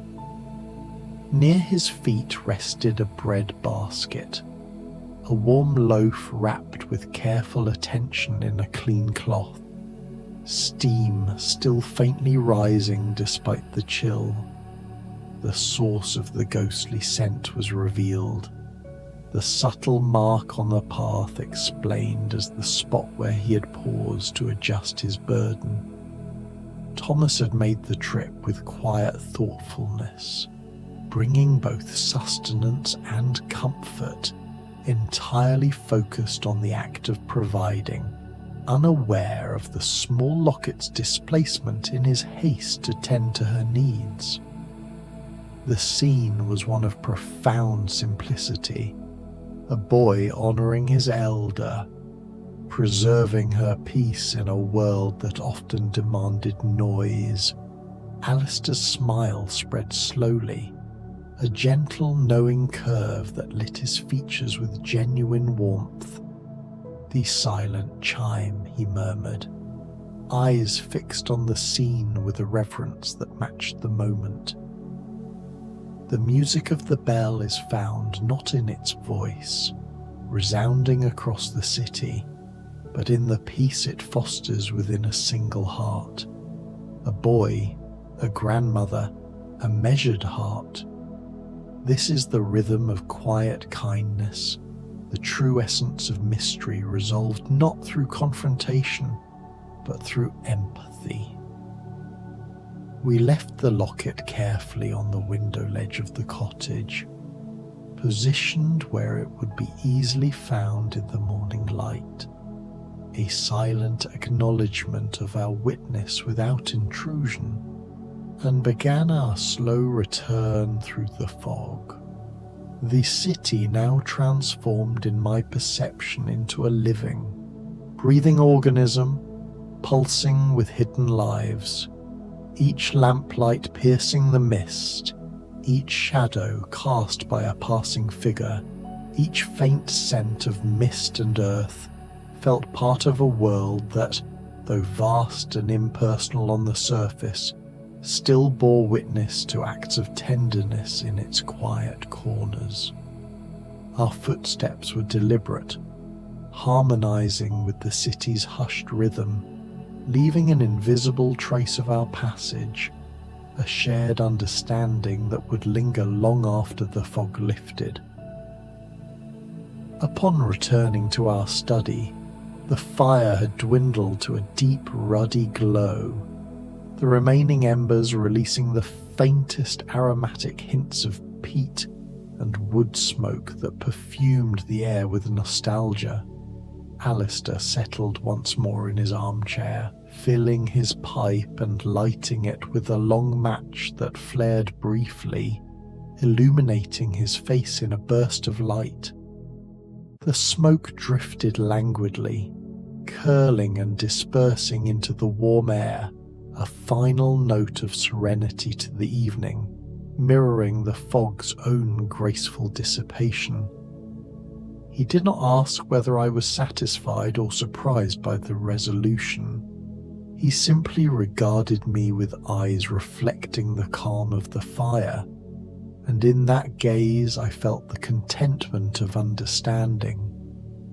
Silence was no longer emptiness, it was presence, an affirmation of the small, gentle miracles that persisted in quiet corners, away from the glare of public spectacle. I sank into my own chair, the heat of the fire seeping into my limbs, easing the subtle chill that had followed us home. Thomas, in the modest glow of his cottage, rocking his grandmother to rest with rhythmic devotion, lingered in my thoughts as a symbol of unspoken love. The city outside, once a sprawling enigma of stone and fog, now seemed a familiar breathing companion, its quiet mysteries tempered by the simple human acts that unfolded unseen. acts of care, of preservation, of quiet heroism. The case of the quiet bells was concluded not with grand revelations or dramatic discoveries that might make headlines, but with the unassuming, profound comfort of witnessing goodness in motion, a reminder that the world's deepest truths often whisper rather than shout. As the grandfather clock ticked onward, its hands inching toward midnight, the day's tension dissipated entirely, replaced by the gentle cadence of firelight and clock tick, each a lullaby in its own right. The fog outside began to thin, revealing glimpses of stars in the clearing sky, but the serenity within remained unbroken. Guiding me into the embrace of contented sleep, I carried with me the image of that cottage window, a beacon of human connection in the vast tapestry of London life. In the end, Alistair's gentle mystery had not only unveiled a boy's devotion, but had reaffirmed my faith in the subtle beauties that endure, fog or no fog, in the heart of the city. Sherlock Holmes, the case of a most audacious theft. The fog had swallowed London whole, a thick pearlescent shroud that muted every sound and dissolved every sharp line. It was not merely the damp vapour of the Thames, it was a dense, oily particulate that tasted of coal smoke and city grime, a perfect, suffocating blanket pulled over the sleeping metropolis. It clung to the rough brickwork of Baker Street, dripped like cold sweat from the eaves, and turned the defiant glow of the gas lamps into pale, indistinct blurs, like watercolour washes on sodden paper. The whole world felt suspended, hushed, and profoundly alone. Inside our comfortable lodgings at 221B, however, the world outside was a distant monochrome memory. I, Dr. John Watson, had just banked the fire, leaving it to a patient rhythmic sigh of embers that cast a warm, flickering light across the Persian rug and the scattered scientific equipment. I was settling into a state of contented quiet. My mind, so often agitated by the day's intellectual skirmishes and the frantic pace of my medical practice, was calm and peaceful, finally giving me the space to contemplate the finer points of our most recent solved case. I had my journal open, my pen poised, savouring the stillness. That hard-won tranquility was shattered by a knock on our door, a sharp, frantic staccato that was anything but casual. It was not the tentative tap of a delivery boy, nor the measured, polite rap of a friend like Mycroft. It was the rhythm of a soul in profound distress, a series of desperate, uneven blows that seemed to echo not just through the stairwell, but through the very silent, pressurized air of the night. It bespoke urgency, terror, and a total collapse of the caller's usual composure. "Come, Watson, our night is not yet finished," Holmes's voice hummed from the shadows of his armchair, a low, resonant note that carried an unmistakable command.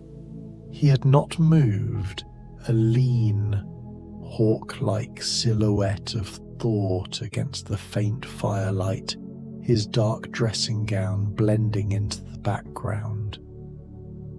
Yet, he had known instinctively that this knock was for him, and that it held the promise of an uncommon problem, a knot of human experience that only his singular intellect could unpick. His eyes, though half-lidded, possessed an inner light that betrayed his sudden, sharp interest. "You perceive an uncommon problem, Holmes?" I inquired, rising and moving toward the door, my heart already beginning to beat with the familiar, thrilling anticipation that always preceded a new case. "The nature of the knock, my dear fellow," he replied, a faint curl of smoke rising from the single coal he held on his forceps. "Observe the tempo. It is too rapid for civility, too authoritative for a simple request, and too erratic for a professional messenger. It is the signature of a gentleman who has reached the limits of his own considerable capacity, whose life has suddenly been thrown into unmanageable chaos. Only an event of extraordinary magnitude could produce such a profound loss of self-control in a man of that probable station." I opened the door to a man who was, quite literally, a ghost of his former robust self. He was Lord Harrington, a man of considerable influence in political and artistic circles, and even greater pride in his renowned collection of historical artifacts. I recognized the patrician cut of his jaw, the expensive, bespoke tailoring of his coat, but the confidence that usually emanated from him like a palpable force had evaporated. His face, a roadmap of age, lines of worry and command etched deep, was now creased with a fresh agony that seemed to have sprung up in the last hour. His heavy dark overcoat glistened with the moisture of the pervasive fog, and the faint metallic scent of the damp clung to him. His hands, gnarled and aristocratic, trembled visibly as he removed his supple leather gloves, and his normally piercing blue eyes were clouded with a deep-seated anguish that was far more affecting than any tearful display. "Mr. Holmes, forgive my intrusion at such an hour," he stammered, his voice a surprisingly fragile whisper that cracked with emotion. "But I fear I have been the victim of a most baffling and audacious theft." He swayed slightly, gripping the doorframe for support, clearly on the verge of exhaustion and despair. Holmes, with a smooth, swift movement that belied his previous stillness, was out of his chair. He gestured the nobleman to a seat near the fire, a silent, almost paternal invitation to find comfort in the warmth and a moment of repose. "Pray, compose yourself, Lord Harrington. A theft, you say? What has been taken from you that a man of your means, a man with a collection so vast, finds so distressing? Do not concern yourself with the hour. It is the perfect time for the contemplation of a crime. It is not its monetary value, Mr. Holmes, which is significant, but its historical significance. It was the Whispering Bell of Westminster," he replied, the full name seeming to fill his voice with a sudden painful weight. He paused, collecting his breath as if preparing to speak of a fallen relative. "An artifact dating back to the reign of Queen Elizabeth II. A bell of profound legend, a marvel of early English bronze casting. It is said to have been rung only once, its dedication chime signalling the completion of the magnificent structure of Westminster Abbey in 1560.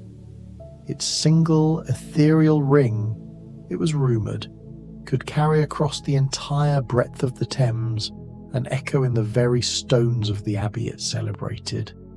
I have been its proud and meticulous custodian for 20 years. To lose it is to lose a piece of England's soul.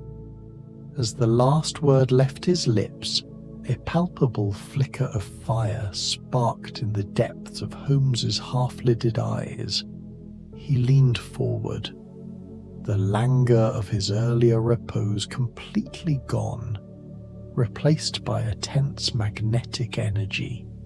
His interest was no longer a passing thought, but a palpable, sharp focus. A bell, my lord, a relic of that age and consequence.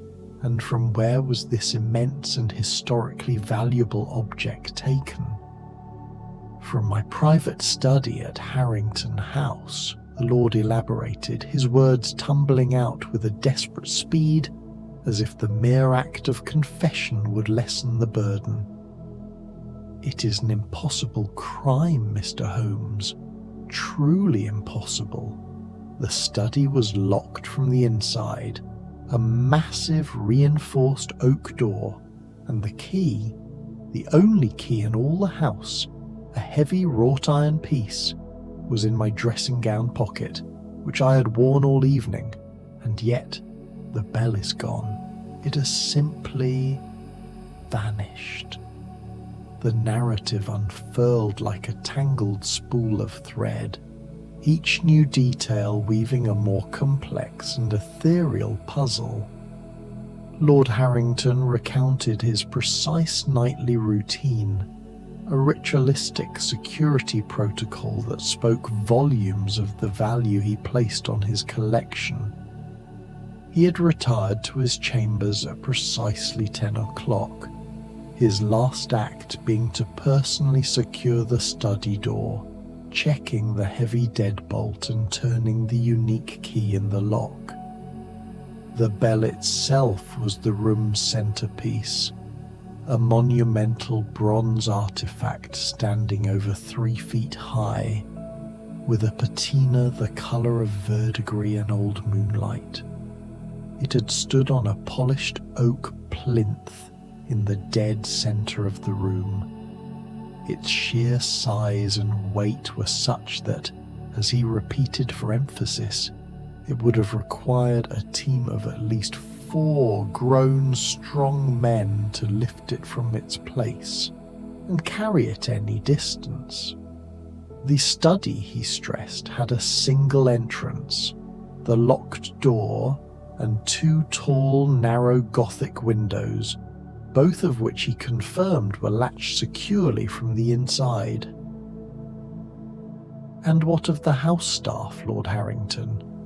Could any of them have possessed a duplicate key or had access to the room? Holmes's voice was a low and patient inquiry, a stark contrast to the man's agitation, like a surgeon calming a hysterical patient. My butler, Finch, was asleep in his quarters on the ground floor, separated from the main house. He is a man of impeccable character, a veritable institution who has been with me for 40 years. My wife and younger children are visiting relatives in the countryside for the week. I was utterly, demonstrably alone on the entire main floor of the house. And you heard nothing out of the ordinary, no crash, no sound of forced entry, no heavy lifting which would surely accompany the movement of such a monstrous weight. Ah, but I did, Mr. Holmes. That is the most curious and maddening part of it all. At precisely 5 minutes to midnight, I was woken from a light sleep by the faintest of sounds. It was a single, gentle chiming, a soft, melodious sound, like a whispered memory of a bell. It was so fleeting and delicate that I paid it no mind at the time, dismissing it as a trick of the wind, a house settling or a remnant of a dream. But now I realize it must have been the last song of the whispering bell, Lord Harrington's voice dropped to a near worshipful pitch. It was its farewell. Holmes listened, his long fingers pressed together in a contemplative steeple, his gaze now fixed not on the flames but on the distant point in the middle distance, his mental engine fully engaged. The impossible crime, the immovable object, the sealed room, the only key in the owner's pocket, and the phantom, delicate sound. It was all there, a perfect conundrum laid out before him. For a mind like Holmes's, a problem that flouted the laws of physics and reason was an irresistible challenge. "I believe, Watson, that a visit to Harrington House is in order. The night is young, and the fog, which has acted as a curtain to the city's secrets, is our perfect ally in an investigation that must be conducted with the utmost discretion." The fog had indeed become our accomplice, a silent, swirling entity that shrouded our journey and lent an air of intense mystery to our destination. We procured a hansom cab, its wheels muffled on the slick cobblestones, and made our way through the silent, fog-drenched streets of Belgravia. Harrington House was a grand, severe Victorian mansion, its silhouette a hulking, imposing presence that rose from the mist like a forgotten fortress, its dark windows staring out like blind eyes. Lord Harrington, now a pale and anxious figure in the carriage light, nervously twisted his gloves in his hands. He led us through the heavy oak doors and into his private study. The room was vast, an intellectual sanctuary filled with the rich, comforting scent of old, leather-aged paper and fine wood panelling. The shelves held thousands of leather-bound volumes, and the walls were adorned with framed parchments and ancient maps. The absence of the whispering bell was a gaping physical wound in the heart of the room's symmetry and purpose. The scene was exactly as the Lord had described. The door, a massive piece of joinery with heavy brass fixtures, was securely locked, and the two tall, narrow windows, though slightly ajar at the very top to let in a small measure of the cool night air, were demonstrably latched from the inside. Holmes moved with a quiet, predatory intensity, his long form a study in focused observation. He knelt before the polished oak plinth where the bell had rested.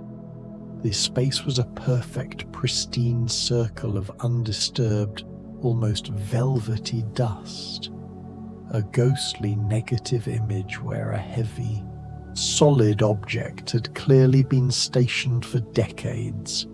The entire periphery of the circle was immaculate. "Fascinating," Holmes murmured, the word holding a scientific detachment that I often found chilling. He produced a magnifying glass from his waistcoat and, with a silent reverence, began to examine the dust around the plinth. No footmarks, as you would expect in a room secured from the inside. The dust is utterly undisturbed, save for a single, faint scuff mark here. He pointed, his voice a low, almost inaudible whisper. It was a subtle groove in the dust, a linear indentation just at the edge of one of the plinth's three carved legs. Curious, Watson, very curious indeed. He then moved to the windows, his inspection of the brass latches and the glass panes meticulous and precise. The latches are functional, my lord. No evidence of a tool used to force or tamper with them from the outside, And yet, he said, pointing with a long, slender finger to the lower pane of the left window, there is a small, peculiar smudge of grime on the glass just below the latch, and a single, minute thread of cotton caught in the latch's mechanism itself. He carefully extracted the fibre with his forceps and sealed it in a tiny glass vial. A peculiar smudge, Watson, not of a finger, but of a substance I cannot immediately identify, and a thread that appears to have been pulled rather than simply deposited. I made a careful note of the details in my journal, though to me they seemed trivial, a natural byproduct of an old house that had stood for a great many years. Holmes, however, treated these minute findings with the gravity of a man who had just found the key to an impossible lock. He then turned his attention to the walls, the ceiling, and the massive stone fireplace and chimney, his eyes sweeping over every surface with an almost hypnotic focus. No hidden passages, Watson. No secret compartments or hydraulic floor panels. The room is, as Lord Harrington describes, a perfect tomb, a closed box from which a 300-pound relic has apparently flown. Then how, Holmes?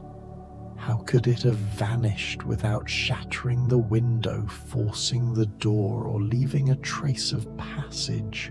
I whispered, a deep sense of baffle setting in. The more we saw, the more impossible and infuriating the crime became. That, my dear fellow, is the only question, he replied, a familiar gleam of cold amusement in his eye. But the bell has not vanished into thin air, Watson. It has been removed. The means of its removal are not impossible, merely unexpected and predicated upon a profound misdirection. Now, I should like to speak with your butler, Finch. Finch, a thin, wizened man with silver hair combed flat and a perpetually worried expression, was summoned to the study. He was clearly flustered and disoriented by our late-night presence, his hands clasped nervously behind his back, his shoulders stooped with the weight of 4 decades of service. Finch, Holmes began, his tone gentle but firm, a soothing contrast to the severity of the surroundings. You heard nothing last night around the hour of midnight, did you? Nothing, sir, he stammered, his eyes darting quickly to his master, then back to Holmes. I sleep soundly. The house was quiet as a crypt. A terrible shock to wake up to, sir. A terrible shock. And you saw nothing out of the ordinary yesterday? Perhaps an unusual delivery? A visitor who lingered? A large, suspicious van parked outside the service entrance? No, sir. Nothing at all. It was a perfectly normal, quiet day, save for the arrival of the weekly coal delivery, which of course used the tradesman's entrance earlier in the afternoon. Thank you, Finch. That will be all for the moment. As the butler turned to leave, Holmes's voice stopped him, the tone suddenly laced with a hint of calculated malice. Ah, one last thing. I am told you enjoy a bit of a wager. A quiet evening at the card table in an establishment near the docks, perhaps. Finch's face went instantly white, the blood draining away to leave his complexion the colour of tallow. He quickly recovered, shaking his head with a forced vigour. I don't know what you mean, sir. I am a man of sober habits. The matter is of no consequence to this case, Finch, Holmes said smoothly, his eyes narrowing slightly, having confirmed his initial conjecture. You have my word that I shall not mention this private vice to Lord Harrington. For now, however, you may go. Get some rest. Once Finch had retreated, his worry now compounded by the fear of his secret exposure, I turned to Holmes. So, the butler is a gambler. Is he our thief, Holmes?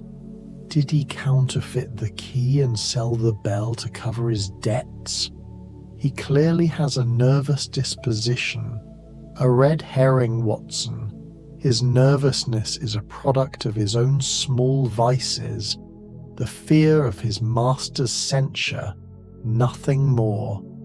His debts are paltry, a few £100 at the most, while this bell is worth a king's ransom. This is not the work of a frightened petty man. No, the crime is not the work of a man of his character. This is a theft conceived on a grand scale, requiring nerve, imagination, and a desire to achieve something truly unique. Holmes spent another hour in the study, walking the perimeter, measuring distances between the window and the plinth, and even tapping the hollows of the air vents and the floorboards. He took a precise sample of the undisturbed dust from the centre of the plinth in a small envelope. Finally, he straightened up, a look of profound satisfaction settling on his sharp features. Watson, let us return to Baker Street. I have seen all I need to see to understand the how. The rest is a matter of pure deduction and motive. Back in our comfortable lodgings, Holmes did not light his pipe, but instead sat in his chair, his eyes closed, his long fingers pressed to his temples. He was a human machine, processing every fragment of data: the dust, the thread, the smudge, the size of the room, the weight of the bell, the mannerisms of the accuser, connecting dots that no one else could see. The quiet ticking of the mantel clock was the only sound for a full 20 minutes. Watson, he said finally, without opening his eyes, his voice sounding rested and yet taut with the joy of discover. Tell me about the bell again. Was it truly as physically unique as Lord Harrington described? A one of a kind? A monumental piece of bronze? He says so, I replied, flipping back through my notes. It was a one of a kind. Its chime was said to be so clear, so perfectly resonant, that it could be heard for miles on a still night. A remarkable acoustic property. And its weight? You said 4 men, minimum, were needed to lift it. That is what he told us, Holmes. A truly impossible object to carry through a house and out into the street without considerable noise and effort. Holmes finally opened his eyes and stood, a slow, triumphant smile playing on his lips, a look of sublime certainty. He walked over to our own mantelpiece and picked up a small, empty wooden box. Let us assume for a moment, Watson, that the bell was never in that room last night, that the entire theft was a meticulously staged fabrication. I stared at him, bewildered by the sheer audacity of the thought. But the plinth, the circle of undisturbed dust, the physical evidence of its long tenure, the chiming he swore he heard. Precisely, my dear fellow. The plinth, the dust, the chiming. all elements of a masterful theatrical performance designed to create an air of impossibility. Tell me, Watson, what did you observe about the faint scuff mark on the floor beside the plinth? It was just a mark, a straight line groove, from a piece of furniture being dragged, I supposed. A very specific mark, Watson. One that would be made by the corner of a crate, a sturdy, heavy wooden container designed to hold a heavy object, but not the bell itself. The dust surrounding the plinth was thick and undisturbed, which means the bell has not been there for some considerable time, likely weeks, if not months, but the scuff mark was fresh. Then a crated object was removed, and not the bell, but the chiming. Holmes, how do you account for that? He swore he heard it at 5 minutes to midnight.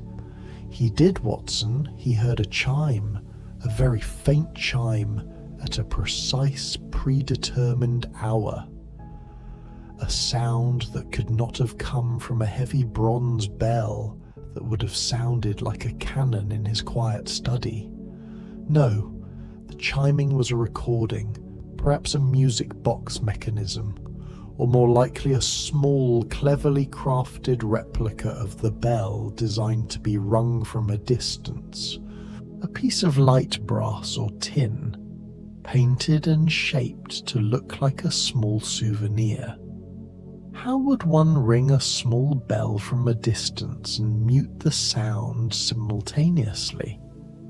The puzzle pieces began to click into place, the impossible dissolving into the merely improbable, and the thread on the latch and the smudge of grime. The thread was cotton, a common material used to act as a string or cord. Lord Harrington unlocked the window from his chambers, ran the string out, tied it to the tiny replica bell, and, at the chosen hour, pulled it to create his whispering chime.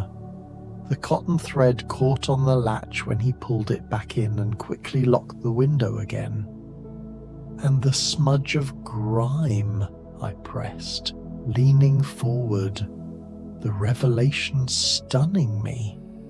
The smudge was not grime, Watson, but a microscopic deposit of iron filings, the residue from the careful filing down of a small piece of metal. Perhaps a replica key. No, a simpler answer. The window latch itself was slightly too large to thread the cotton through easily. He used a file to create a small notch in the latch, allowing the cord to pass, and locked it again to preserve the integrity of the scene. The filing left residue. The cotton thread got caught, and he created a narrative that was simply too perfect. Holmes, I said, a sense of dawning intellectual understanding washing over me. Are you saying that Lord Harrington faked the theft himself? That the bell was never stolen, but was sold? He did, Watson. He's the architect of his own deception. The bell was never stolen. It was sold quietly weeks ago, and a complex staging was put in place to create the illusion of an audacious sealed room mystery. The perfect thief was the custodian himself. My mind reeled. The man who had seemed so distraught, so genuinely upset, was a meticulous, calculating fraud. But why Holmes? Why the risk? He is a wealthy man, a peer of the realm. He is a man, Watson, and all men, however grand, have their secrets and their weaknesses. He told us the bell's value was not monetary, which is a common phrase used by a man who knows its true, astronomical value far too well. I dispatched a quick query while you were writing your notes. through a trusted contact to the London Historical Society. The results are quite illuminating. Lord Harrington's financial position is dire. His investments in South African gold mines have utterly soured in the past few months, leaving him heavily, crushingly in debt. The Whispering Bell, with its rarity, size, and historical provenance, would be worth a considerable sum on the private market, easily enough to cover his immediate liabilities and restore his prestige. Holmes paced the room, his long strides a comfortable, measured rhythm. He sold the bell to a private collector, a man who wished to remain anonymous to avoid import duties and public scrutiny. He received the money, but how to explain the sudden disappearance of a national treasure, an impossible theft? It would allow him to claim a substantial insurance payout, perhaps even solicit a public reward, and, most importantly, to save face. He could pretend to be the hapless mourning victim of a master criminal, when in fact he had profited handsomely from his own supposed loss. Pride, Watson, is the most powerful and complex of motives. The plinth was a perfect prop, Watson. A heavy object was indeed removed from it last night, but not the bell. The fresh scuff mark was from the removal of the heavy wooden shipping crate that had held the bell replica and the various tools needed for the final stage. The smudge on the pane, the small piece of iron on the latch, they were all telltale signs of his own late-night preparations. He had to unlock the latch to pass the string through, and in doing so, he left the signature of his guilt. The next morning, the air was crisp and clear, the fog finally defeated by the morning sun. Holmes and I returned to Harrington House. We found the old lord in his study, sitting hunched over his massive desk, looking pale and utterly haggard, as if the reality of his own deception had worn him down completely. "Lord Harrington," Holmes said without preamble, standing tall and severe in the middle of the room, "I believe I have the answer to your problem, though it is not one you will take comfort in." The man's face brightened, a fleeting glimmer of exhausted hope in his eyes. "You have found the bell, Mr. Holmes? Tell me it is so." "No, my lord, I have found the truth, and the truth, I'm afraid, is rather less glamorous and far more pedestrian than your fictional narrative." Holmes laid out his evidence with the clinical detachment of a scientist. He spoke of the dust samples, the fresh scuff mark that contradicted the bell's long tenure, the iron filings near the latch, the single cotton thread. He spoke of the bell's true whereabouts and the state of the Lord's desperate finances, revealing every detail of his debt and his motivation with a quiet, devastating accuracy. Lord Harrington listened, his shoulders slumping further and further, all the fight and aristocratic pretense draining out of him until he seemed to shrink into his chair. He looked like an empty shell, his grand deception having crumbled to dust at the feet of this relentless logician. How did you know?" he asked, his voice barely a whisper, the question laced with a profound, defeated awe. "The greatest error of a man who lies is that he cannot keep track of his small technical truths," Holmes stated. You spoke of the whispering chiming, my lord, but a real bell of that size and metal density would have sounded like a cannon in your quiet study, shaking the very foundations. It was a detail you added to your story to make it more romantic, more compelling. But it was the very thread that unraveled the entire tapestry of your deception. It provided the only logical contradiction in a crime that was otherwise too perfect. Holmes was firm, but his tone was also compassionate, a rare display of empathy for the human failing at the heart of the matter. I have no desire to see a man of your standing utterly ruined, my lord. The police would have a field day with this kind of deception, and the public outcry would be severe. However, my duty is to the truth, and I have exposed the facts. I suggest you quietly withdraw your claim on the insurance money, and in a few weeks, announce that the bell has been miraculously recovered under unusual circumstances, perhaps having been mistakenly crated for a restoration project. It will save you from public disgrace and allow you to keep what remains of your honour and your reputation, however tarnished. Lord Harrington looked at him, his eyes filled with gratitude tinged with a deep, final shame.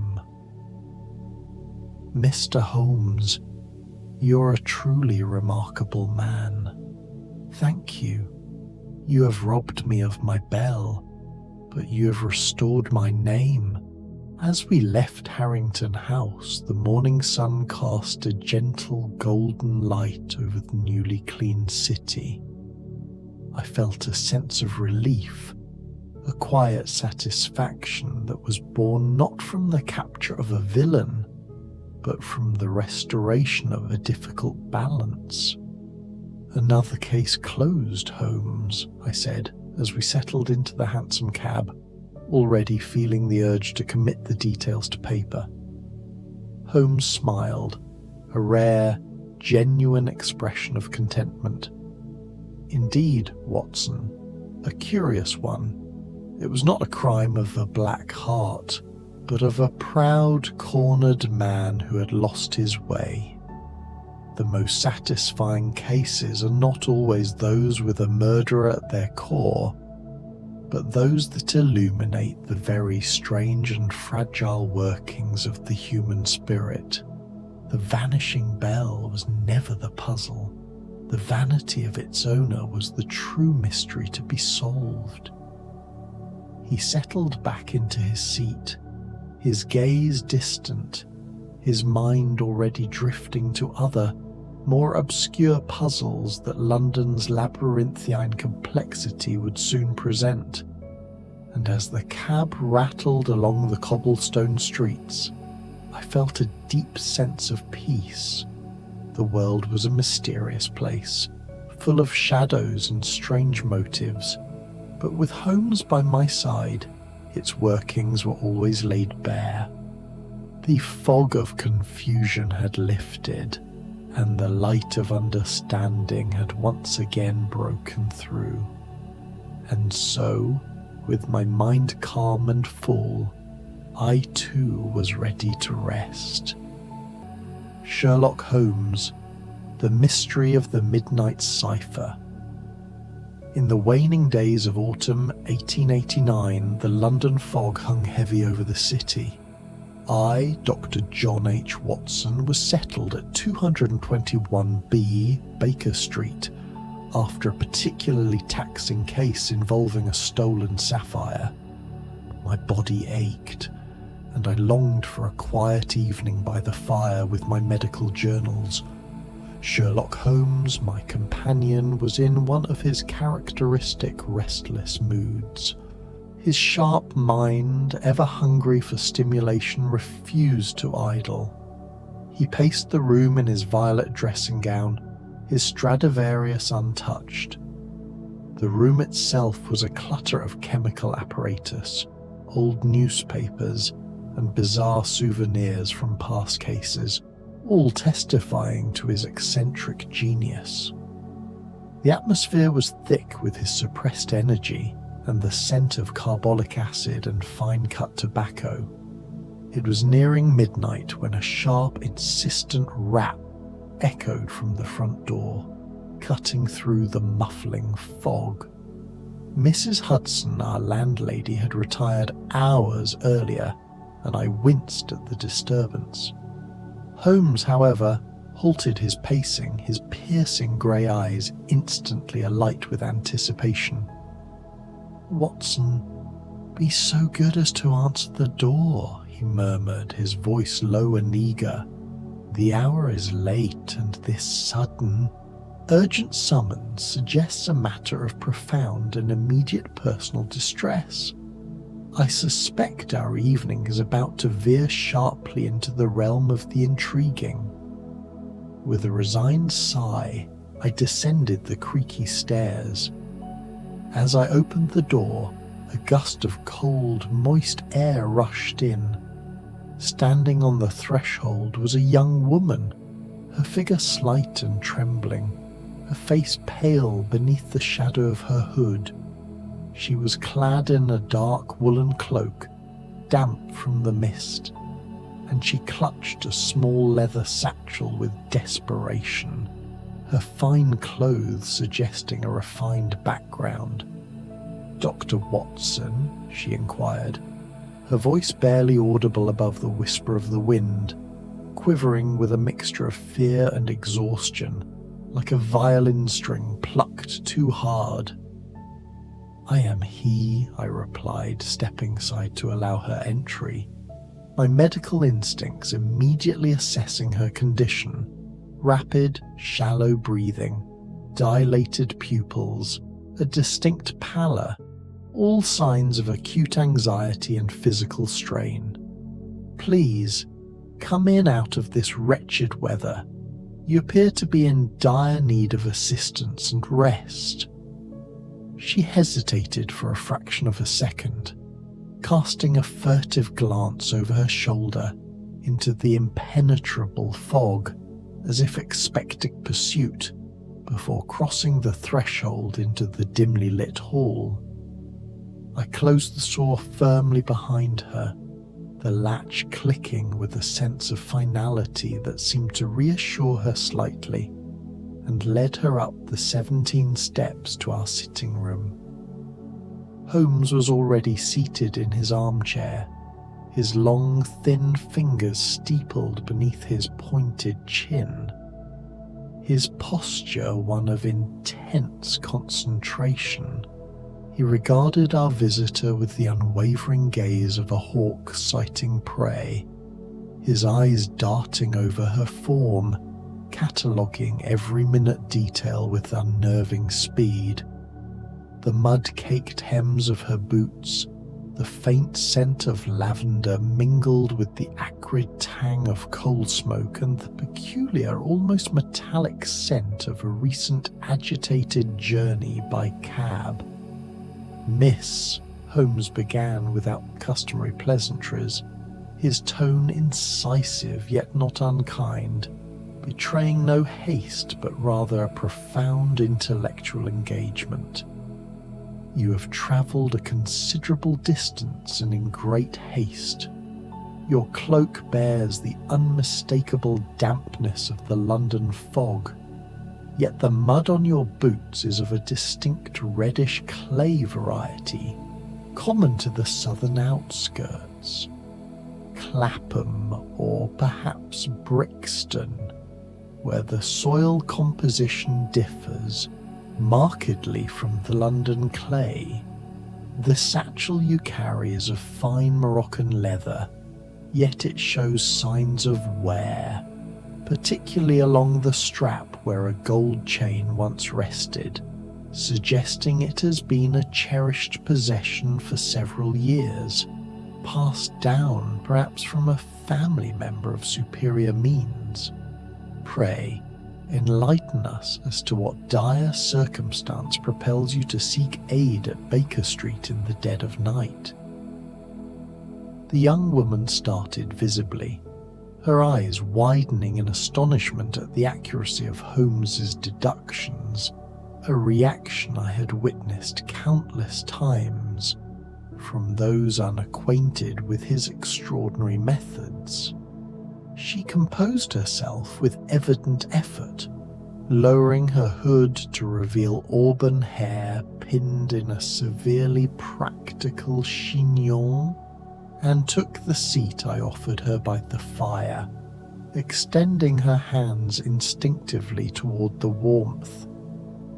"My name is Eleanor Grayson," she said, her voice gaining a measure of steadiness as she spoke, though her hands still fidgeted nervously with the clasp of her satchel.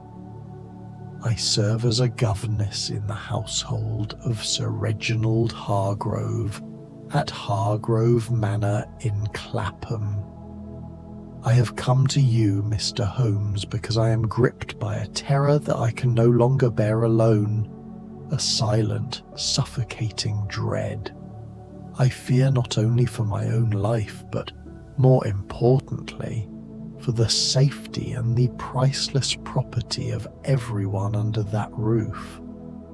Holmes leaned forward slightly, his interest fully engaged, the firelight casting dramatic shadows across his angular face. He dismissed my offer of brandy with a wave of his hand, indicating that the governess's narrative was the only stimulant he required.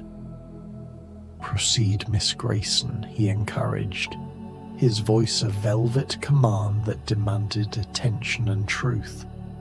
"Recount your tale in full, sparing no detail, no matter how insignificant it may appear to you.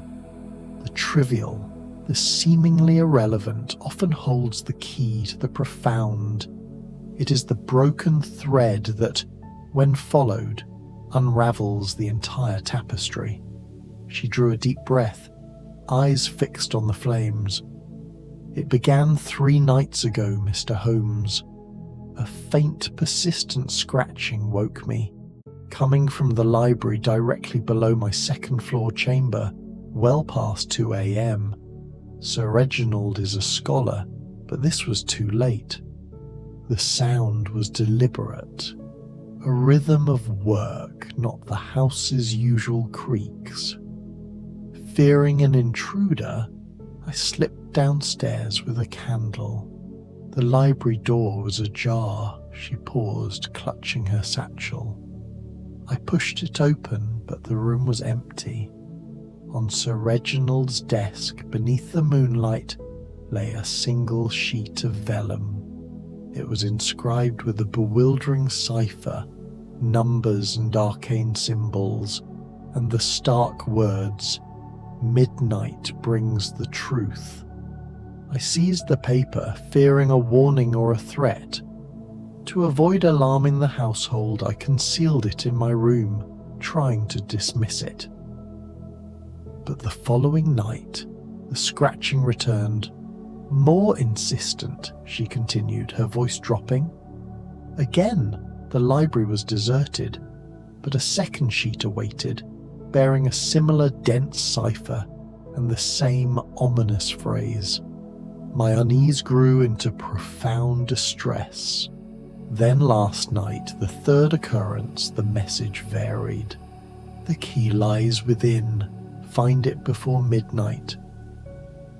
As I retired with the paper, I heard soft, stealthy footsteps pause outside my door before retreating down the corridor. Convinced someone within the manor is watching me, I secured the papers and fled to seek your expertise." With that, she unclasped her satchel and withdrew 3 sheets of parchment, each densely covered in the enigmatic script. Holmes accepted them with alacrity, his long fingers, sensitive and quick as a pianist's, unfolding them carefully and laying them side by side on the low table before him. I leaned over his shoulder, my curiosity piqued to a keen edge, but the symbols were utterly inscrutable to me. A chaotic, almost mathematical blend of numerals, alphabetic characters that seemed randomly selected, and esoteric signs that defied immediate comprehension. They looked like a madman's calculations or a theologian's darkest heresy. "A fascinating trifle, Miss Grayson," Holmes murmured, his breath held in concentration, his eyes already dancing across the symbols. "The cipher is clearly a layered one, not a simple substitution, which one could break in 5 minutes. Note the grouping, Watson. The characters appear in blocks of 5. This suggests a fractionating cipher, where a single plaintext letter is represented by multiple ciphertext characters. Have you revealed these to any other soul?" "No, sir," Miss Grayson affirmed, shaking her head vehemently. "Sir Reginald is a man of profound privacy, guarded in his affairs and a terrible temper. I dreaded causing unnecessary alarm or worse, being accused of attempting to create a spurious mystery to seek attention. The household is small, and suspicions could fracture our fragile harmony, especially since Lady Margaret's death. He relies upon a certain routine." Holmes nodded absently, his mind already dissecting the puzzle, the 3 sheets of parchment providing the frequency data his singular mind required. "You have acted wisely in consulting me, Miss Grayson. The fear of being an interloper, of being neither fish nor fowl, is a characteristic malady of the governess's position, and one often exploited by villainy. Watson, kindly retrieve my cipher compendium from the bookshelf. Volume 3, the one bound in maroon leather, containing the rarer 18th and 19th century systems. We embark upon a decryption.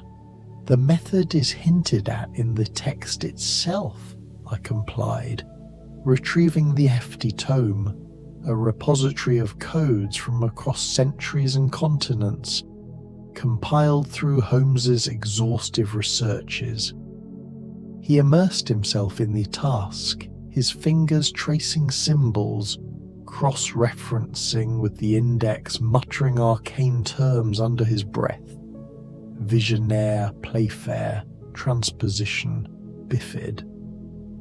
Miss Grayson sat in tense silence, her eyes fixed upon him while I tended the fire, adding coals to combat the encroaching cold, and poured her a measure of the fine French brandy which she accepted with a grateful nod. The mantel clock marked the passage of time with relentless ticks, advancing past 1, then 2 o'clock, the silence broken only by the crackle of the fire and the low, intense whisper of Holmes's self-communion. His exclamations ranged from triumphant "Aha!" the periodicity of the digraphs, to frustrated grunts when a hypothesis faltered. At long last, a little after 3 in the morning, he reclined in his chair, a rare, hawk-like smile of satisfaction curving his thin lips. He had solved the problem, and the intellectual effort had momentarily satiated his ferocious appetite. "A cipher of remarkable ingenuity," he declared, pushing the decoded text towards me. "Your late mistress, Miss Grayson, was indeed a cryptographer of a high order. It employs a Polybius square as its foundation. The numbers and letters are coordinates to pinpoint a new character, augmented by a substitution layer and a transposition twist for added complexity, a devilish combination, the likes of which was only seen briefly in the American Civil War, and now in the hands of an English scholar. However, the recurring phrase, "the key lies within," is not merely cryptic verbiage designed to mislead, but a literal directive. The messages, when properly ordered and deciphered, are instructions. He tapped the resulting plaintext. The sequence is clear. Ornament, rotate, latch. The key is brass. A description of a mechanical puzzle. Miss Grayson elaborate upon Sir Reginald's household. Who comprises its inhabitants beyond yourself? And I must ask you to be acutely honest. Have you observed any signs of excessive curiosity, financial difficulty, or unusual late-night activity from any member of the staff? She blinked, momentarily taken aback by the shift to domestic affairs, but responded promptly, her memory sharp. Sir Reginald resides there naturally. His wife, Lady Margaret, succumbed to a lingering illness 2 years past, leaving no heirs. The staff includes myself as governess, though with no children. My duties lean towards secretarial aid and cataloguing. The butler, Mr. Carver, a steadfast man of middle years, almost a fixture of the house, though somewhat formal and distant. The housekeeper, Mrs. Ellis, efficient but stern, with a hawk's eye for any lapse in decorum. And 2 young maids, Jane and Clara, both local girls, harmless gossips. Additionally, the groundskeeper, Mr. Dutton, occupies a modest cottage on the grounds, tending the gardens and stables. Carver, I now realise, has been unusually solicitous of Sir Reginald's well-being lately, constantly checking on him. And Sir Reginald's pursuits, his scholarly endeavours? Holmes probed further, his gaze intense. He is a preeminent authority on ancient tongues, she explained, a flicker of pride entering her voice despite her fear. His days and nights are consumed in the library, deciphering texts from Greek, Latin, Hebrew, even more obscure dialects like Aramaic and Coptic. He labours on a magnum opus, a treatise whose subject he shrouds in secrecy, revealing naught even to me, his assistant in minor matters. But his current focus is on a collection of early Gnostic texts, works that predate the established church. Holmes's eyes narrowed, a gleam of comprehension dawning, the final pieces of the puzzle clicking into place. The contours of this enigma emerge with an alarming clarity. The man who scratched those ciphers, Miss Grayson, was not an intruder from outside, but an insider, someone with access to the library, a profound understanding of Sir Reginald's work, and an almost intimate knowledge of Lady Margaret's cryptographic style.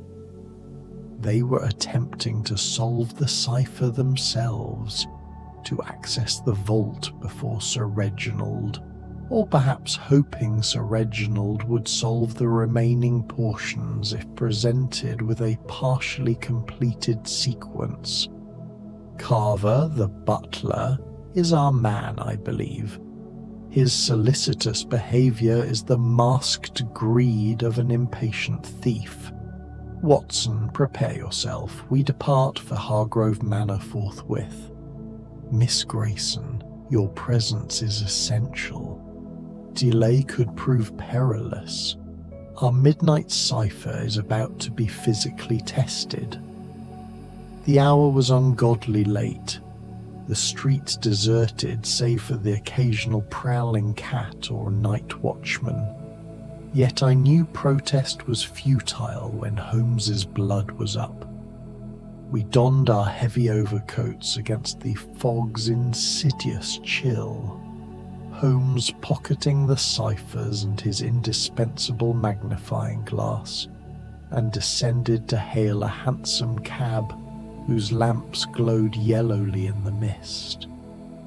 The driver, bundled in scarves, eyed us warily but accepted the generous fare, whipping his horse into a trot through the veiled avenues toward Clapham. The journey passed in silence, broken only by the clatter of hooves on cobblestones and the distant hoot of an owl. As I pondered the unfolding drama, a butler, a brilliant deceased wife, and ancient secrets hidden beneath a respectable London suburban manor. Hargrove Manor loomed out of the mist like a spectral sentinel, its grey stone facade etched with ivy, its mullioned windows dark except for a solitary glow emanating from what I presumed was the library. The property, as Holmes had deduced, was situated on a patch of that reddish, damp clay soil, surrounded by thick ancient hedges that spoke of a wealth stretching back several generations. Miss Grayson unlocked the side entrance, a little used door near the scullery, with a key from her satchel, leading us through hushed corridors lined with portraits of stern ancestors, their eyes seeming to follow our progress, silent guardians of the family's legacy. The butler, Mr. Carver, materialized from the shadows near the foot of the main staircase, a figure of polished formality even in his hastily donned dressing gown, its silk lapels slightly askew. His expression was a mask of dignified surprise tinged with acute suspicion. He was a man with a narrow, pinched face and a meticulous attention to his own person. "Miss Grayson, this is most irregular," he intoned, his voice a cultured baritone, the very picture of injured propriety. "Sir Reginald has expressly forbidden disturbances during his nocturnal labours. I must insist you explain the presence of these gentlemen." His emphasis on the word gentleman was distinctly insulting. "Nevertheless, we must intrude," Holmes interjected, his voice cutting and authoritative, brooking no dissent, his eyes observing the butler's subtle flinch at his unexpected appearance. "A matter of grave urgency demands his attention. Lead us to him at once. Your solicitude, Carver, is commendable, but your current presence here suggests an unfortunate yet persistent lack of sleep." Carver hesitated, his loyalty warring with the sudden undeniable imperative in Holmes's tone, and perhaps a flicker of panic at having his routine disrupted. He ultimately acquiesced, guiding us to the library. The room was a bibliophile's sanctum. Towering shelves of dark oak groaned under the weight of tomes ancient and modern, reaching nearly to the ceiling. A rolling ladder rested against one stack. The air was heavy, redolent with the musty aroma of vellum, dust, and old ink, the scent of accumulated knowledge. At the centre, dominating the space, was a massive oak desk strewn with manuscripts, inkwells, and quills.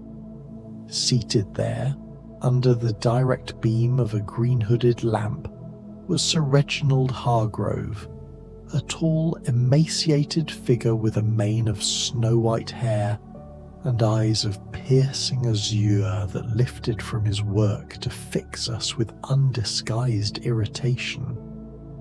His appearance was that of an ascetic scholar, driven by an intellectual passion that consumed his physical substance.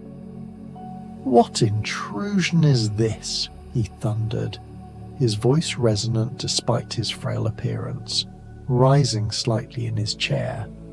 "Carver, explain yourself. And Miss Grayson, I was not aware I'd given you leave to absent yourself or bring guests." Before the butler could respond with a pre-prepared soothing falsehood, Holmes advanced, his long stride closing the distance between them, brandishing the 3 ciphered parchments. "Sir Reginald, these artifacts were discovered in this very chamber on consecutive nights. They are not harbingers of menace, as Miss Grayson understandably apprehended, but communique directed squarely at you, or rather at your late wife's profound legacy." Sir Reginald's countenance blanched, the colour draining from his face as if by a sudden application of leeches. He snatched the papers with trembling hands, his azure eyes scanning them avidly, a scholar recognizing the handiwork of a trusted colleague.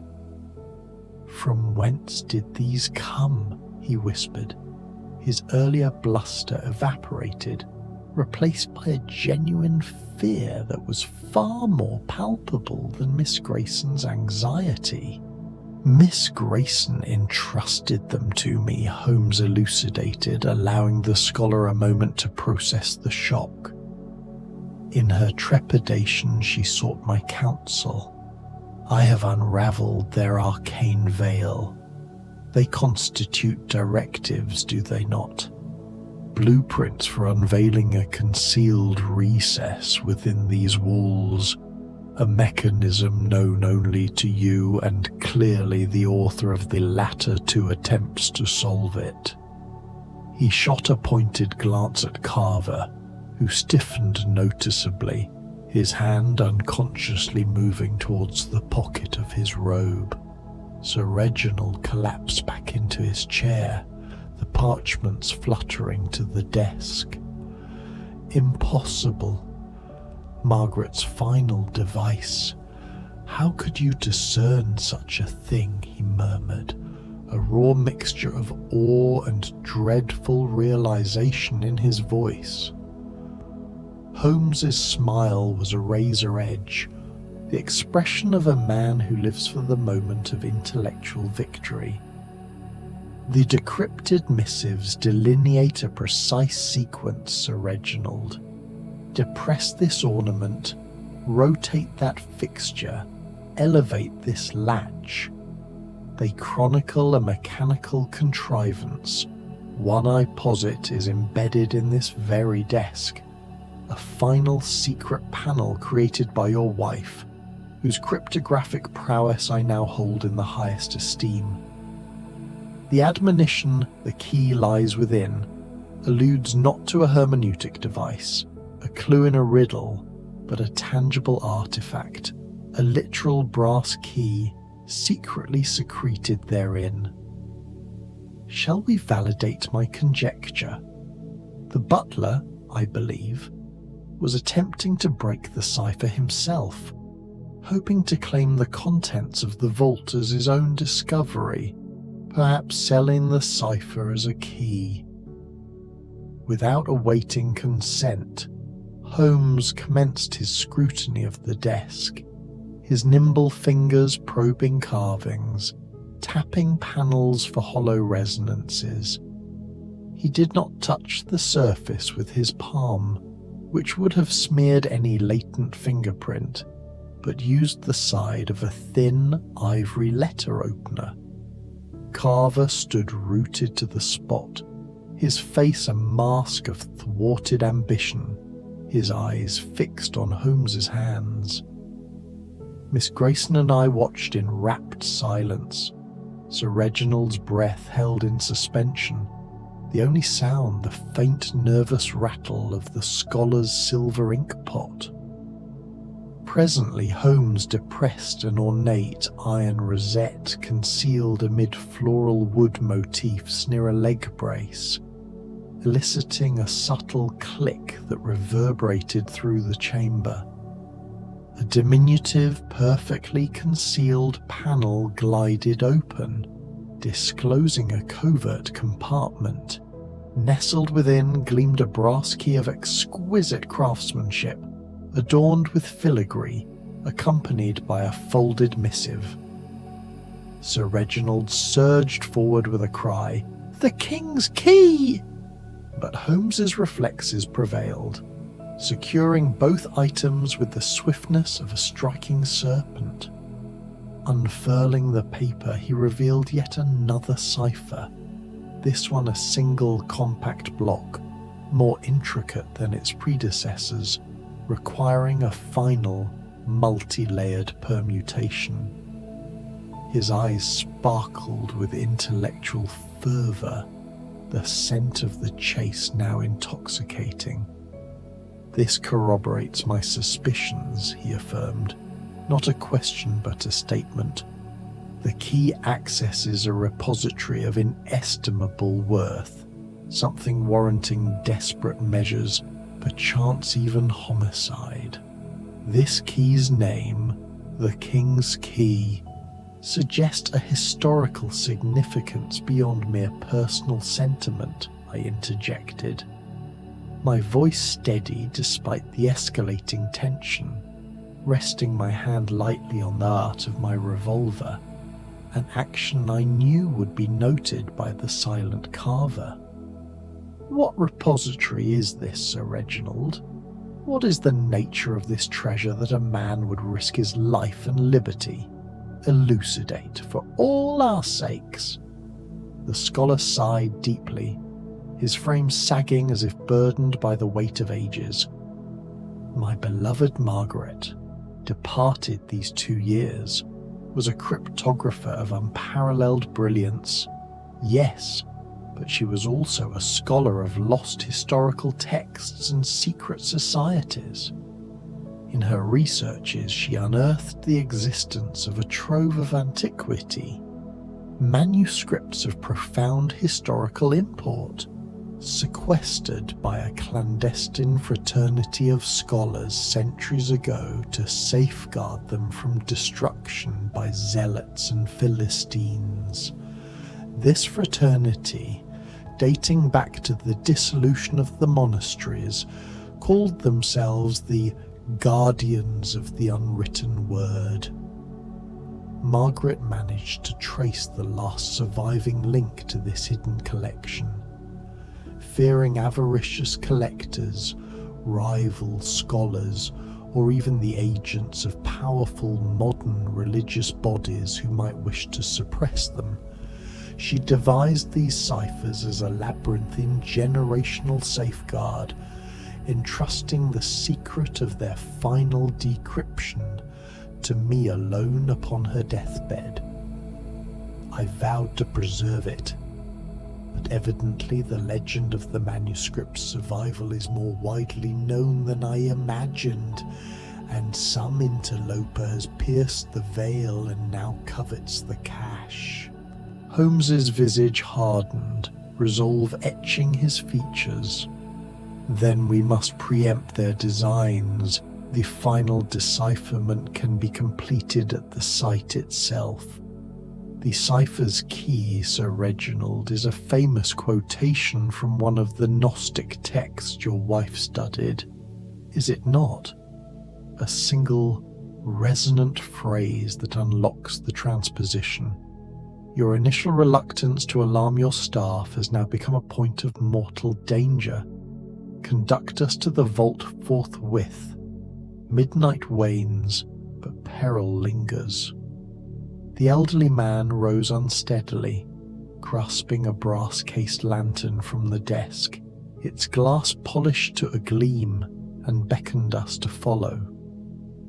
Carver, sensing the change in the dynamic, quietly slipped back into the shadows of the main hall, a retreat Holmes allowed, knowing he was trapped within the grounds. We traversed the manor's dim, cold halls to the rear gardens, where the fog now wreathed ancient trees like ghostly sentinels, the air damp and earthy. At the estate's periphery stood a colossal oak, its gnarled branches clawing at the sky, its trunk broad as 3 men abreast, a tree that must have stood for centuries. It was the only landmark for miles that could not be easily moved or dismissed. Holmes knelt, his lantern illuminating the turf, his keen vision immediately detecting a carefully camouflaged, almost invisible seam amid the roots, disguised with layers of moss and soil. Inserting the brass key into a concealed lock, he twisted it with a resonant metallic grind, unveiling a trapdoor of weathered stone. Descending the narrow staircase carved into the earth, our lanterns pierced the suffocating gloom, revealing damp walls inscribed with faded non-European runes, a form of early Anglo-Saxon script mingled with a touch of forgotten Norse symbols. The air grew stale, heavy with the scent of soil, antiquity, and a peculiar dry scent of preserved paper. At the nadir of the winding steps lay the vault, its portal a heavy iron-bound door etched with symbols mirroring the final, most complex cipher, a final physical bulwark.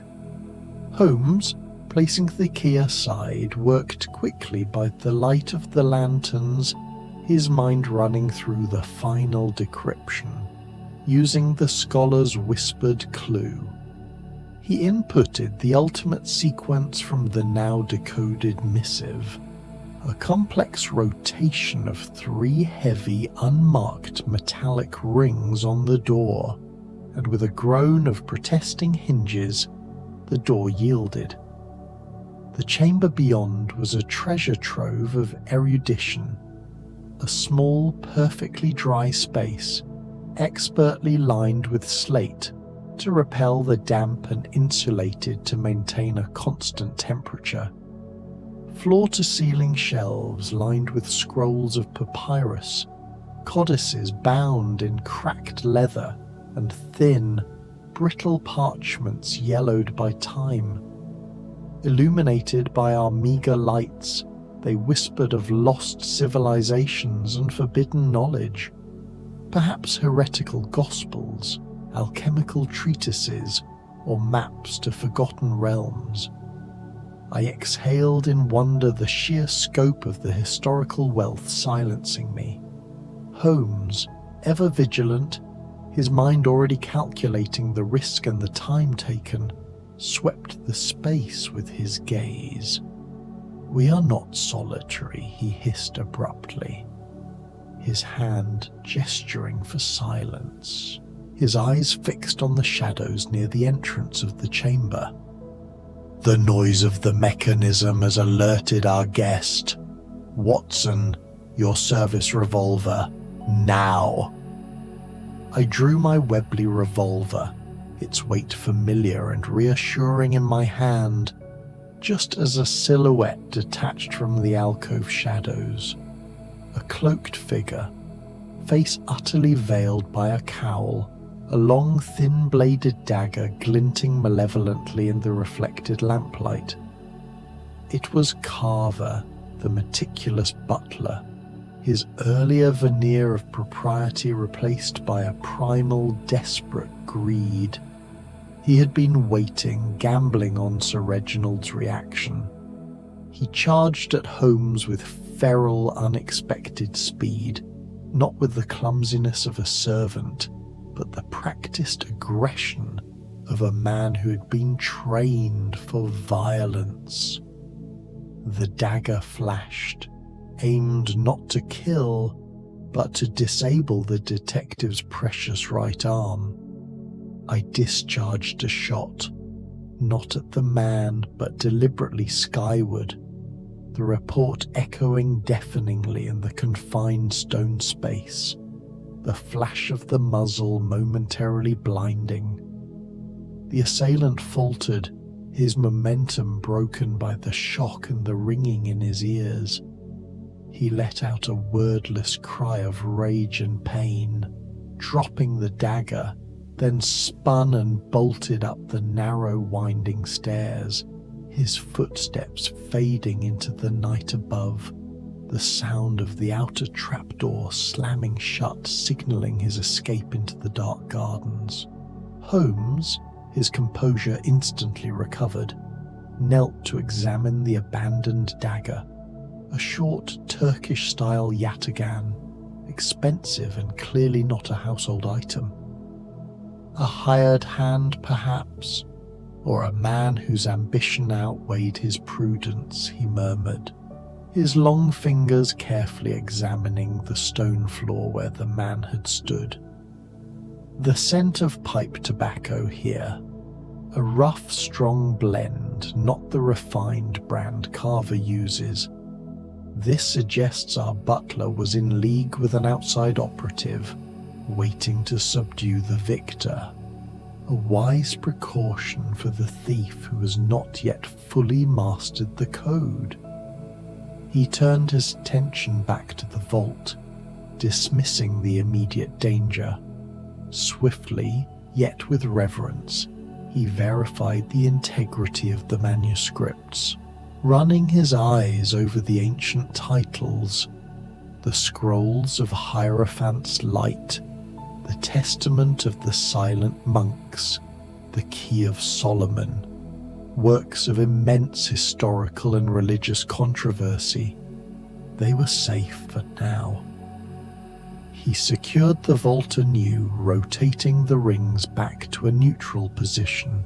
Scotland Yard must be summoned post-haste, he decreed, his voice low but firm.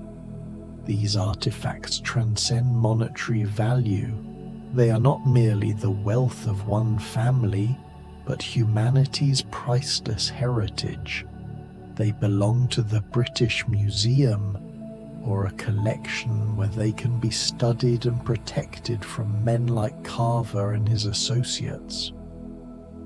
By the advent of dawn, as the London fog finally dissipated under the sun's tentative rays, the scene had been secured. The chill and damp air of the early morning now felt purifying after the fetid gloom of the underground vault.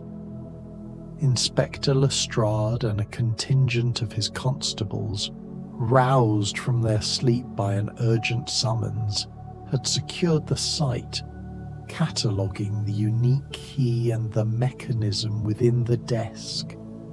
Sir Reginald, having been given a powerful dose of laudanum by my hand to calm his frayed nerves, was now lucid and effusing gratitude amid a quiet, dignified flow of tears, the emotional release of a profound burden.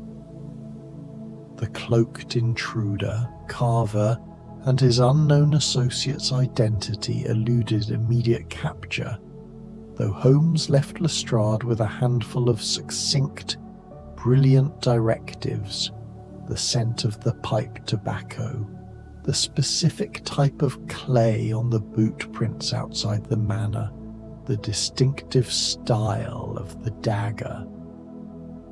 He will not travel far without funds, Lestrade, Holmes predicted, standing by the oak tree. He has a profound, though perhaps ill-deserved, sense of his own intellectual superiority. He will not flee London until he has ascertained the true value of what he has lost. Check the safe deposit boxes of a certain type of disreputable antiquarian in the Whitechapel area. He will have sought advice on the manuscript's worth long before the theft. As our hansom cab rattled back to Baker Street, the city awakening around us in a cacophony of commerce and common life, I reflected on the night's revelations, the quiet, desperate fear of the governess, the ingenious cryptology of Lady Margaret, the subtle villainy of the trusted servant, and the vast unspoken history hidden beneath a Clapham lawn. "Another triumph, Holmes," I remarked, pulling out my notebook to begin sketching the cipher's final permutation, admiration swelling within me. The logic was flawless. The way you discerned the layered cipher from those few fragments, and then divined the very nature of the vault and the key, it was a truly brilliant piece of deduction. Holmes, already lighting his pipe, a plume of acrid smoke obscuring his features momentarily, settled back into the worn leather of the cab seat. His response was a faint, enigmatic smile, the kind that always makes me believe the greatest challenge is yet to come. The greatest error of an astute criminal, Watson, is to believe his scheme is too subtle for detection. The cipher itself, being the handiwork of a scholar, contained its own truth. The true victory lay not in the pursuit of the thief, who is merely a symptom of greed, but in the protection of the unwritten word, the very substance of history. The great game persists eternally, my dear fellow, in the shadows and in the light. Yet for this dawn, the victory of reason and of Lady Margaret's brilliant foresight is ours. And so concluded the affair of the midnight cipher, a testament to the shadows that lurk beneath the veneer of Victorian civility and the unflinching light of reason and logic that Sherlock Holmes brings to dispel them. I recorded the events, as always, not merely as a chronicle of a detective's exploits, but as a crucial episode in the preservation of the world's most vulnerable treasures.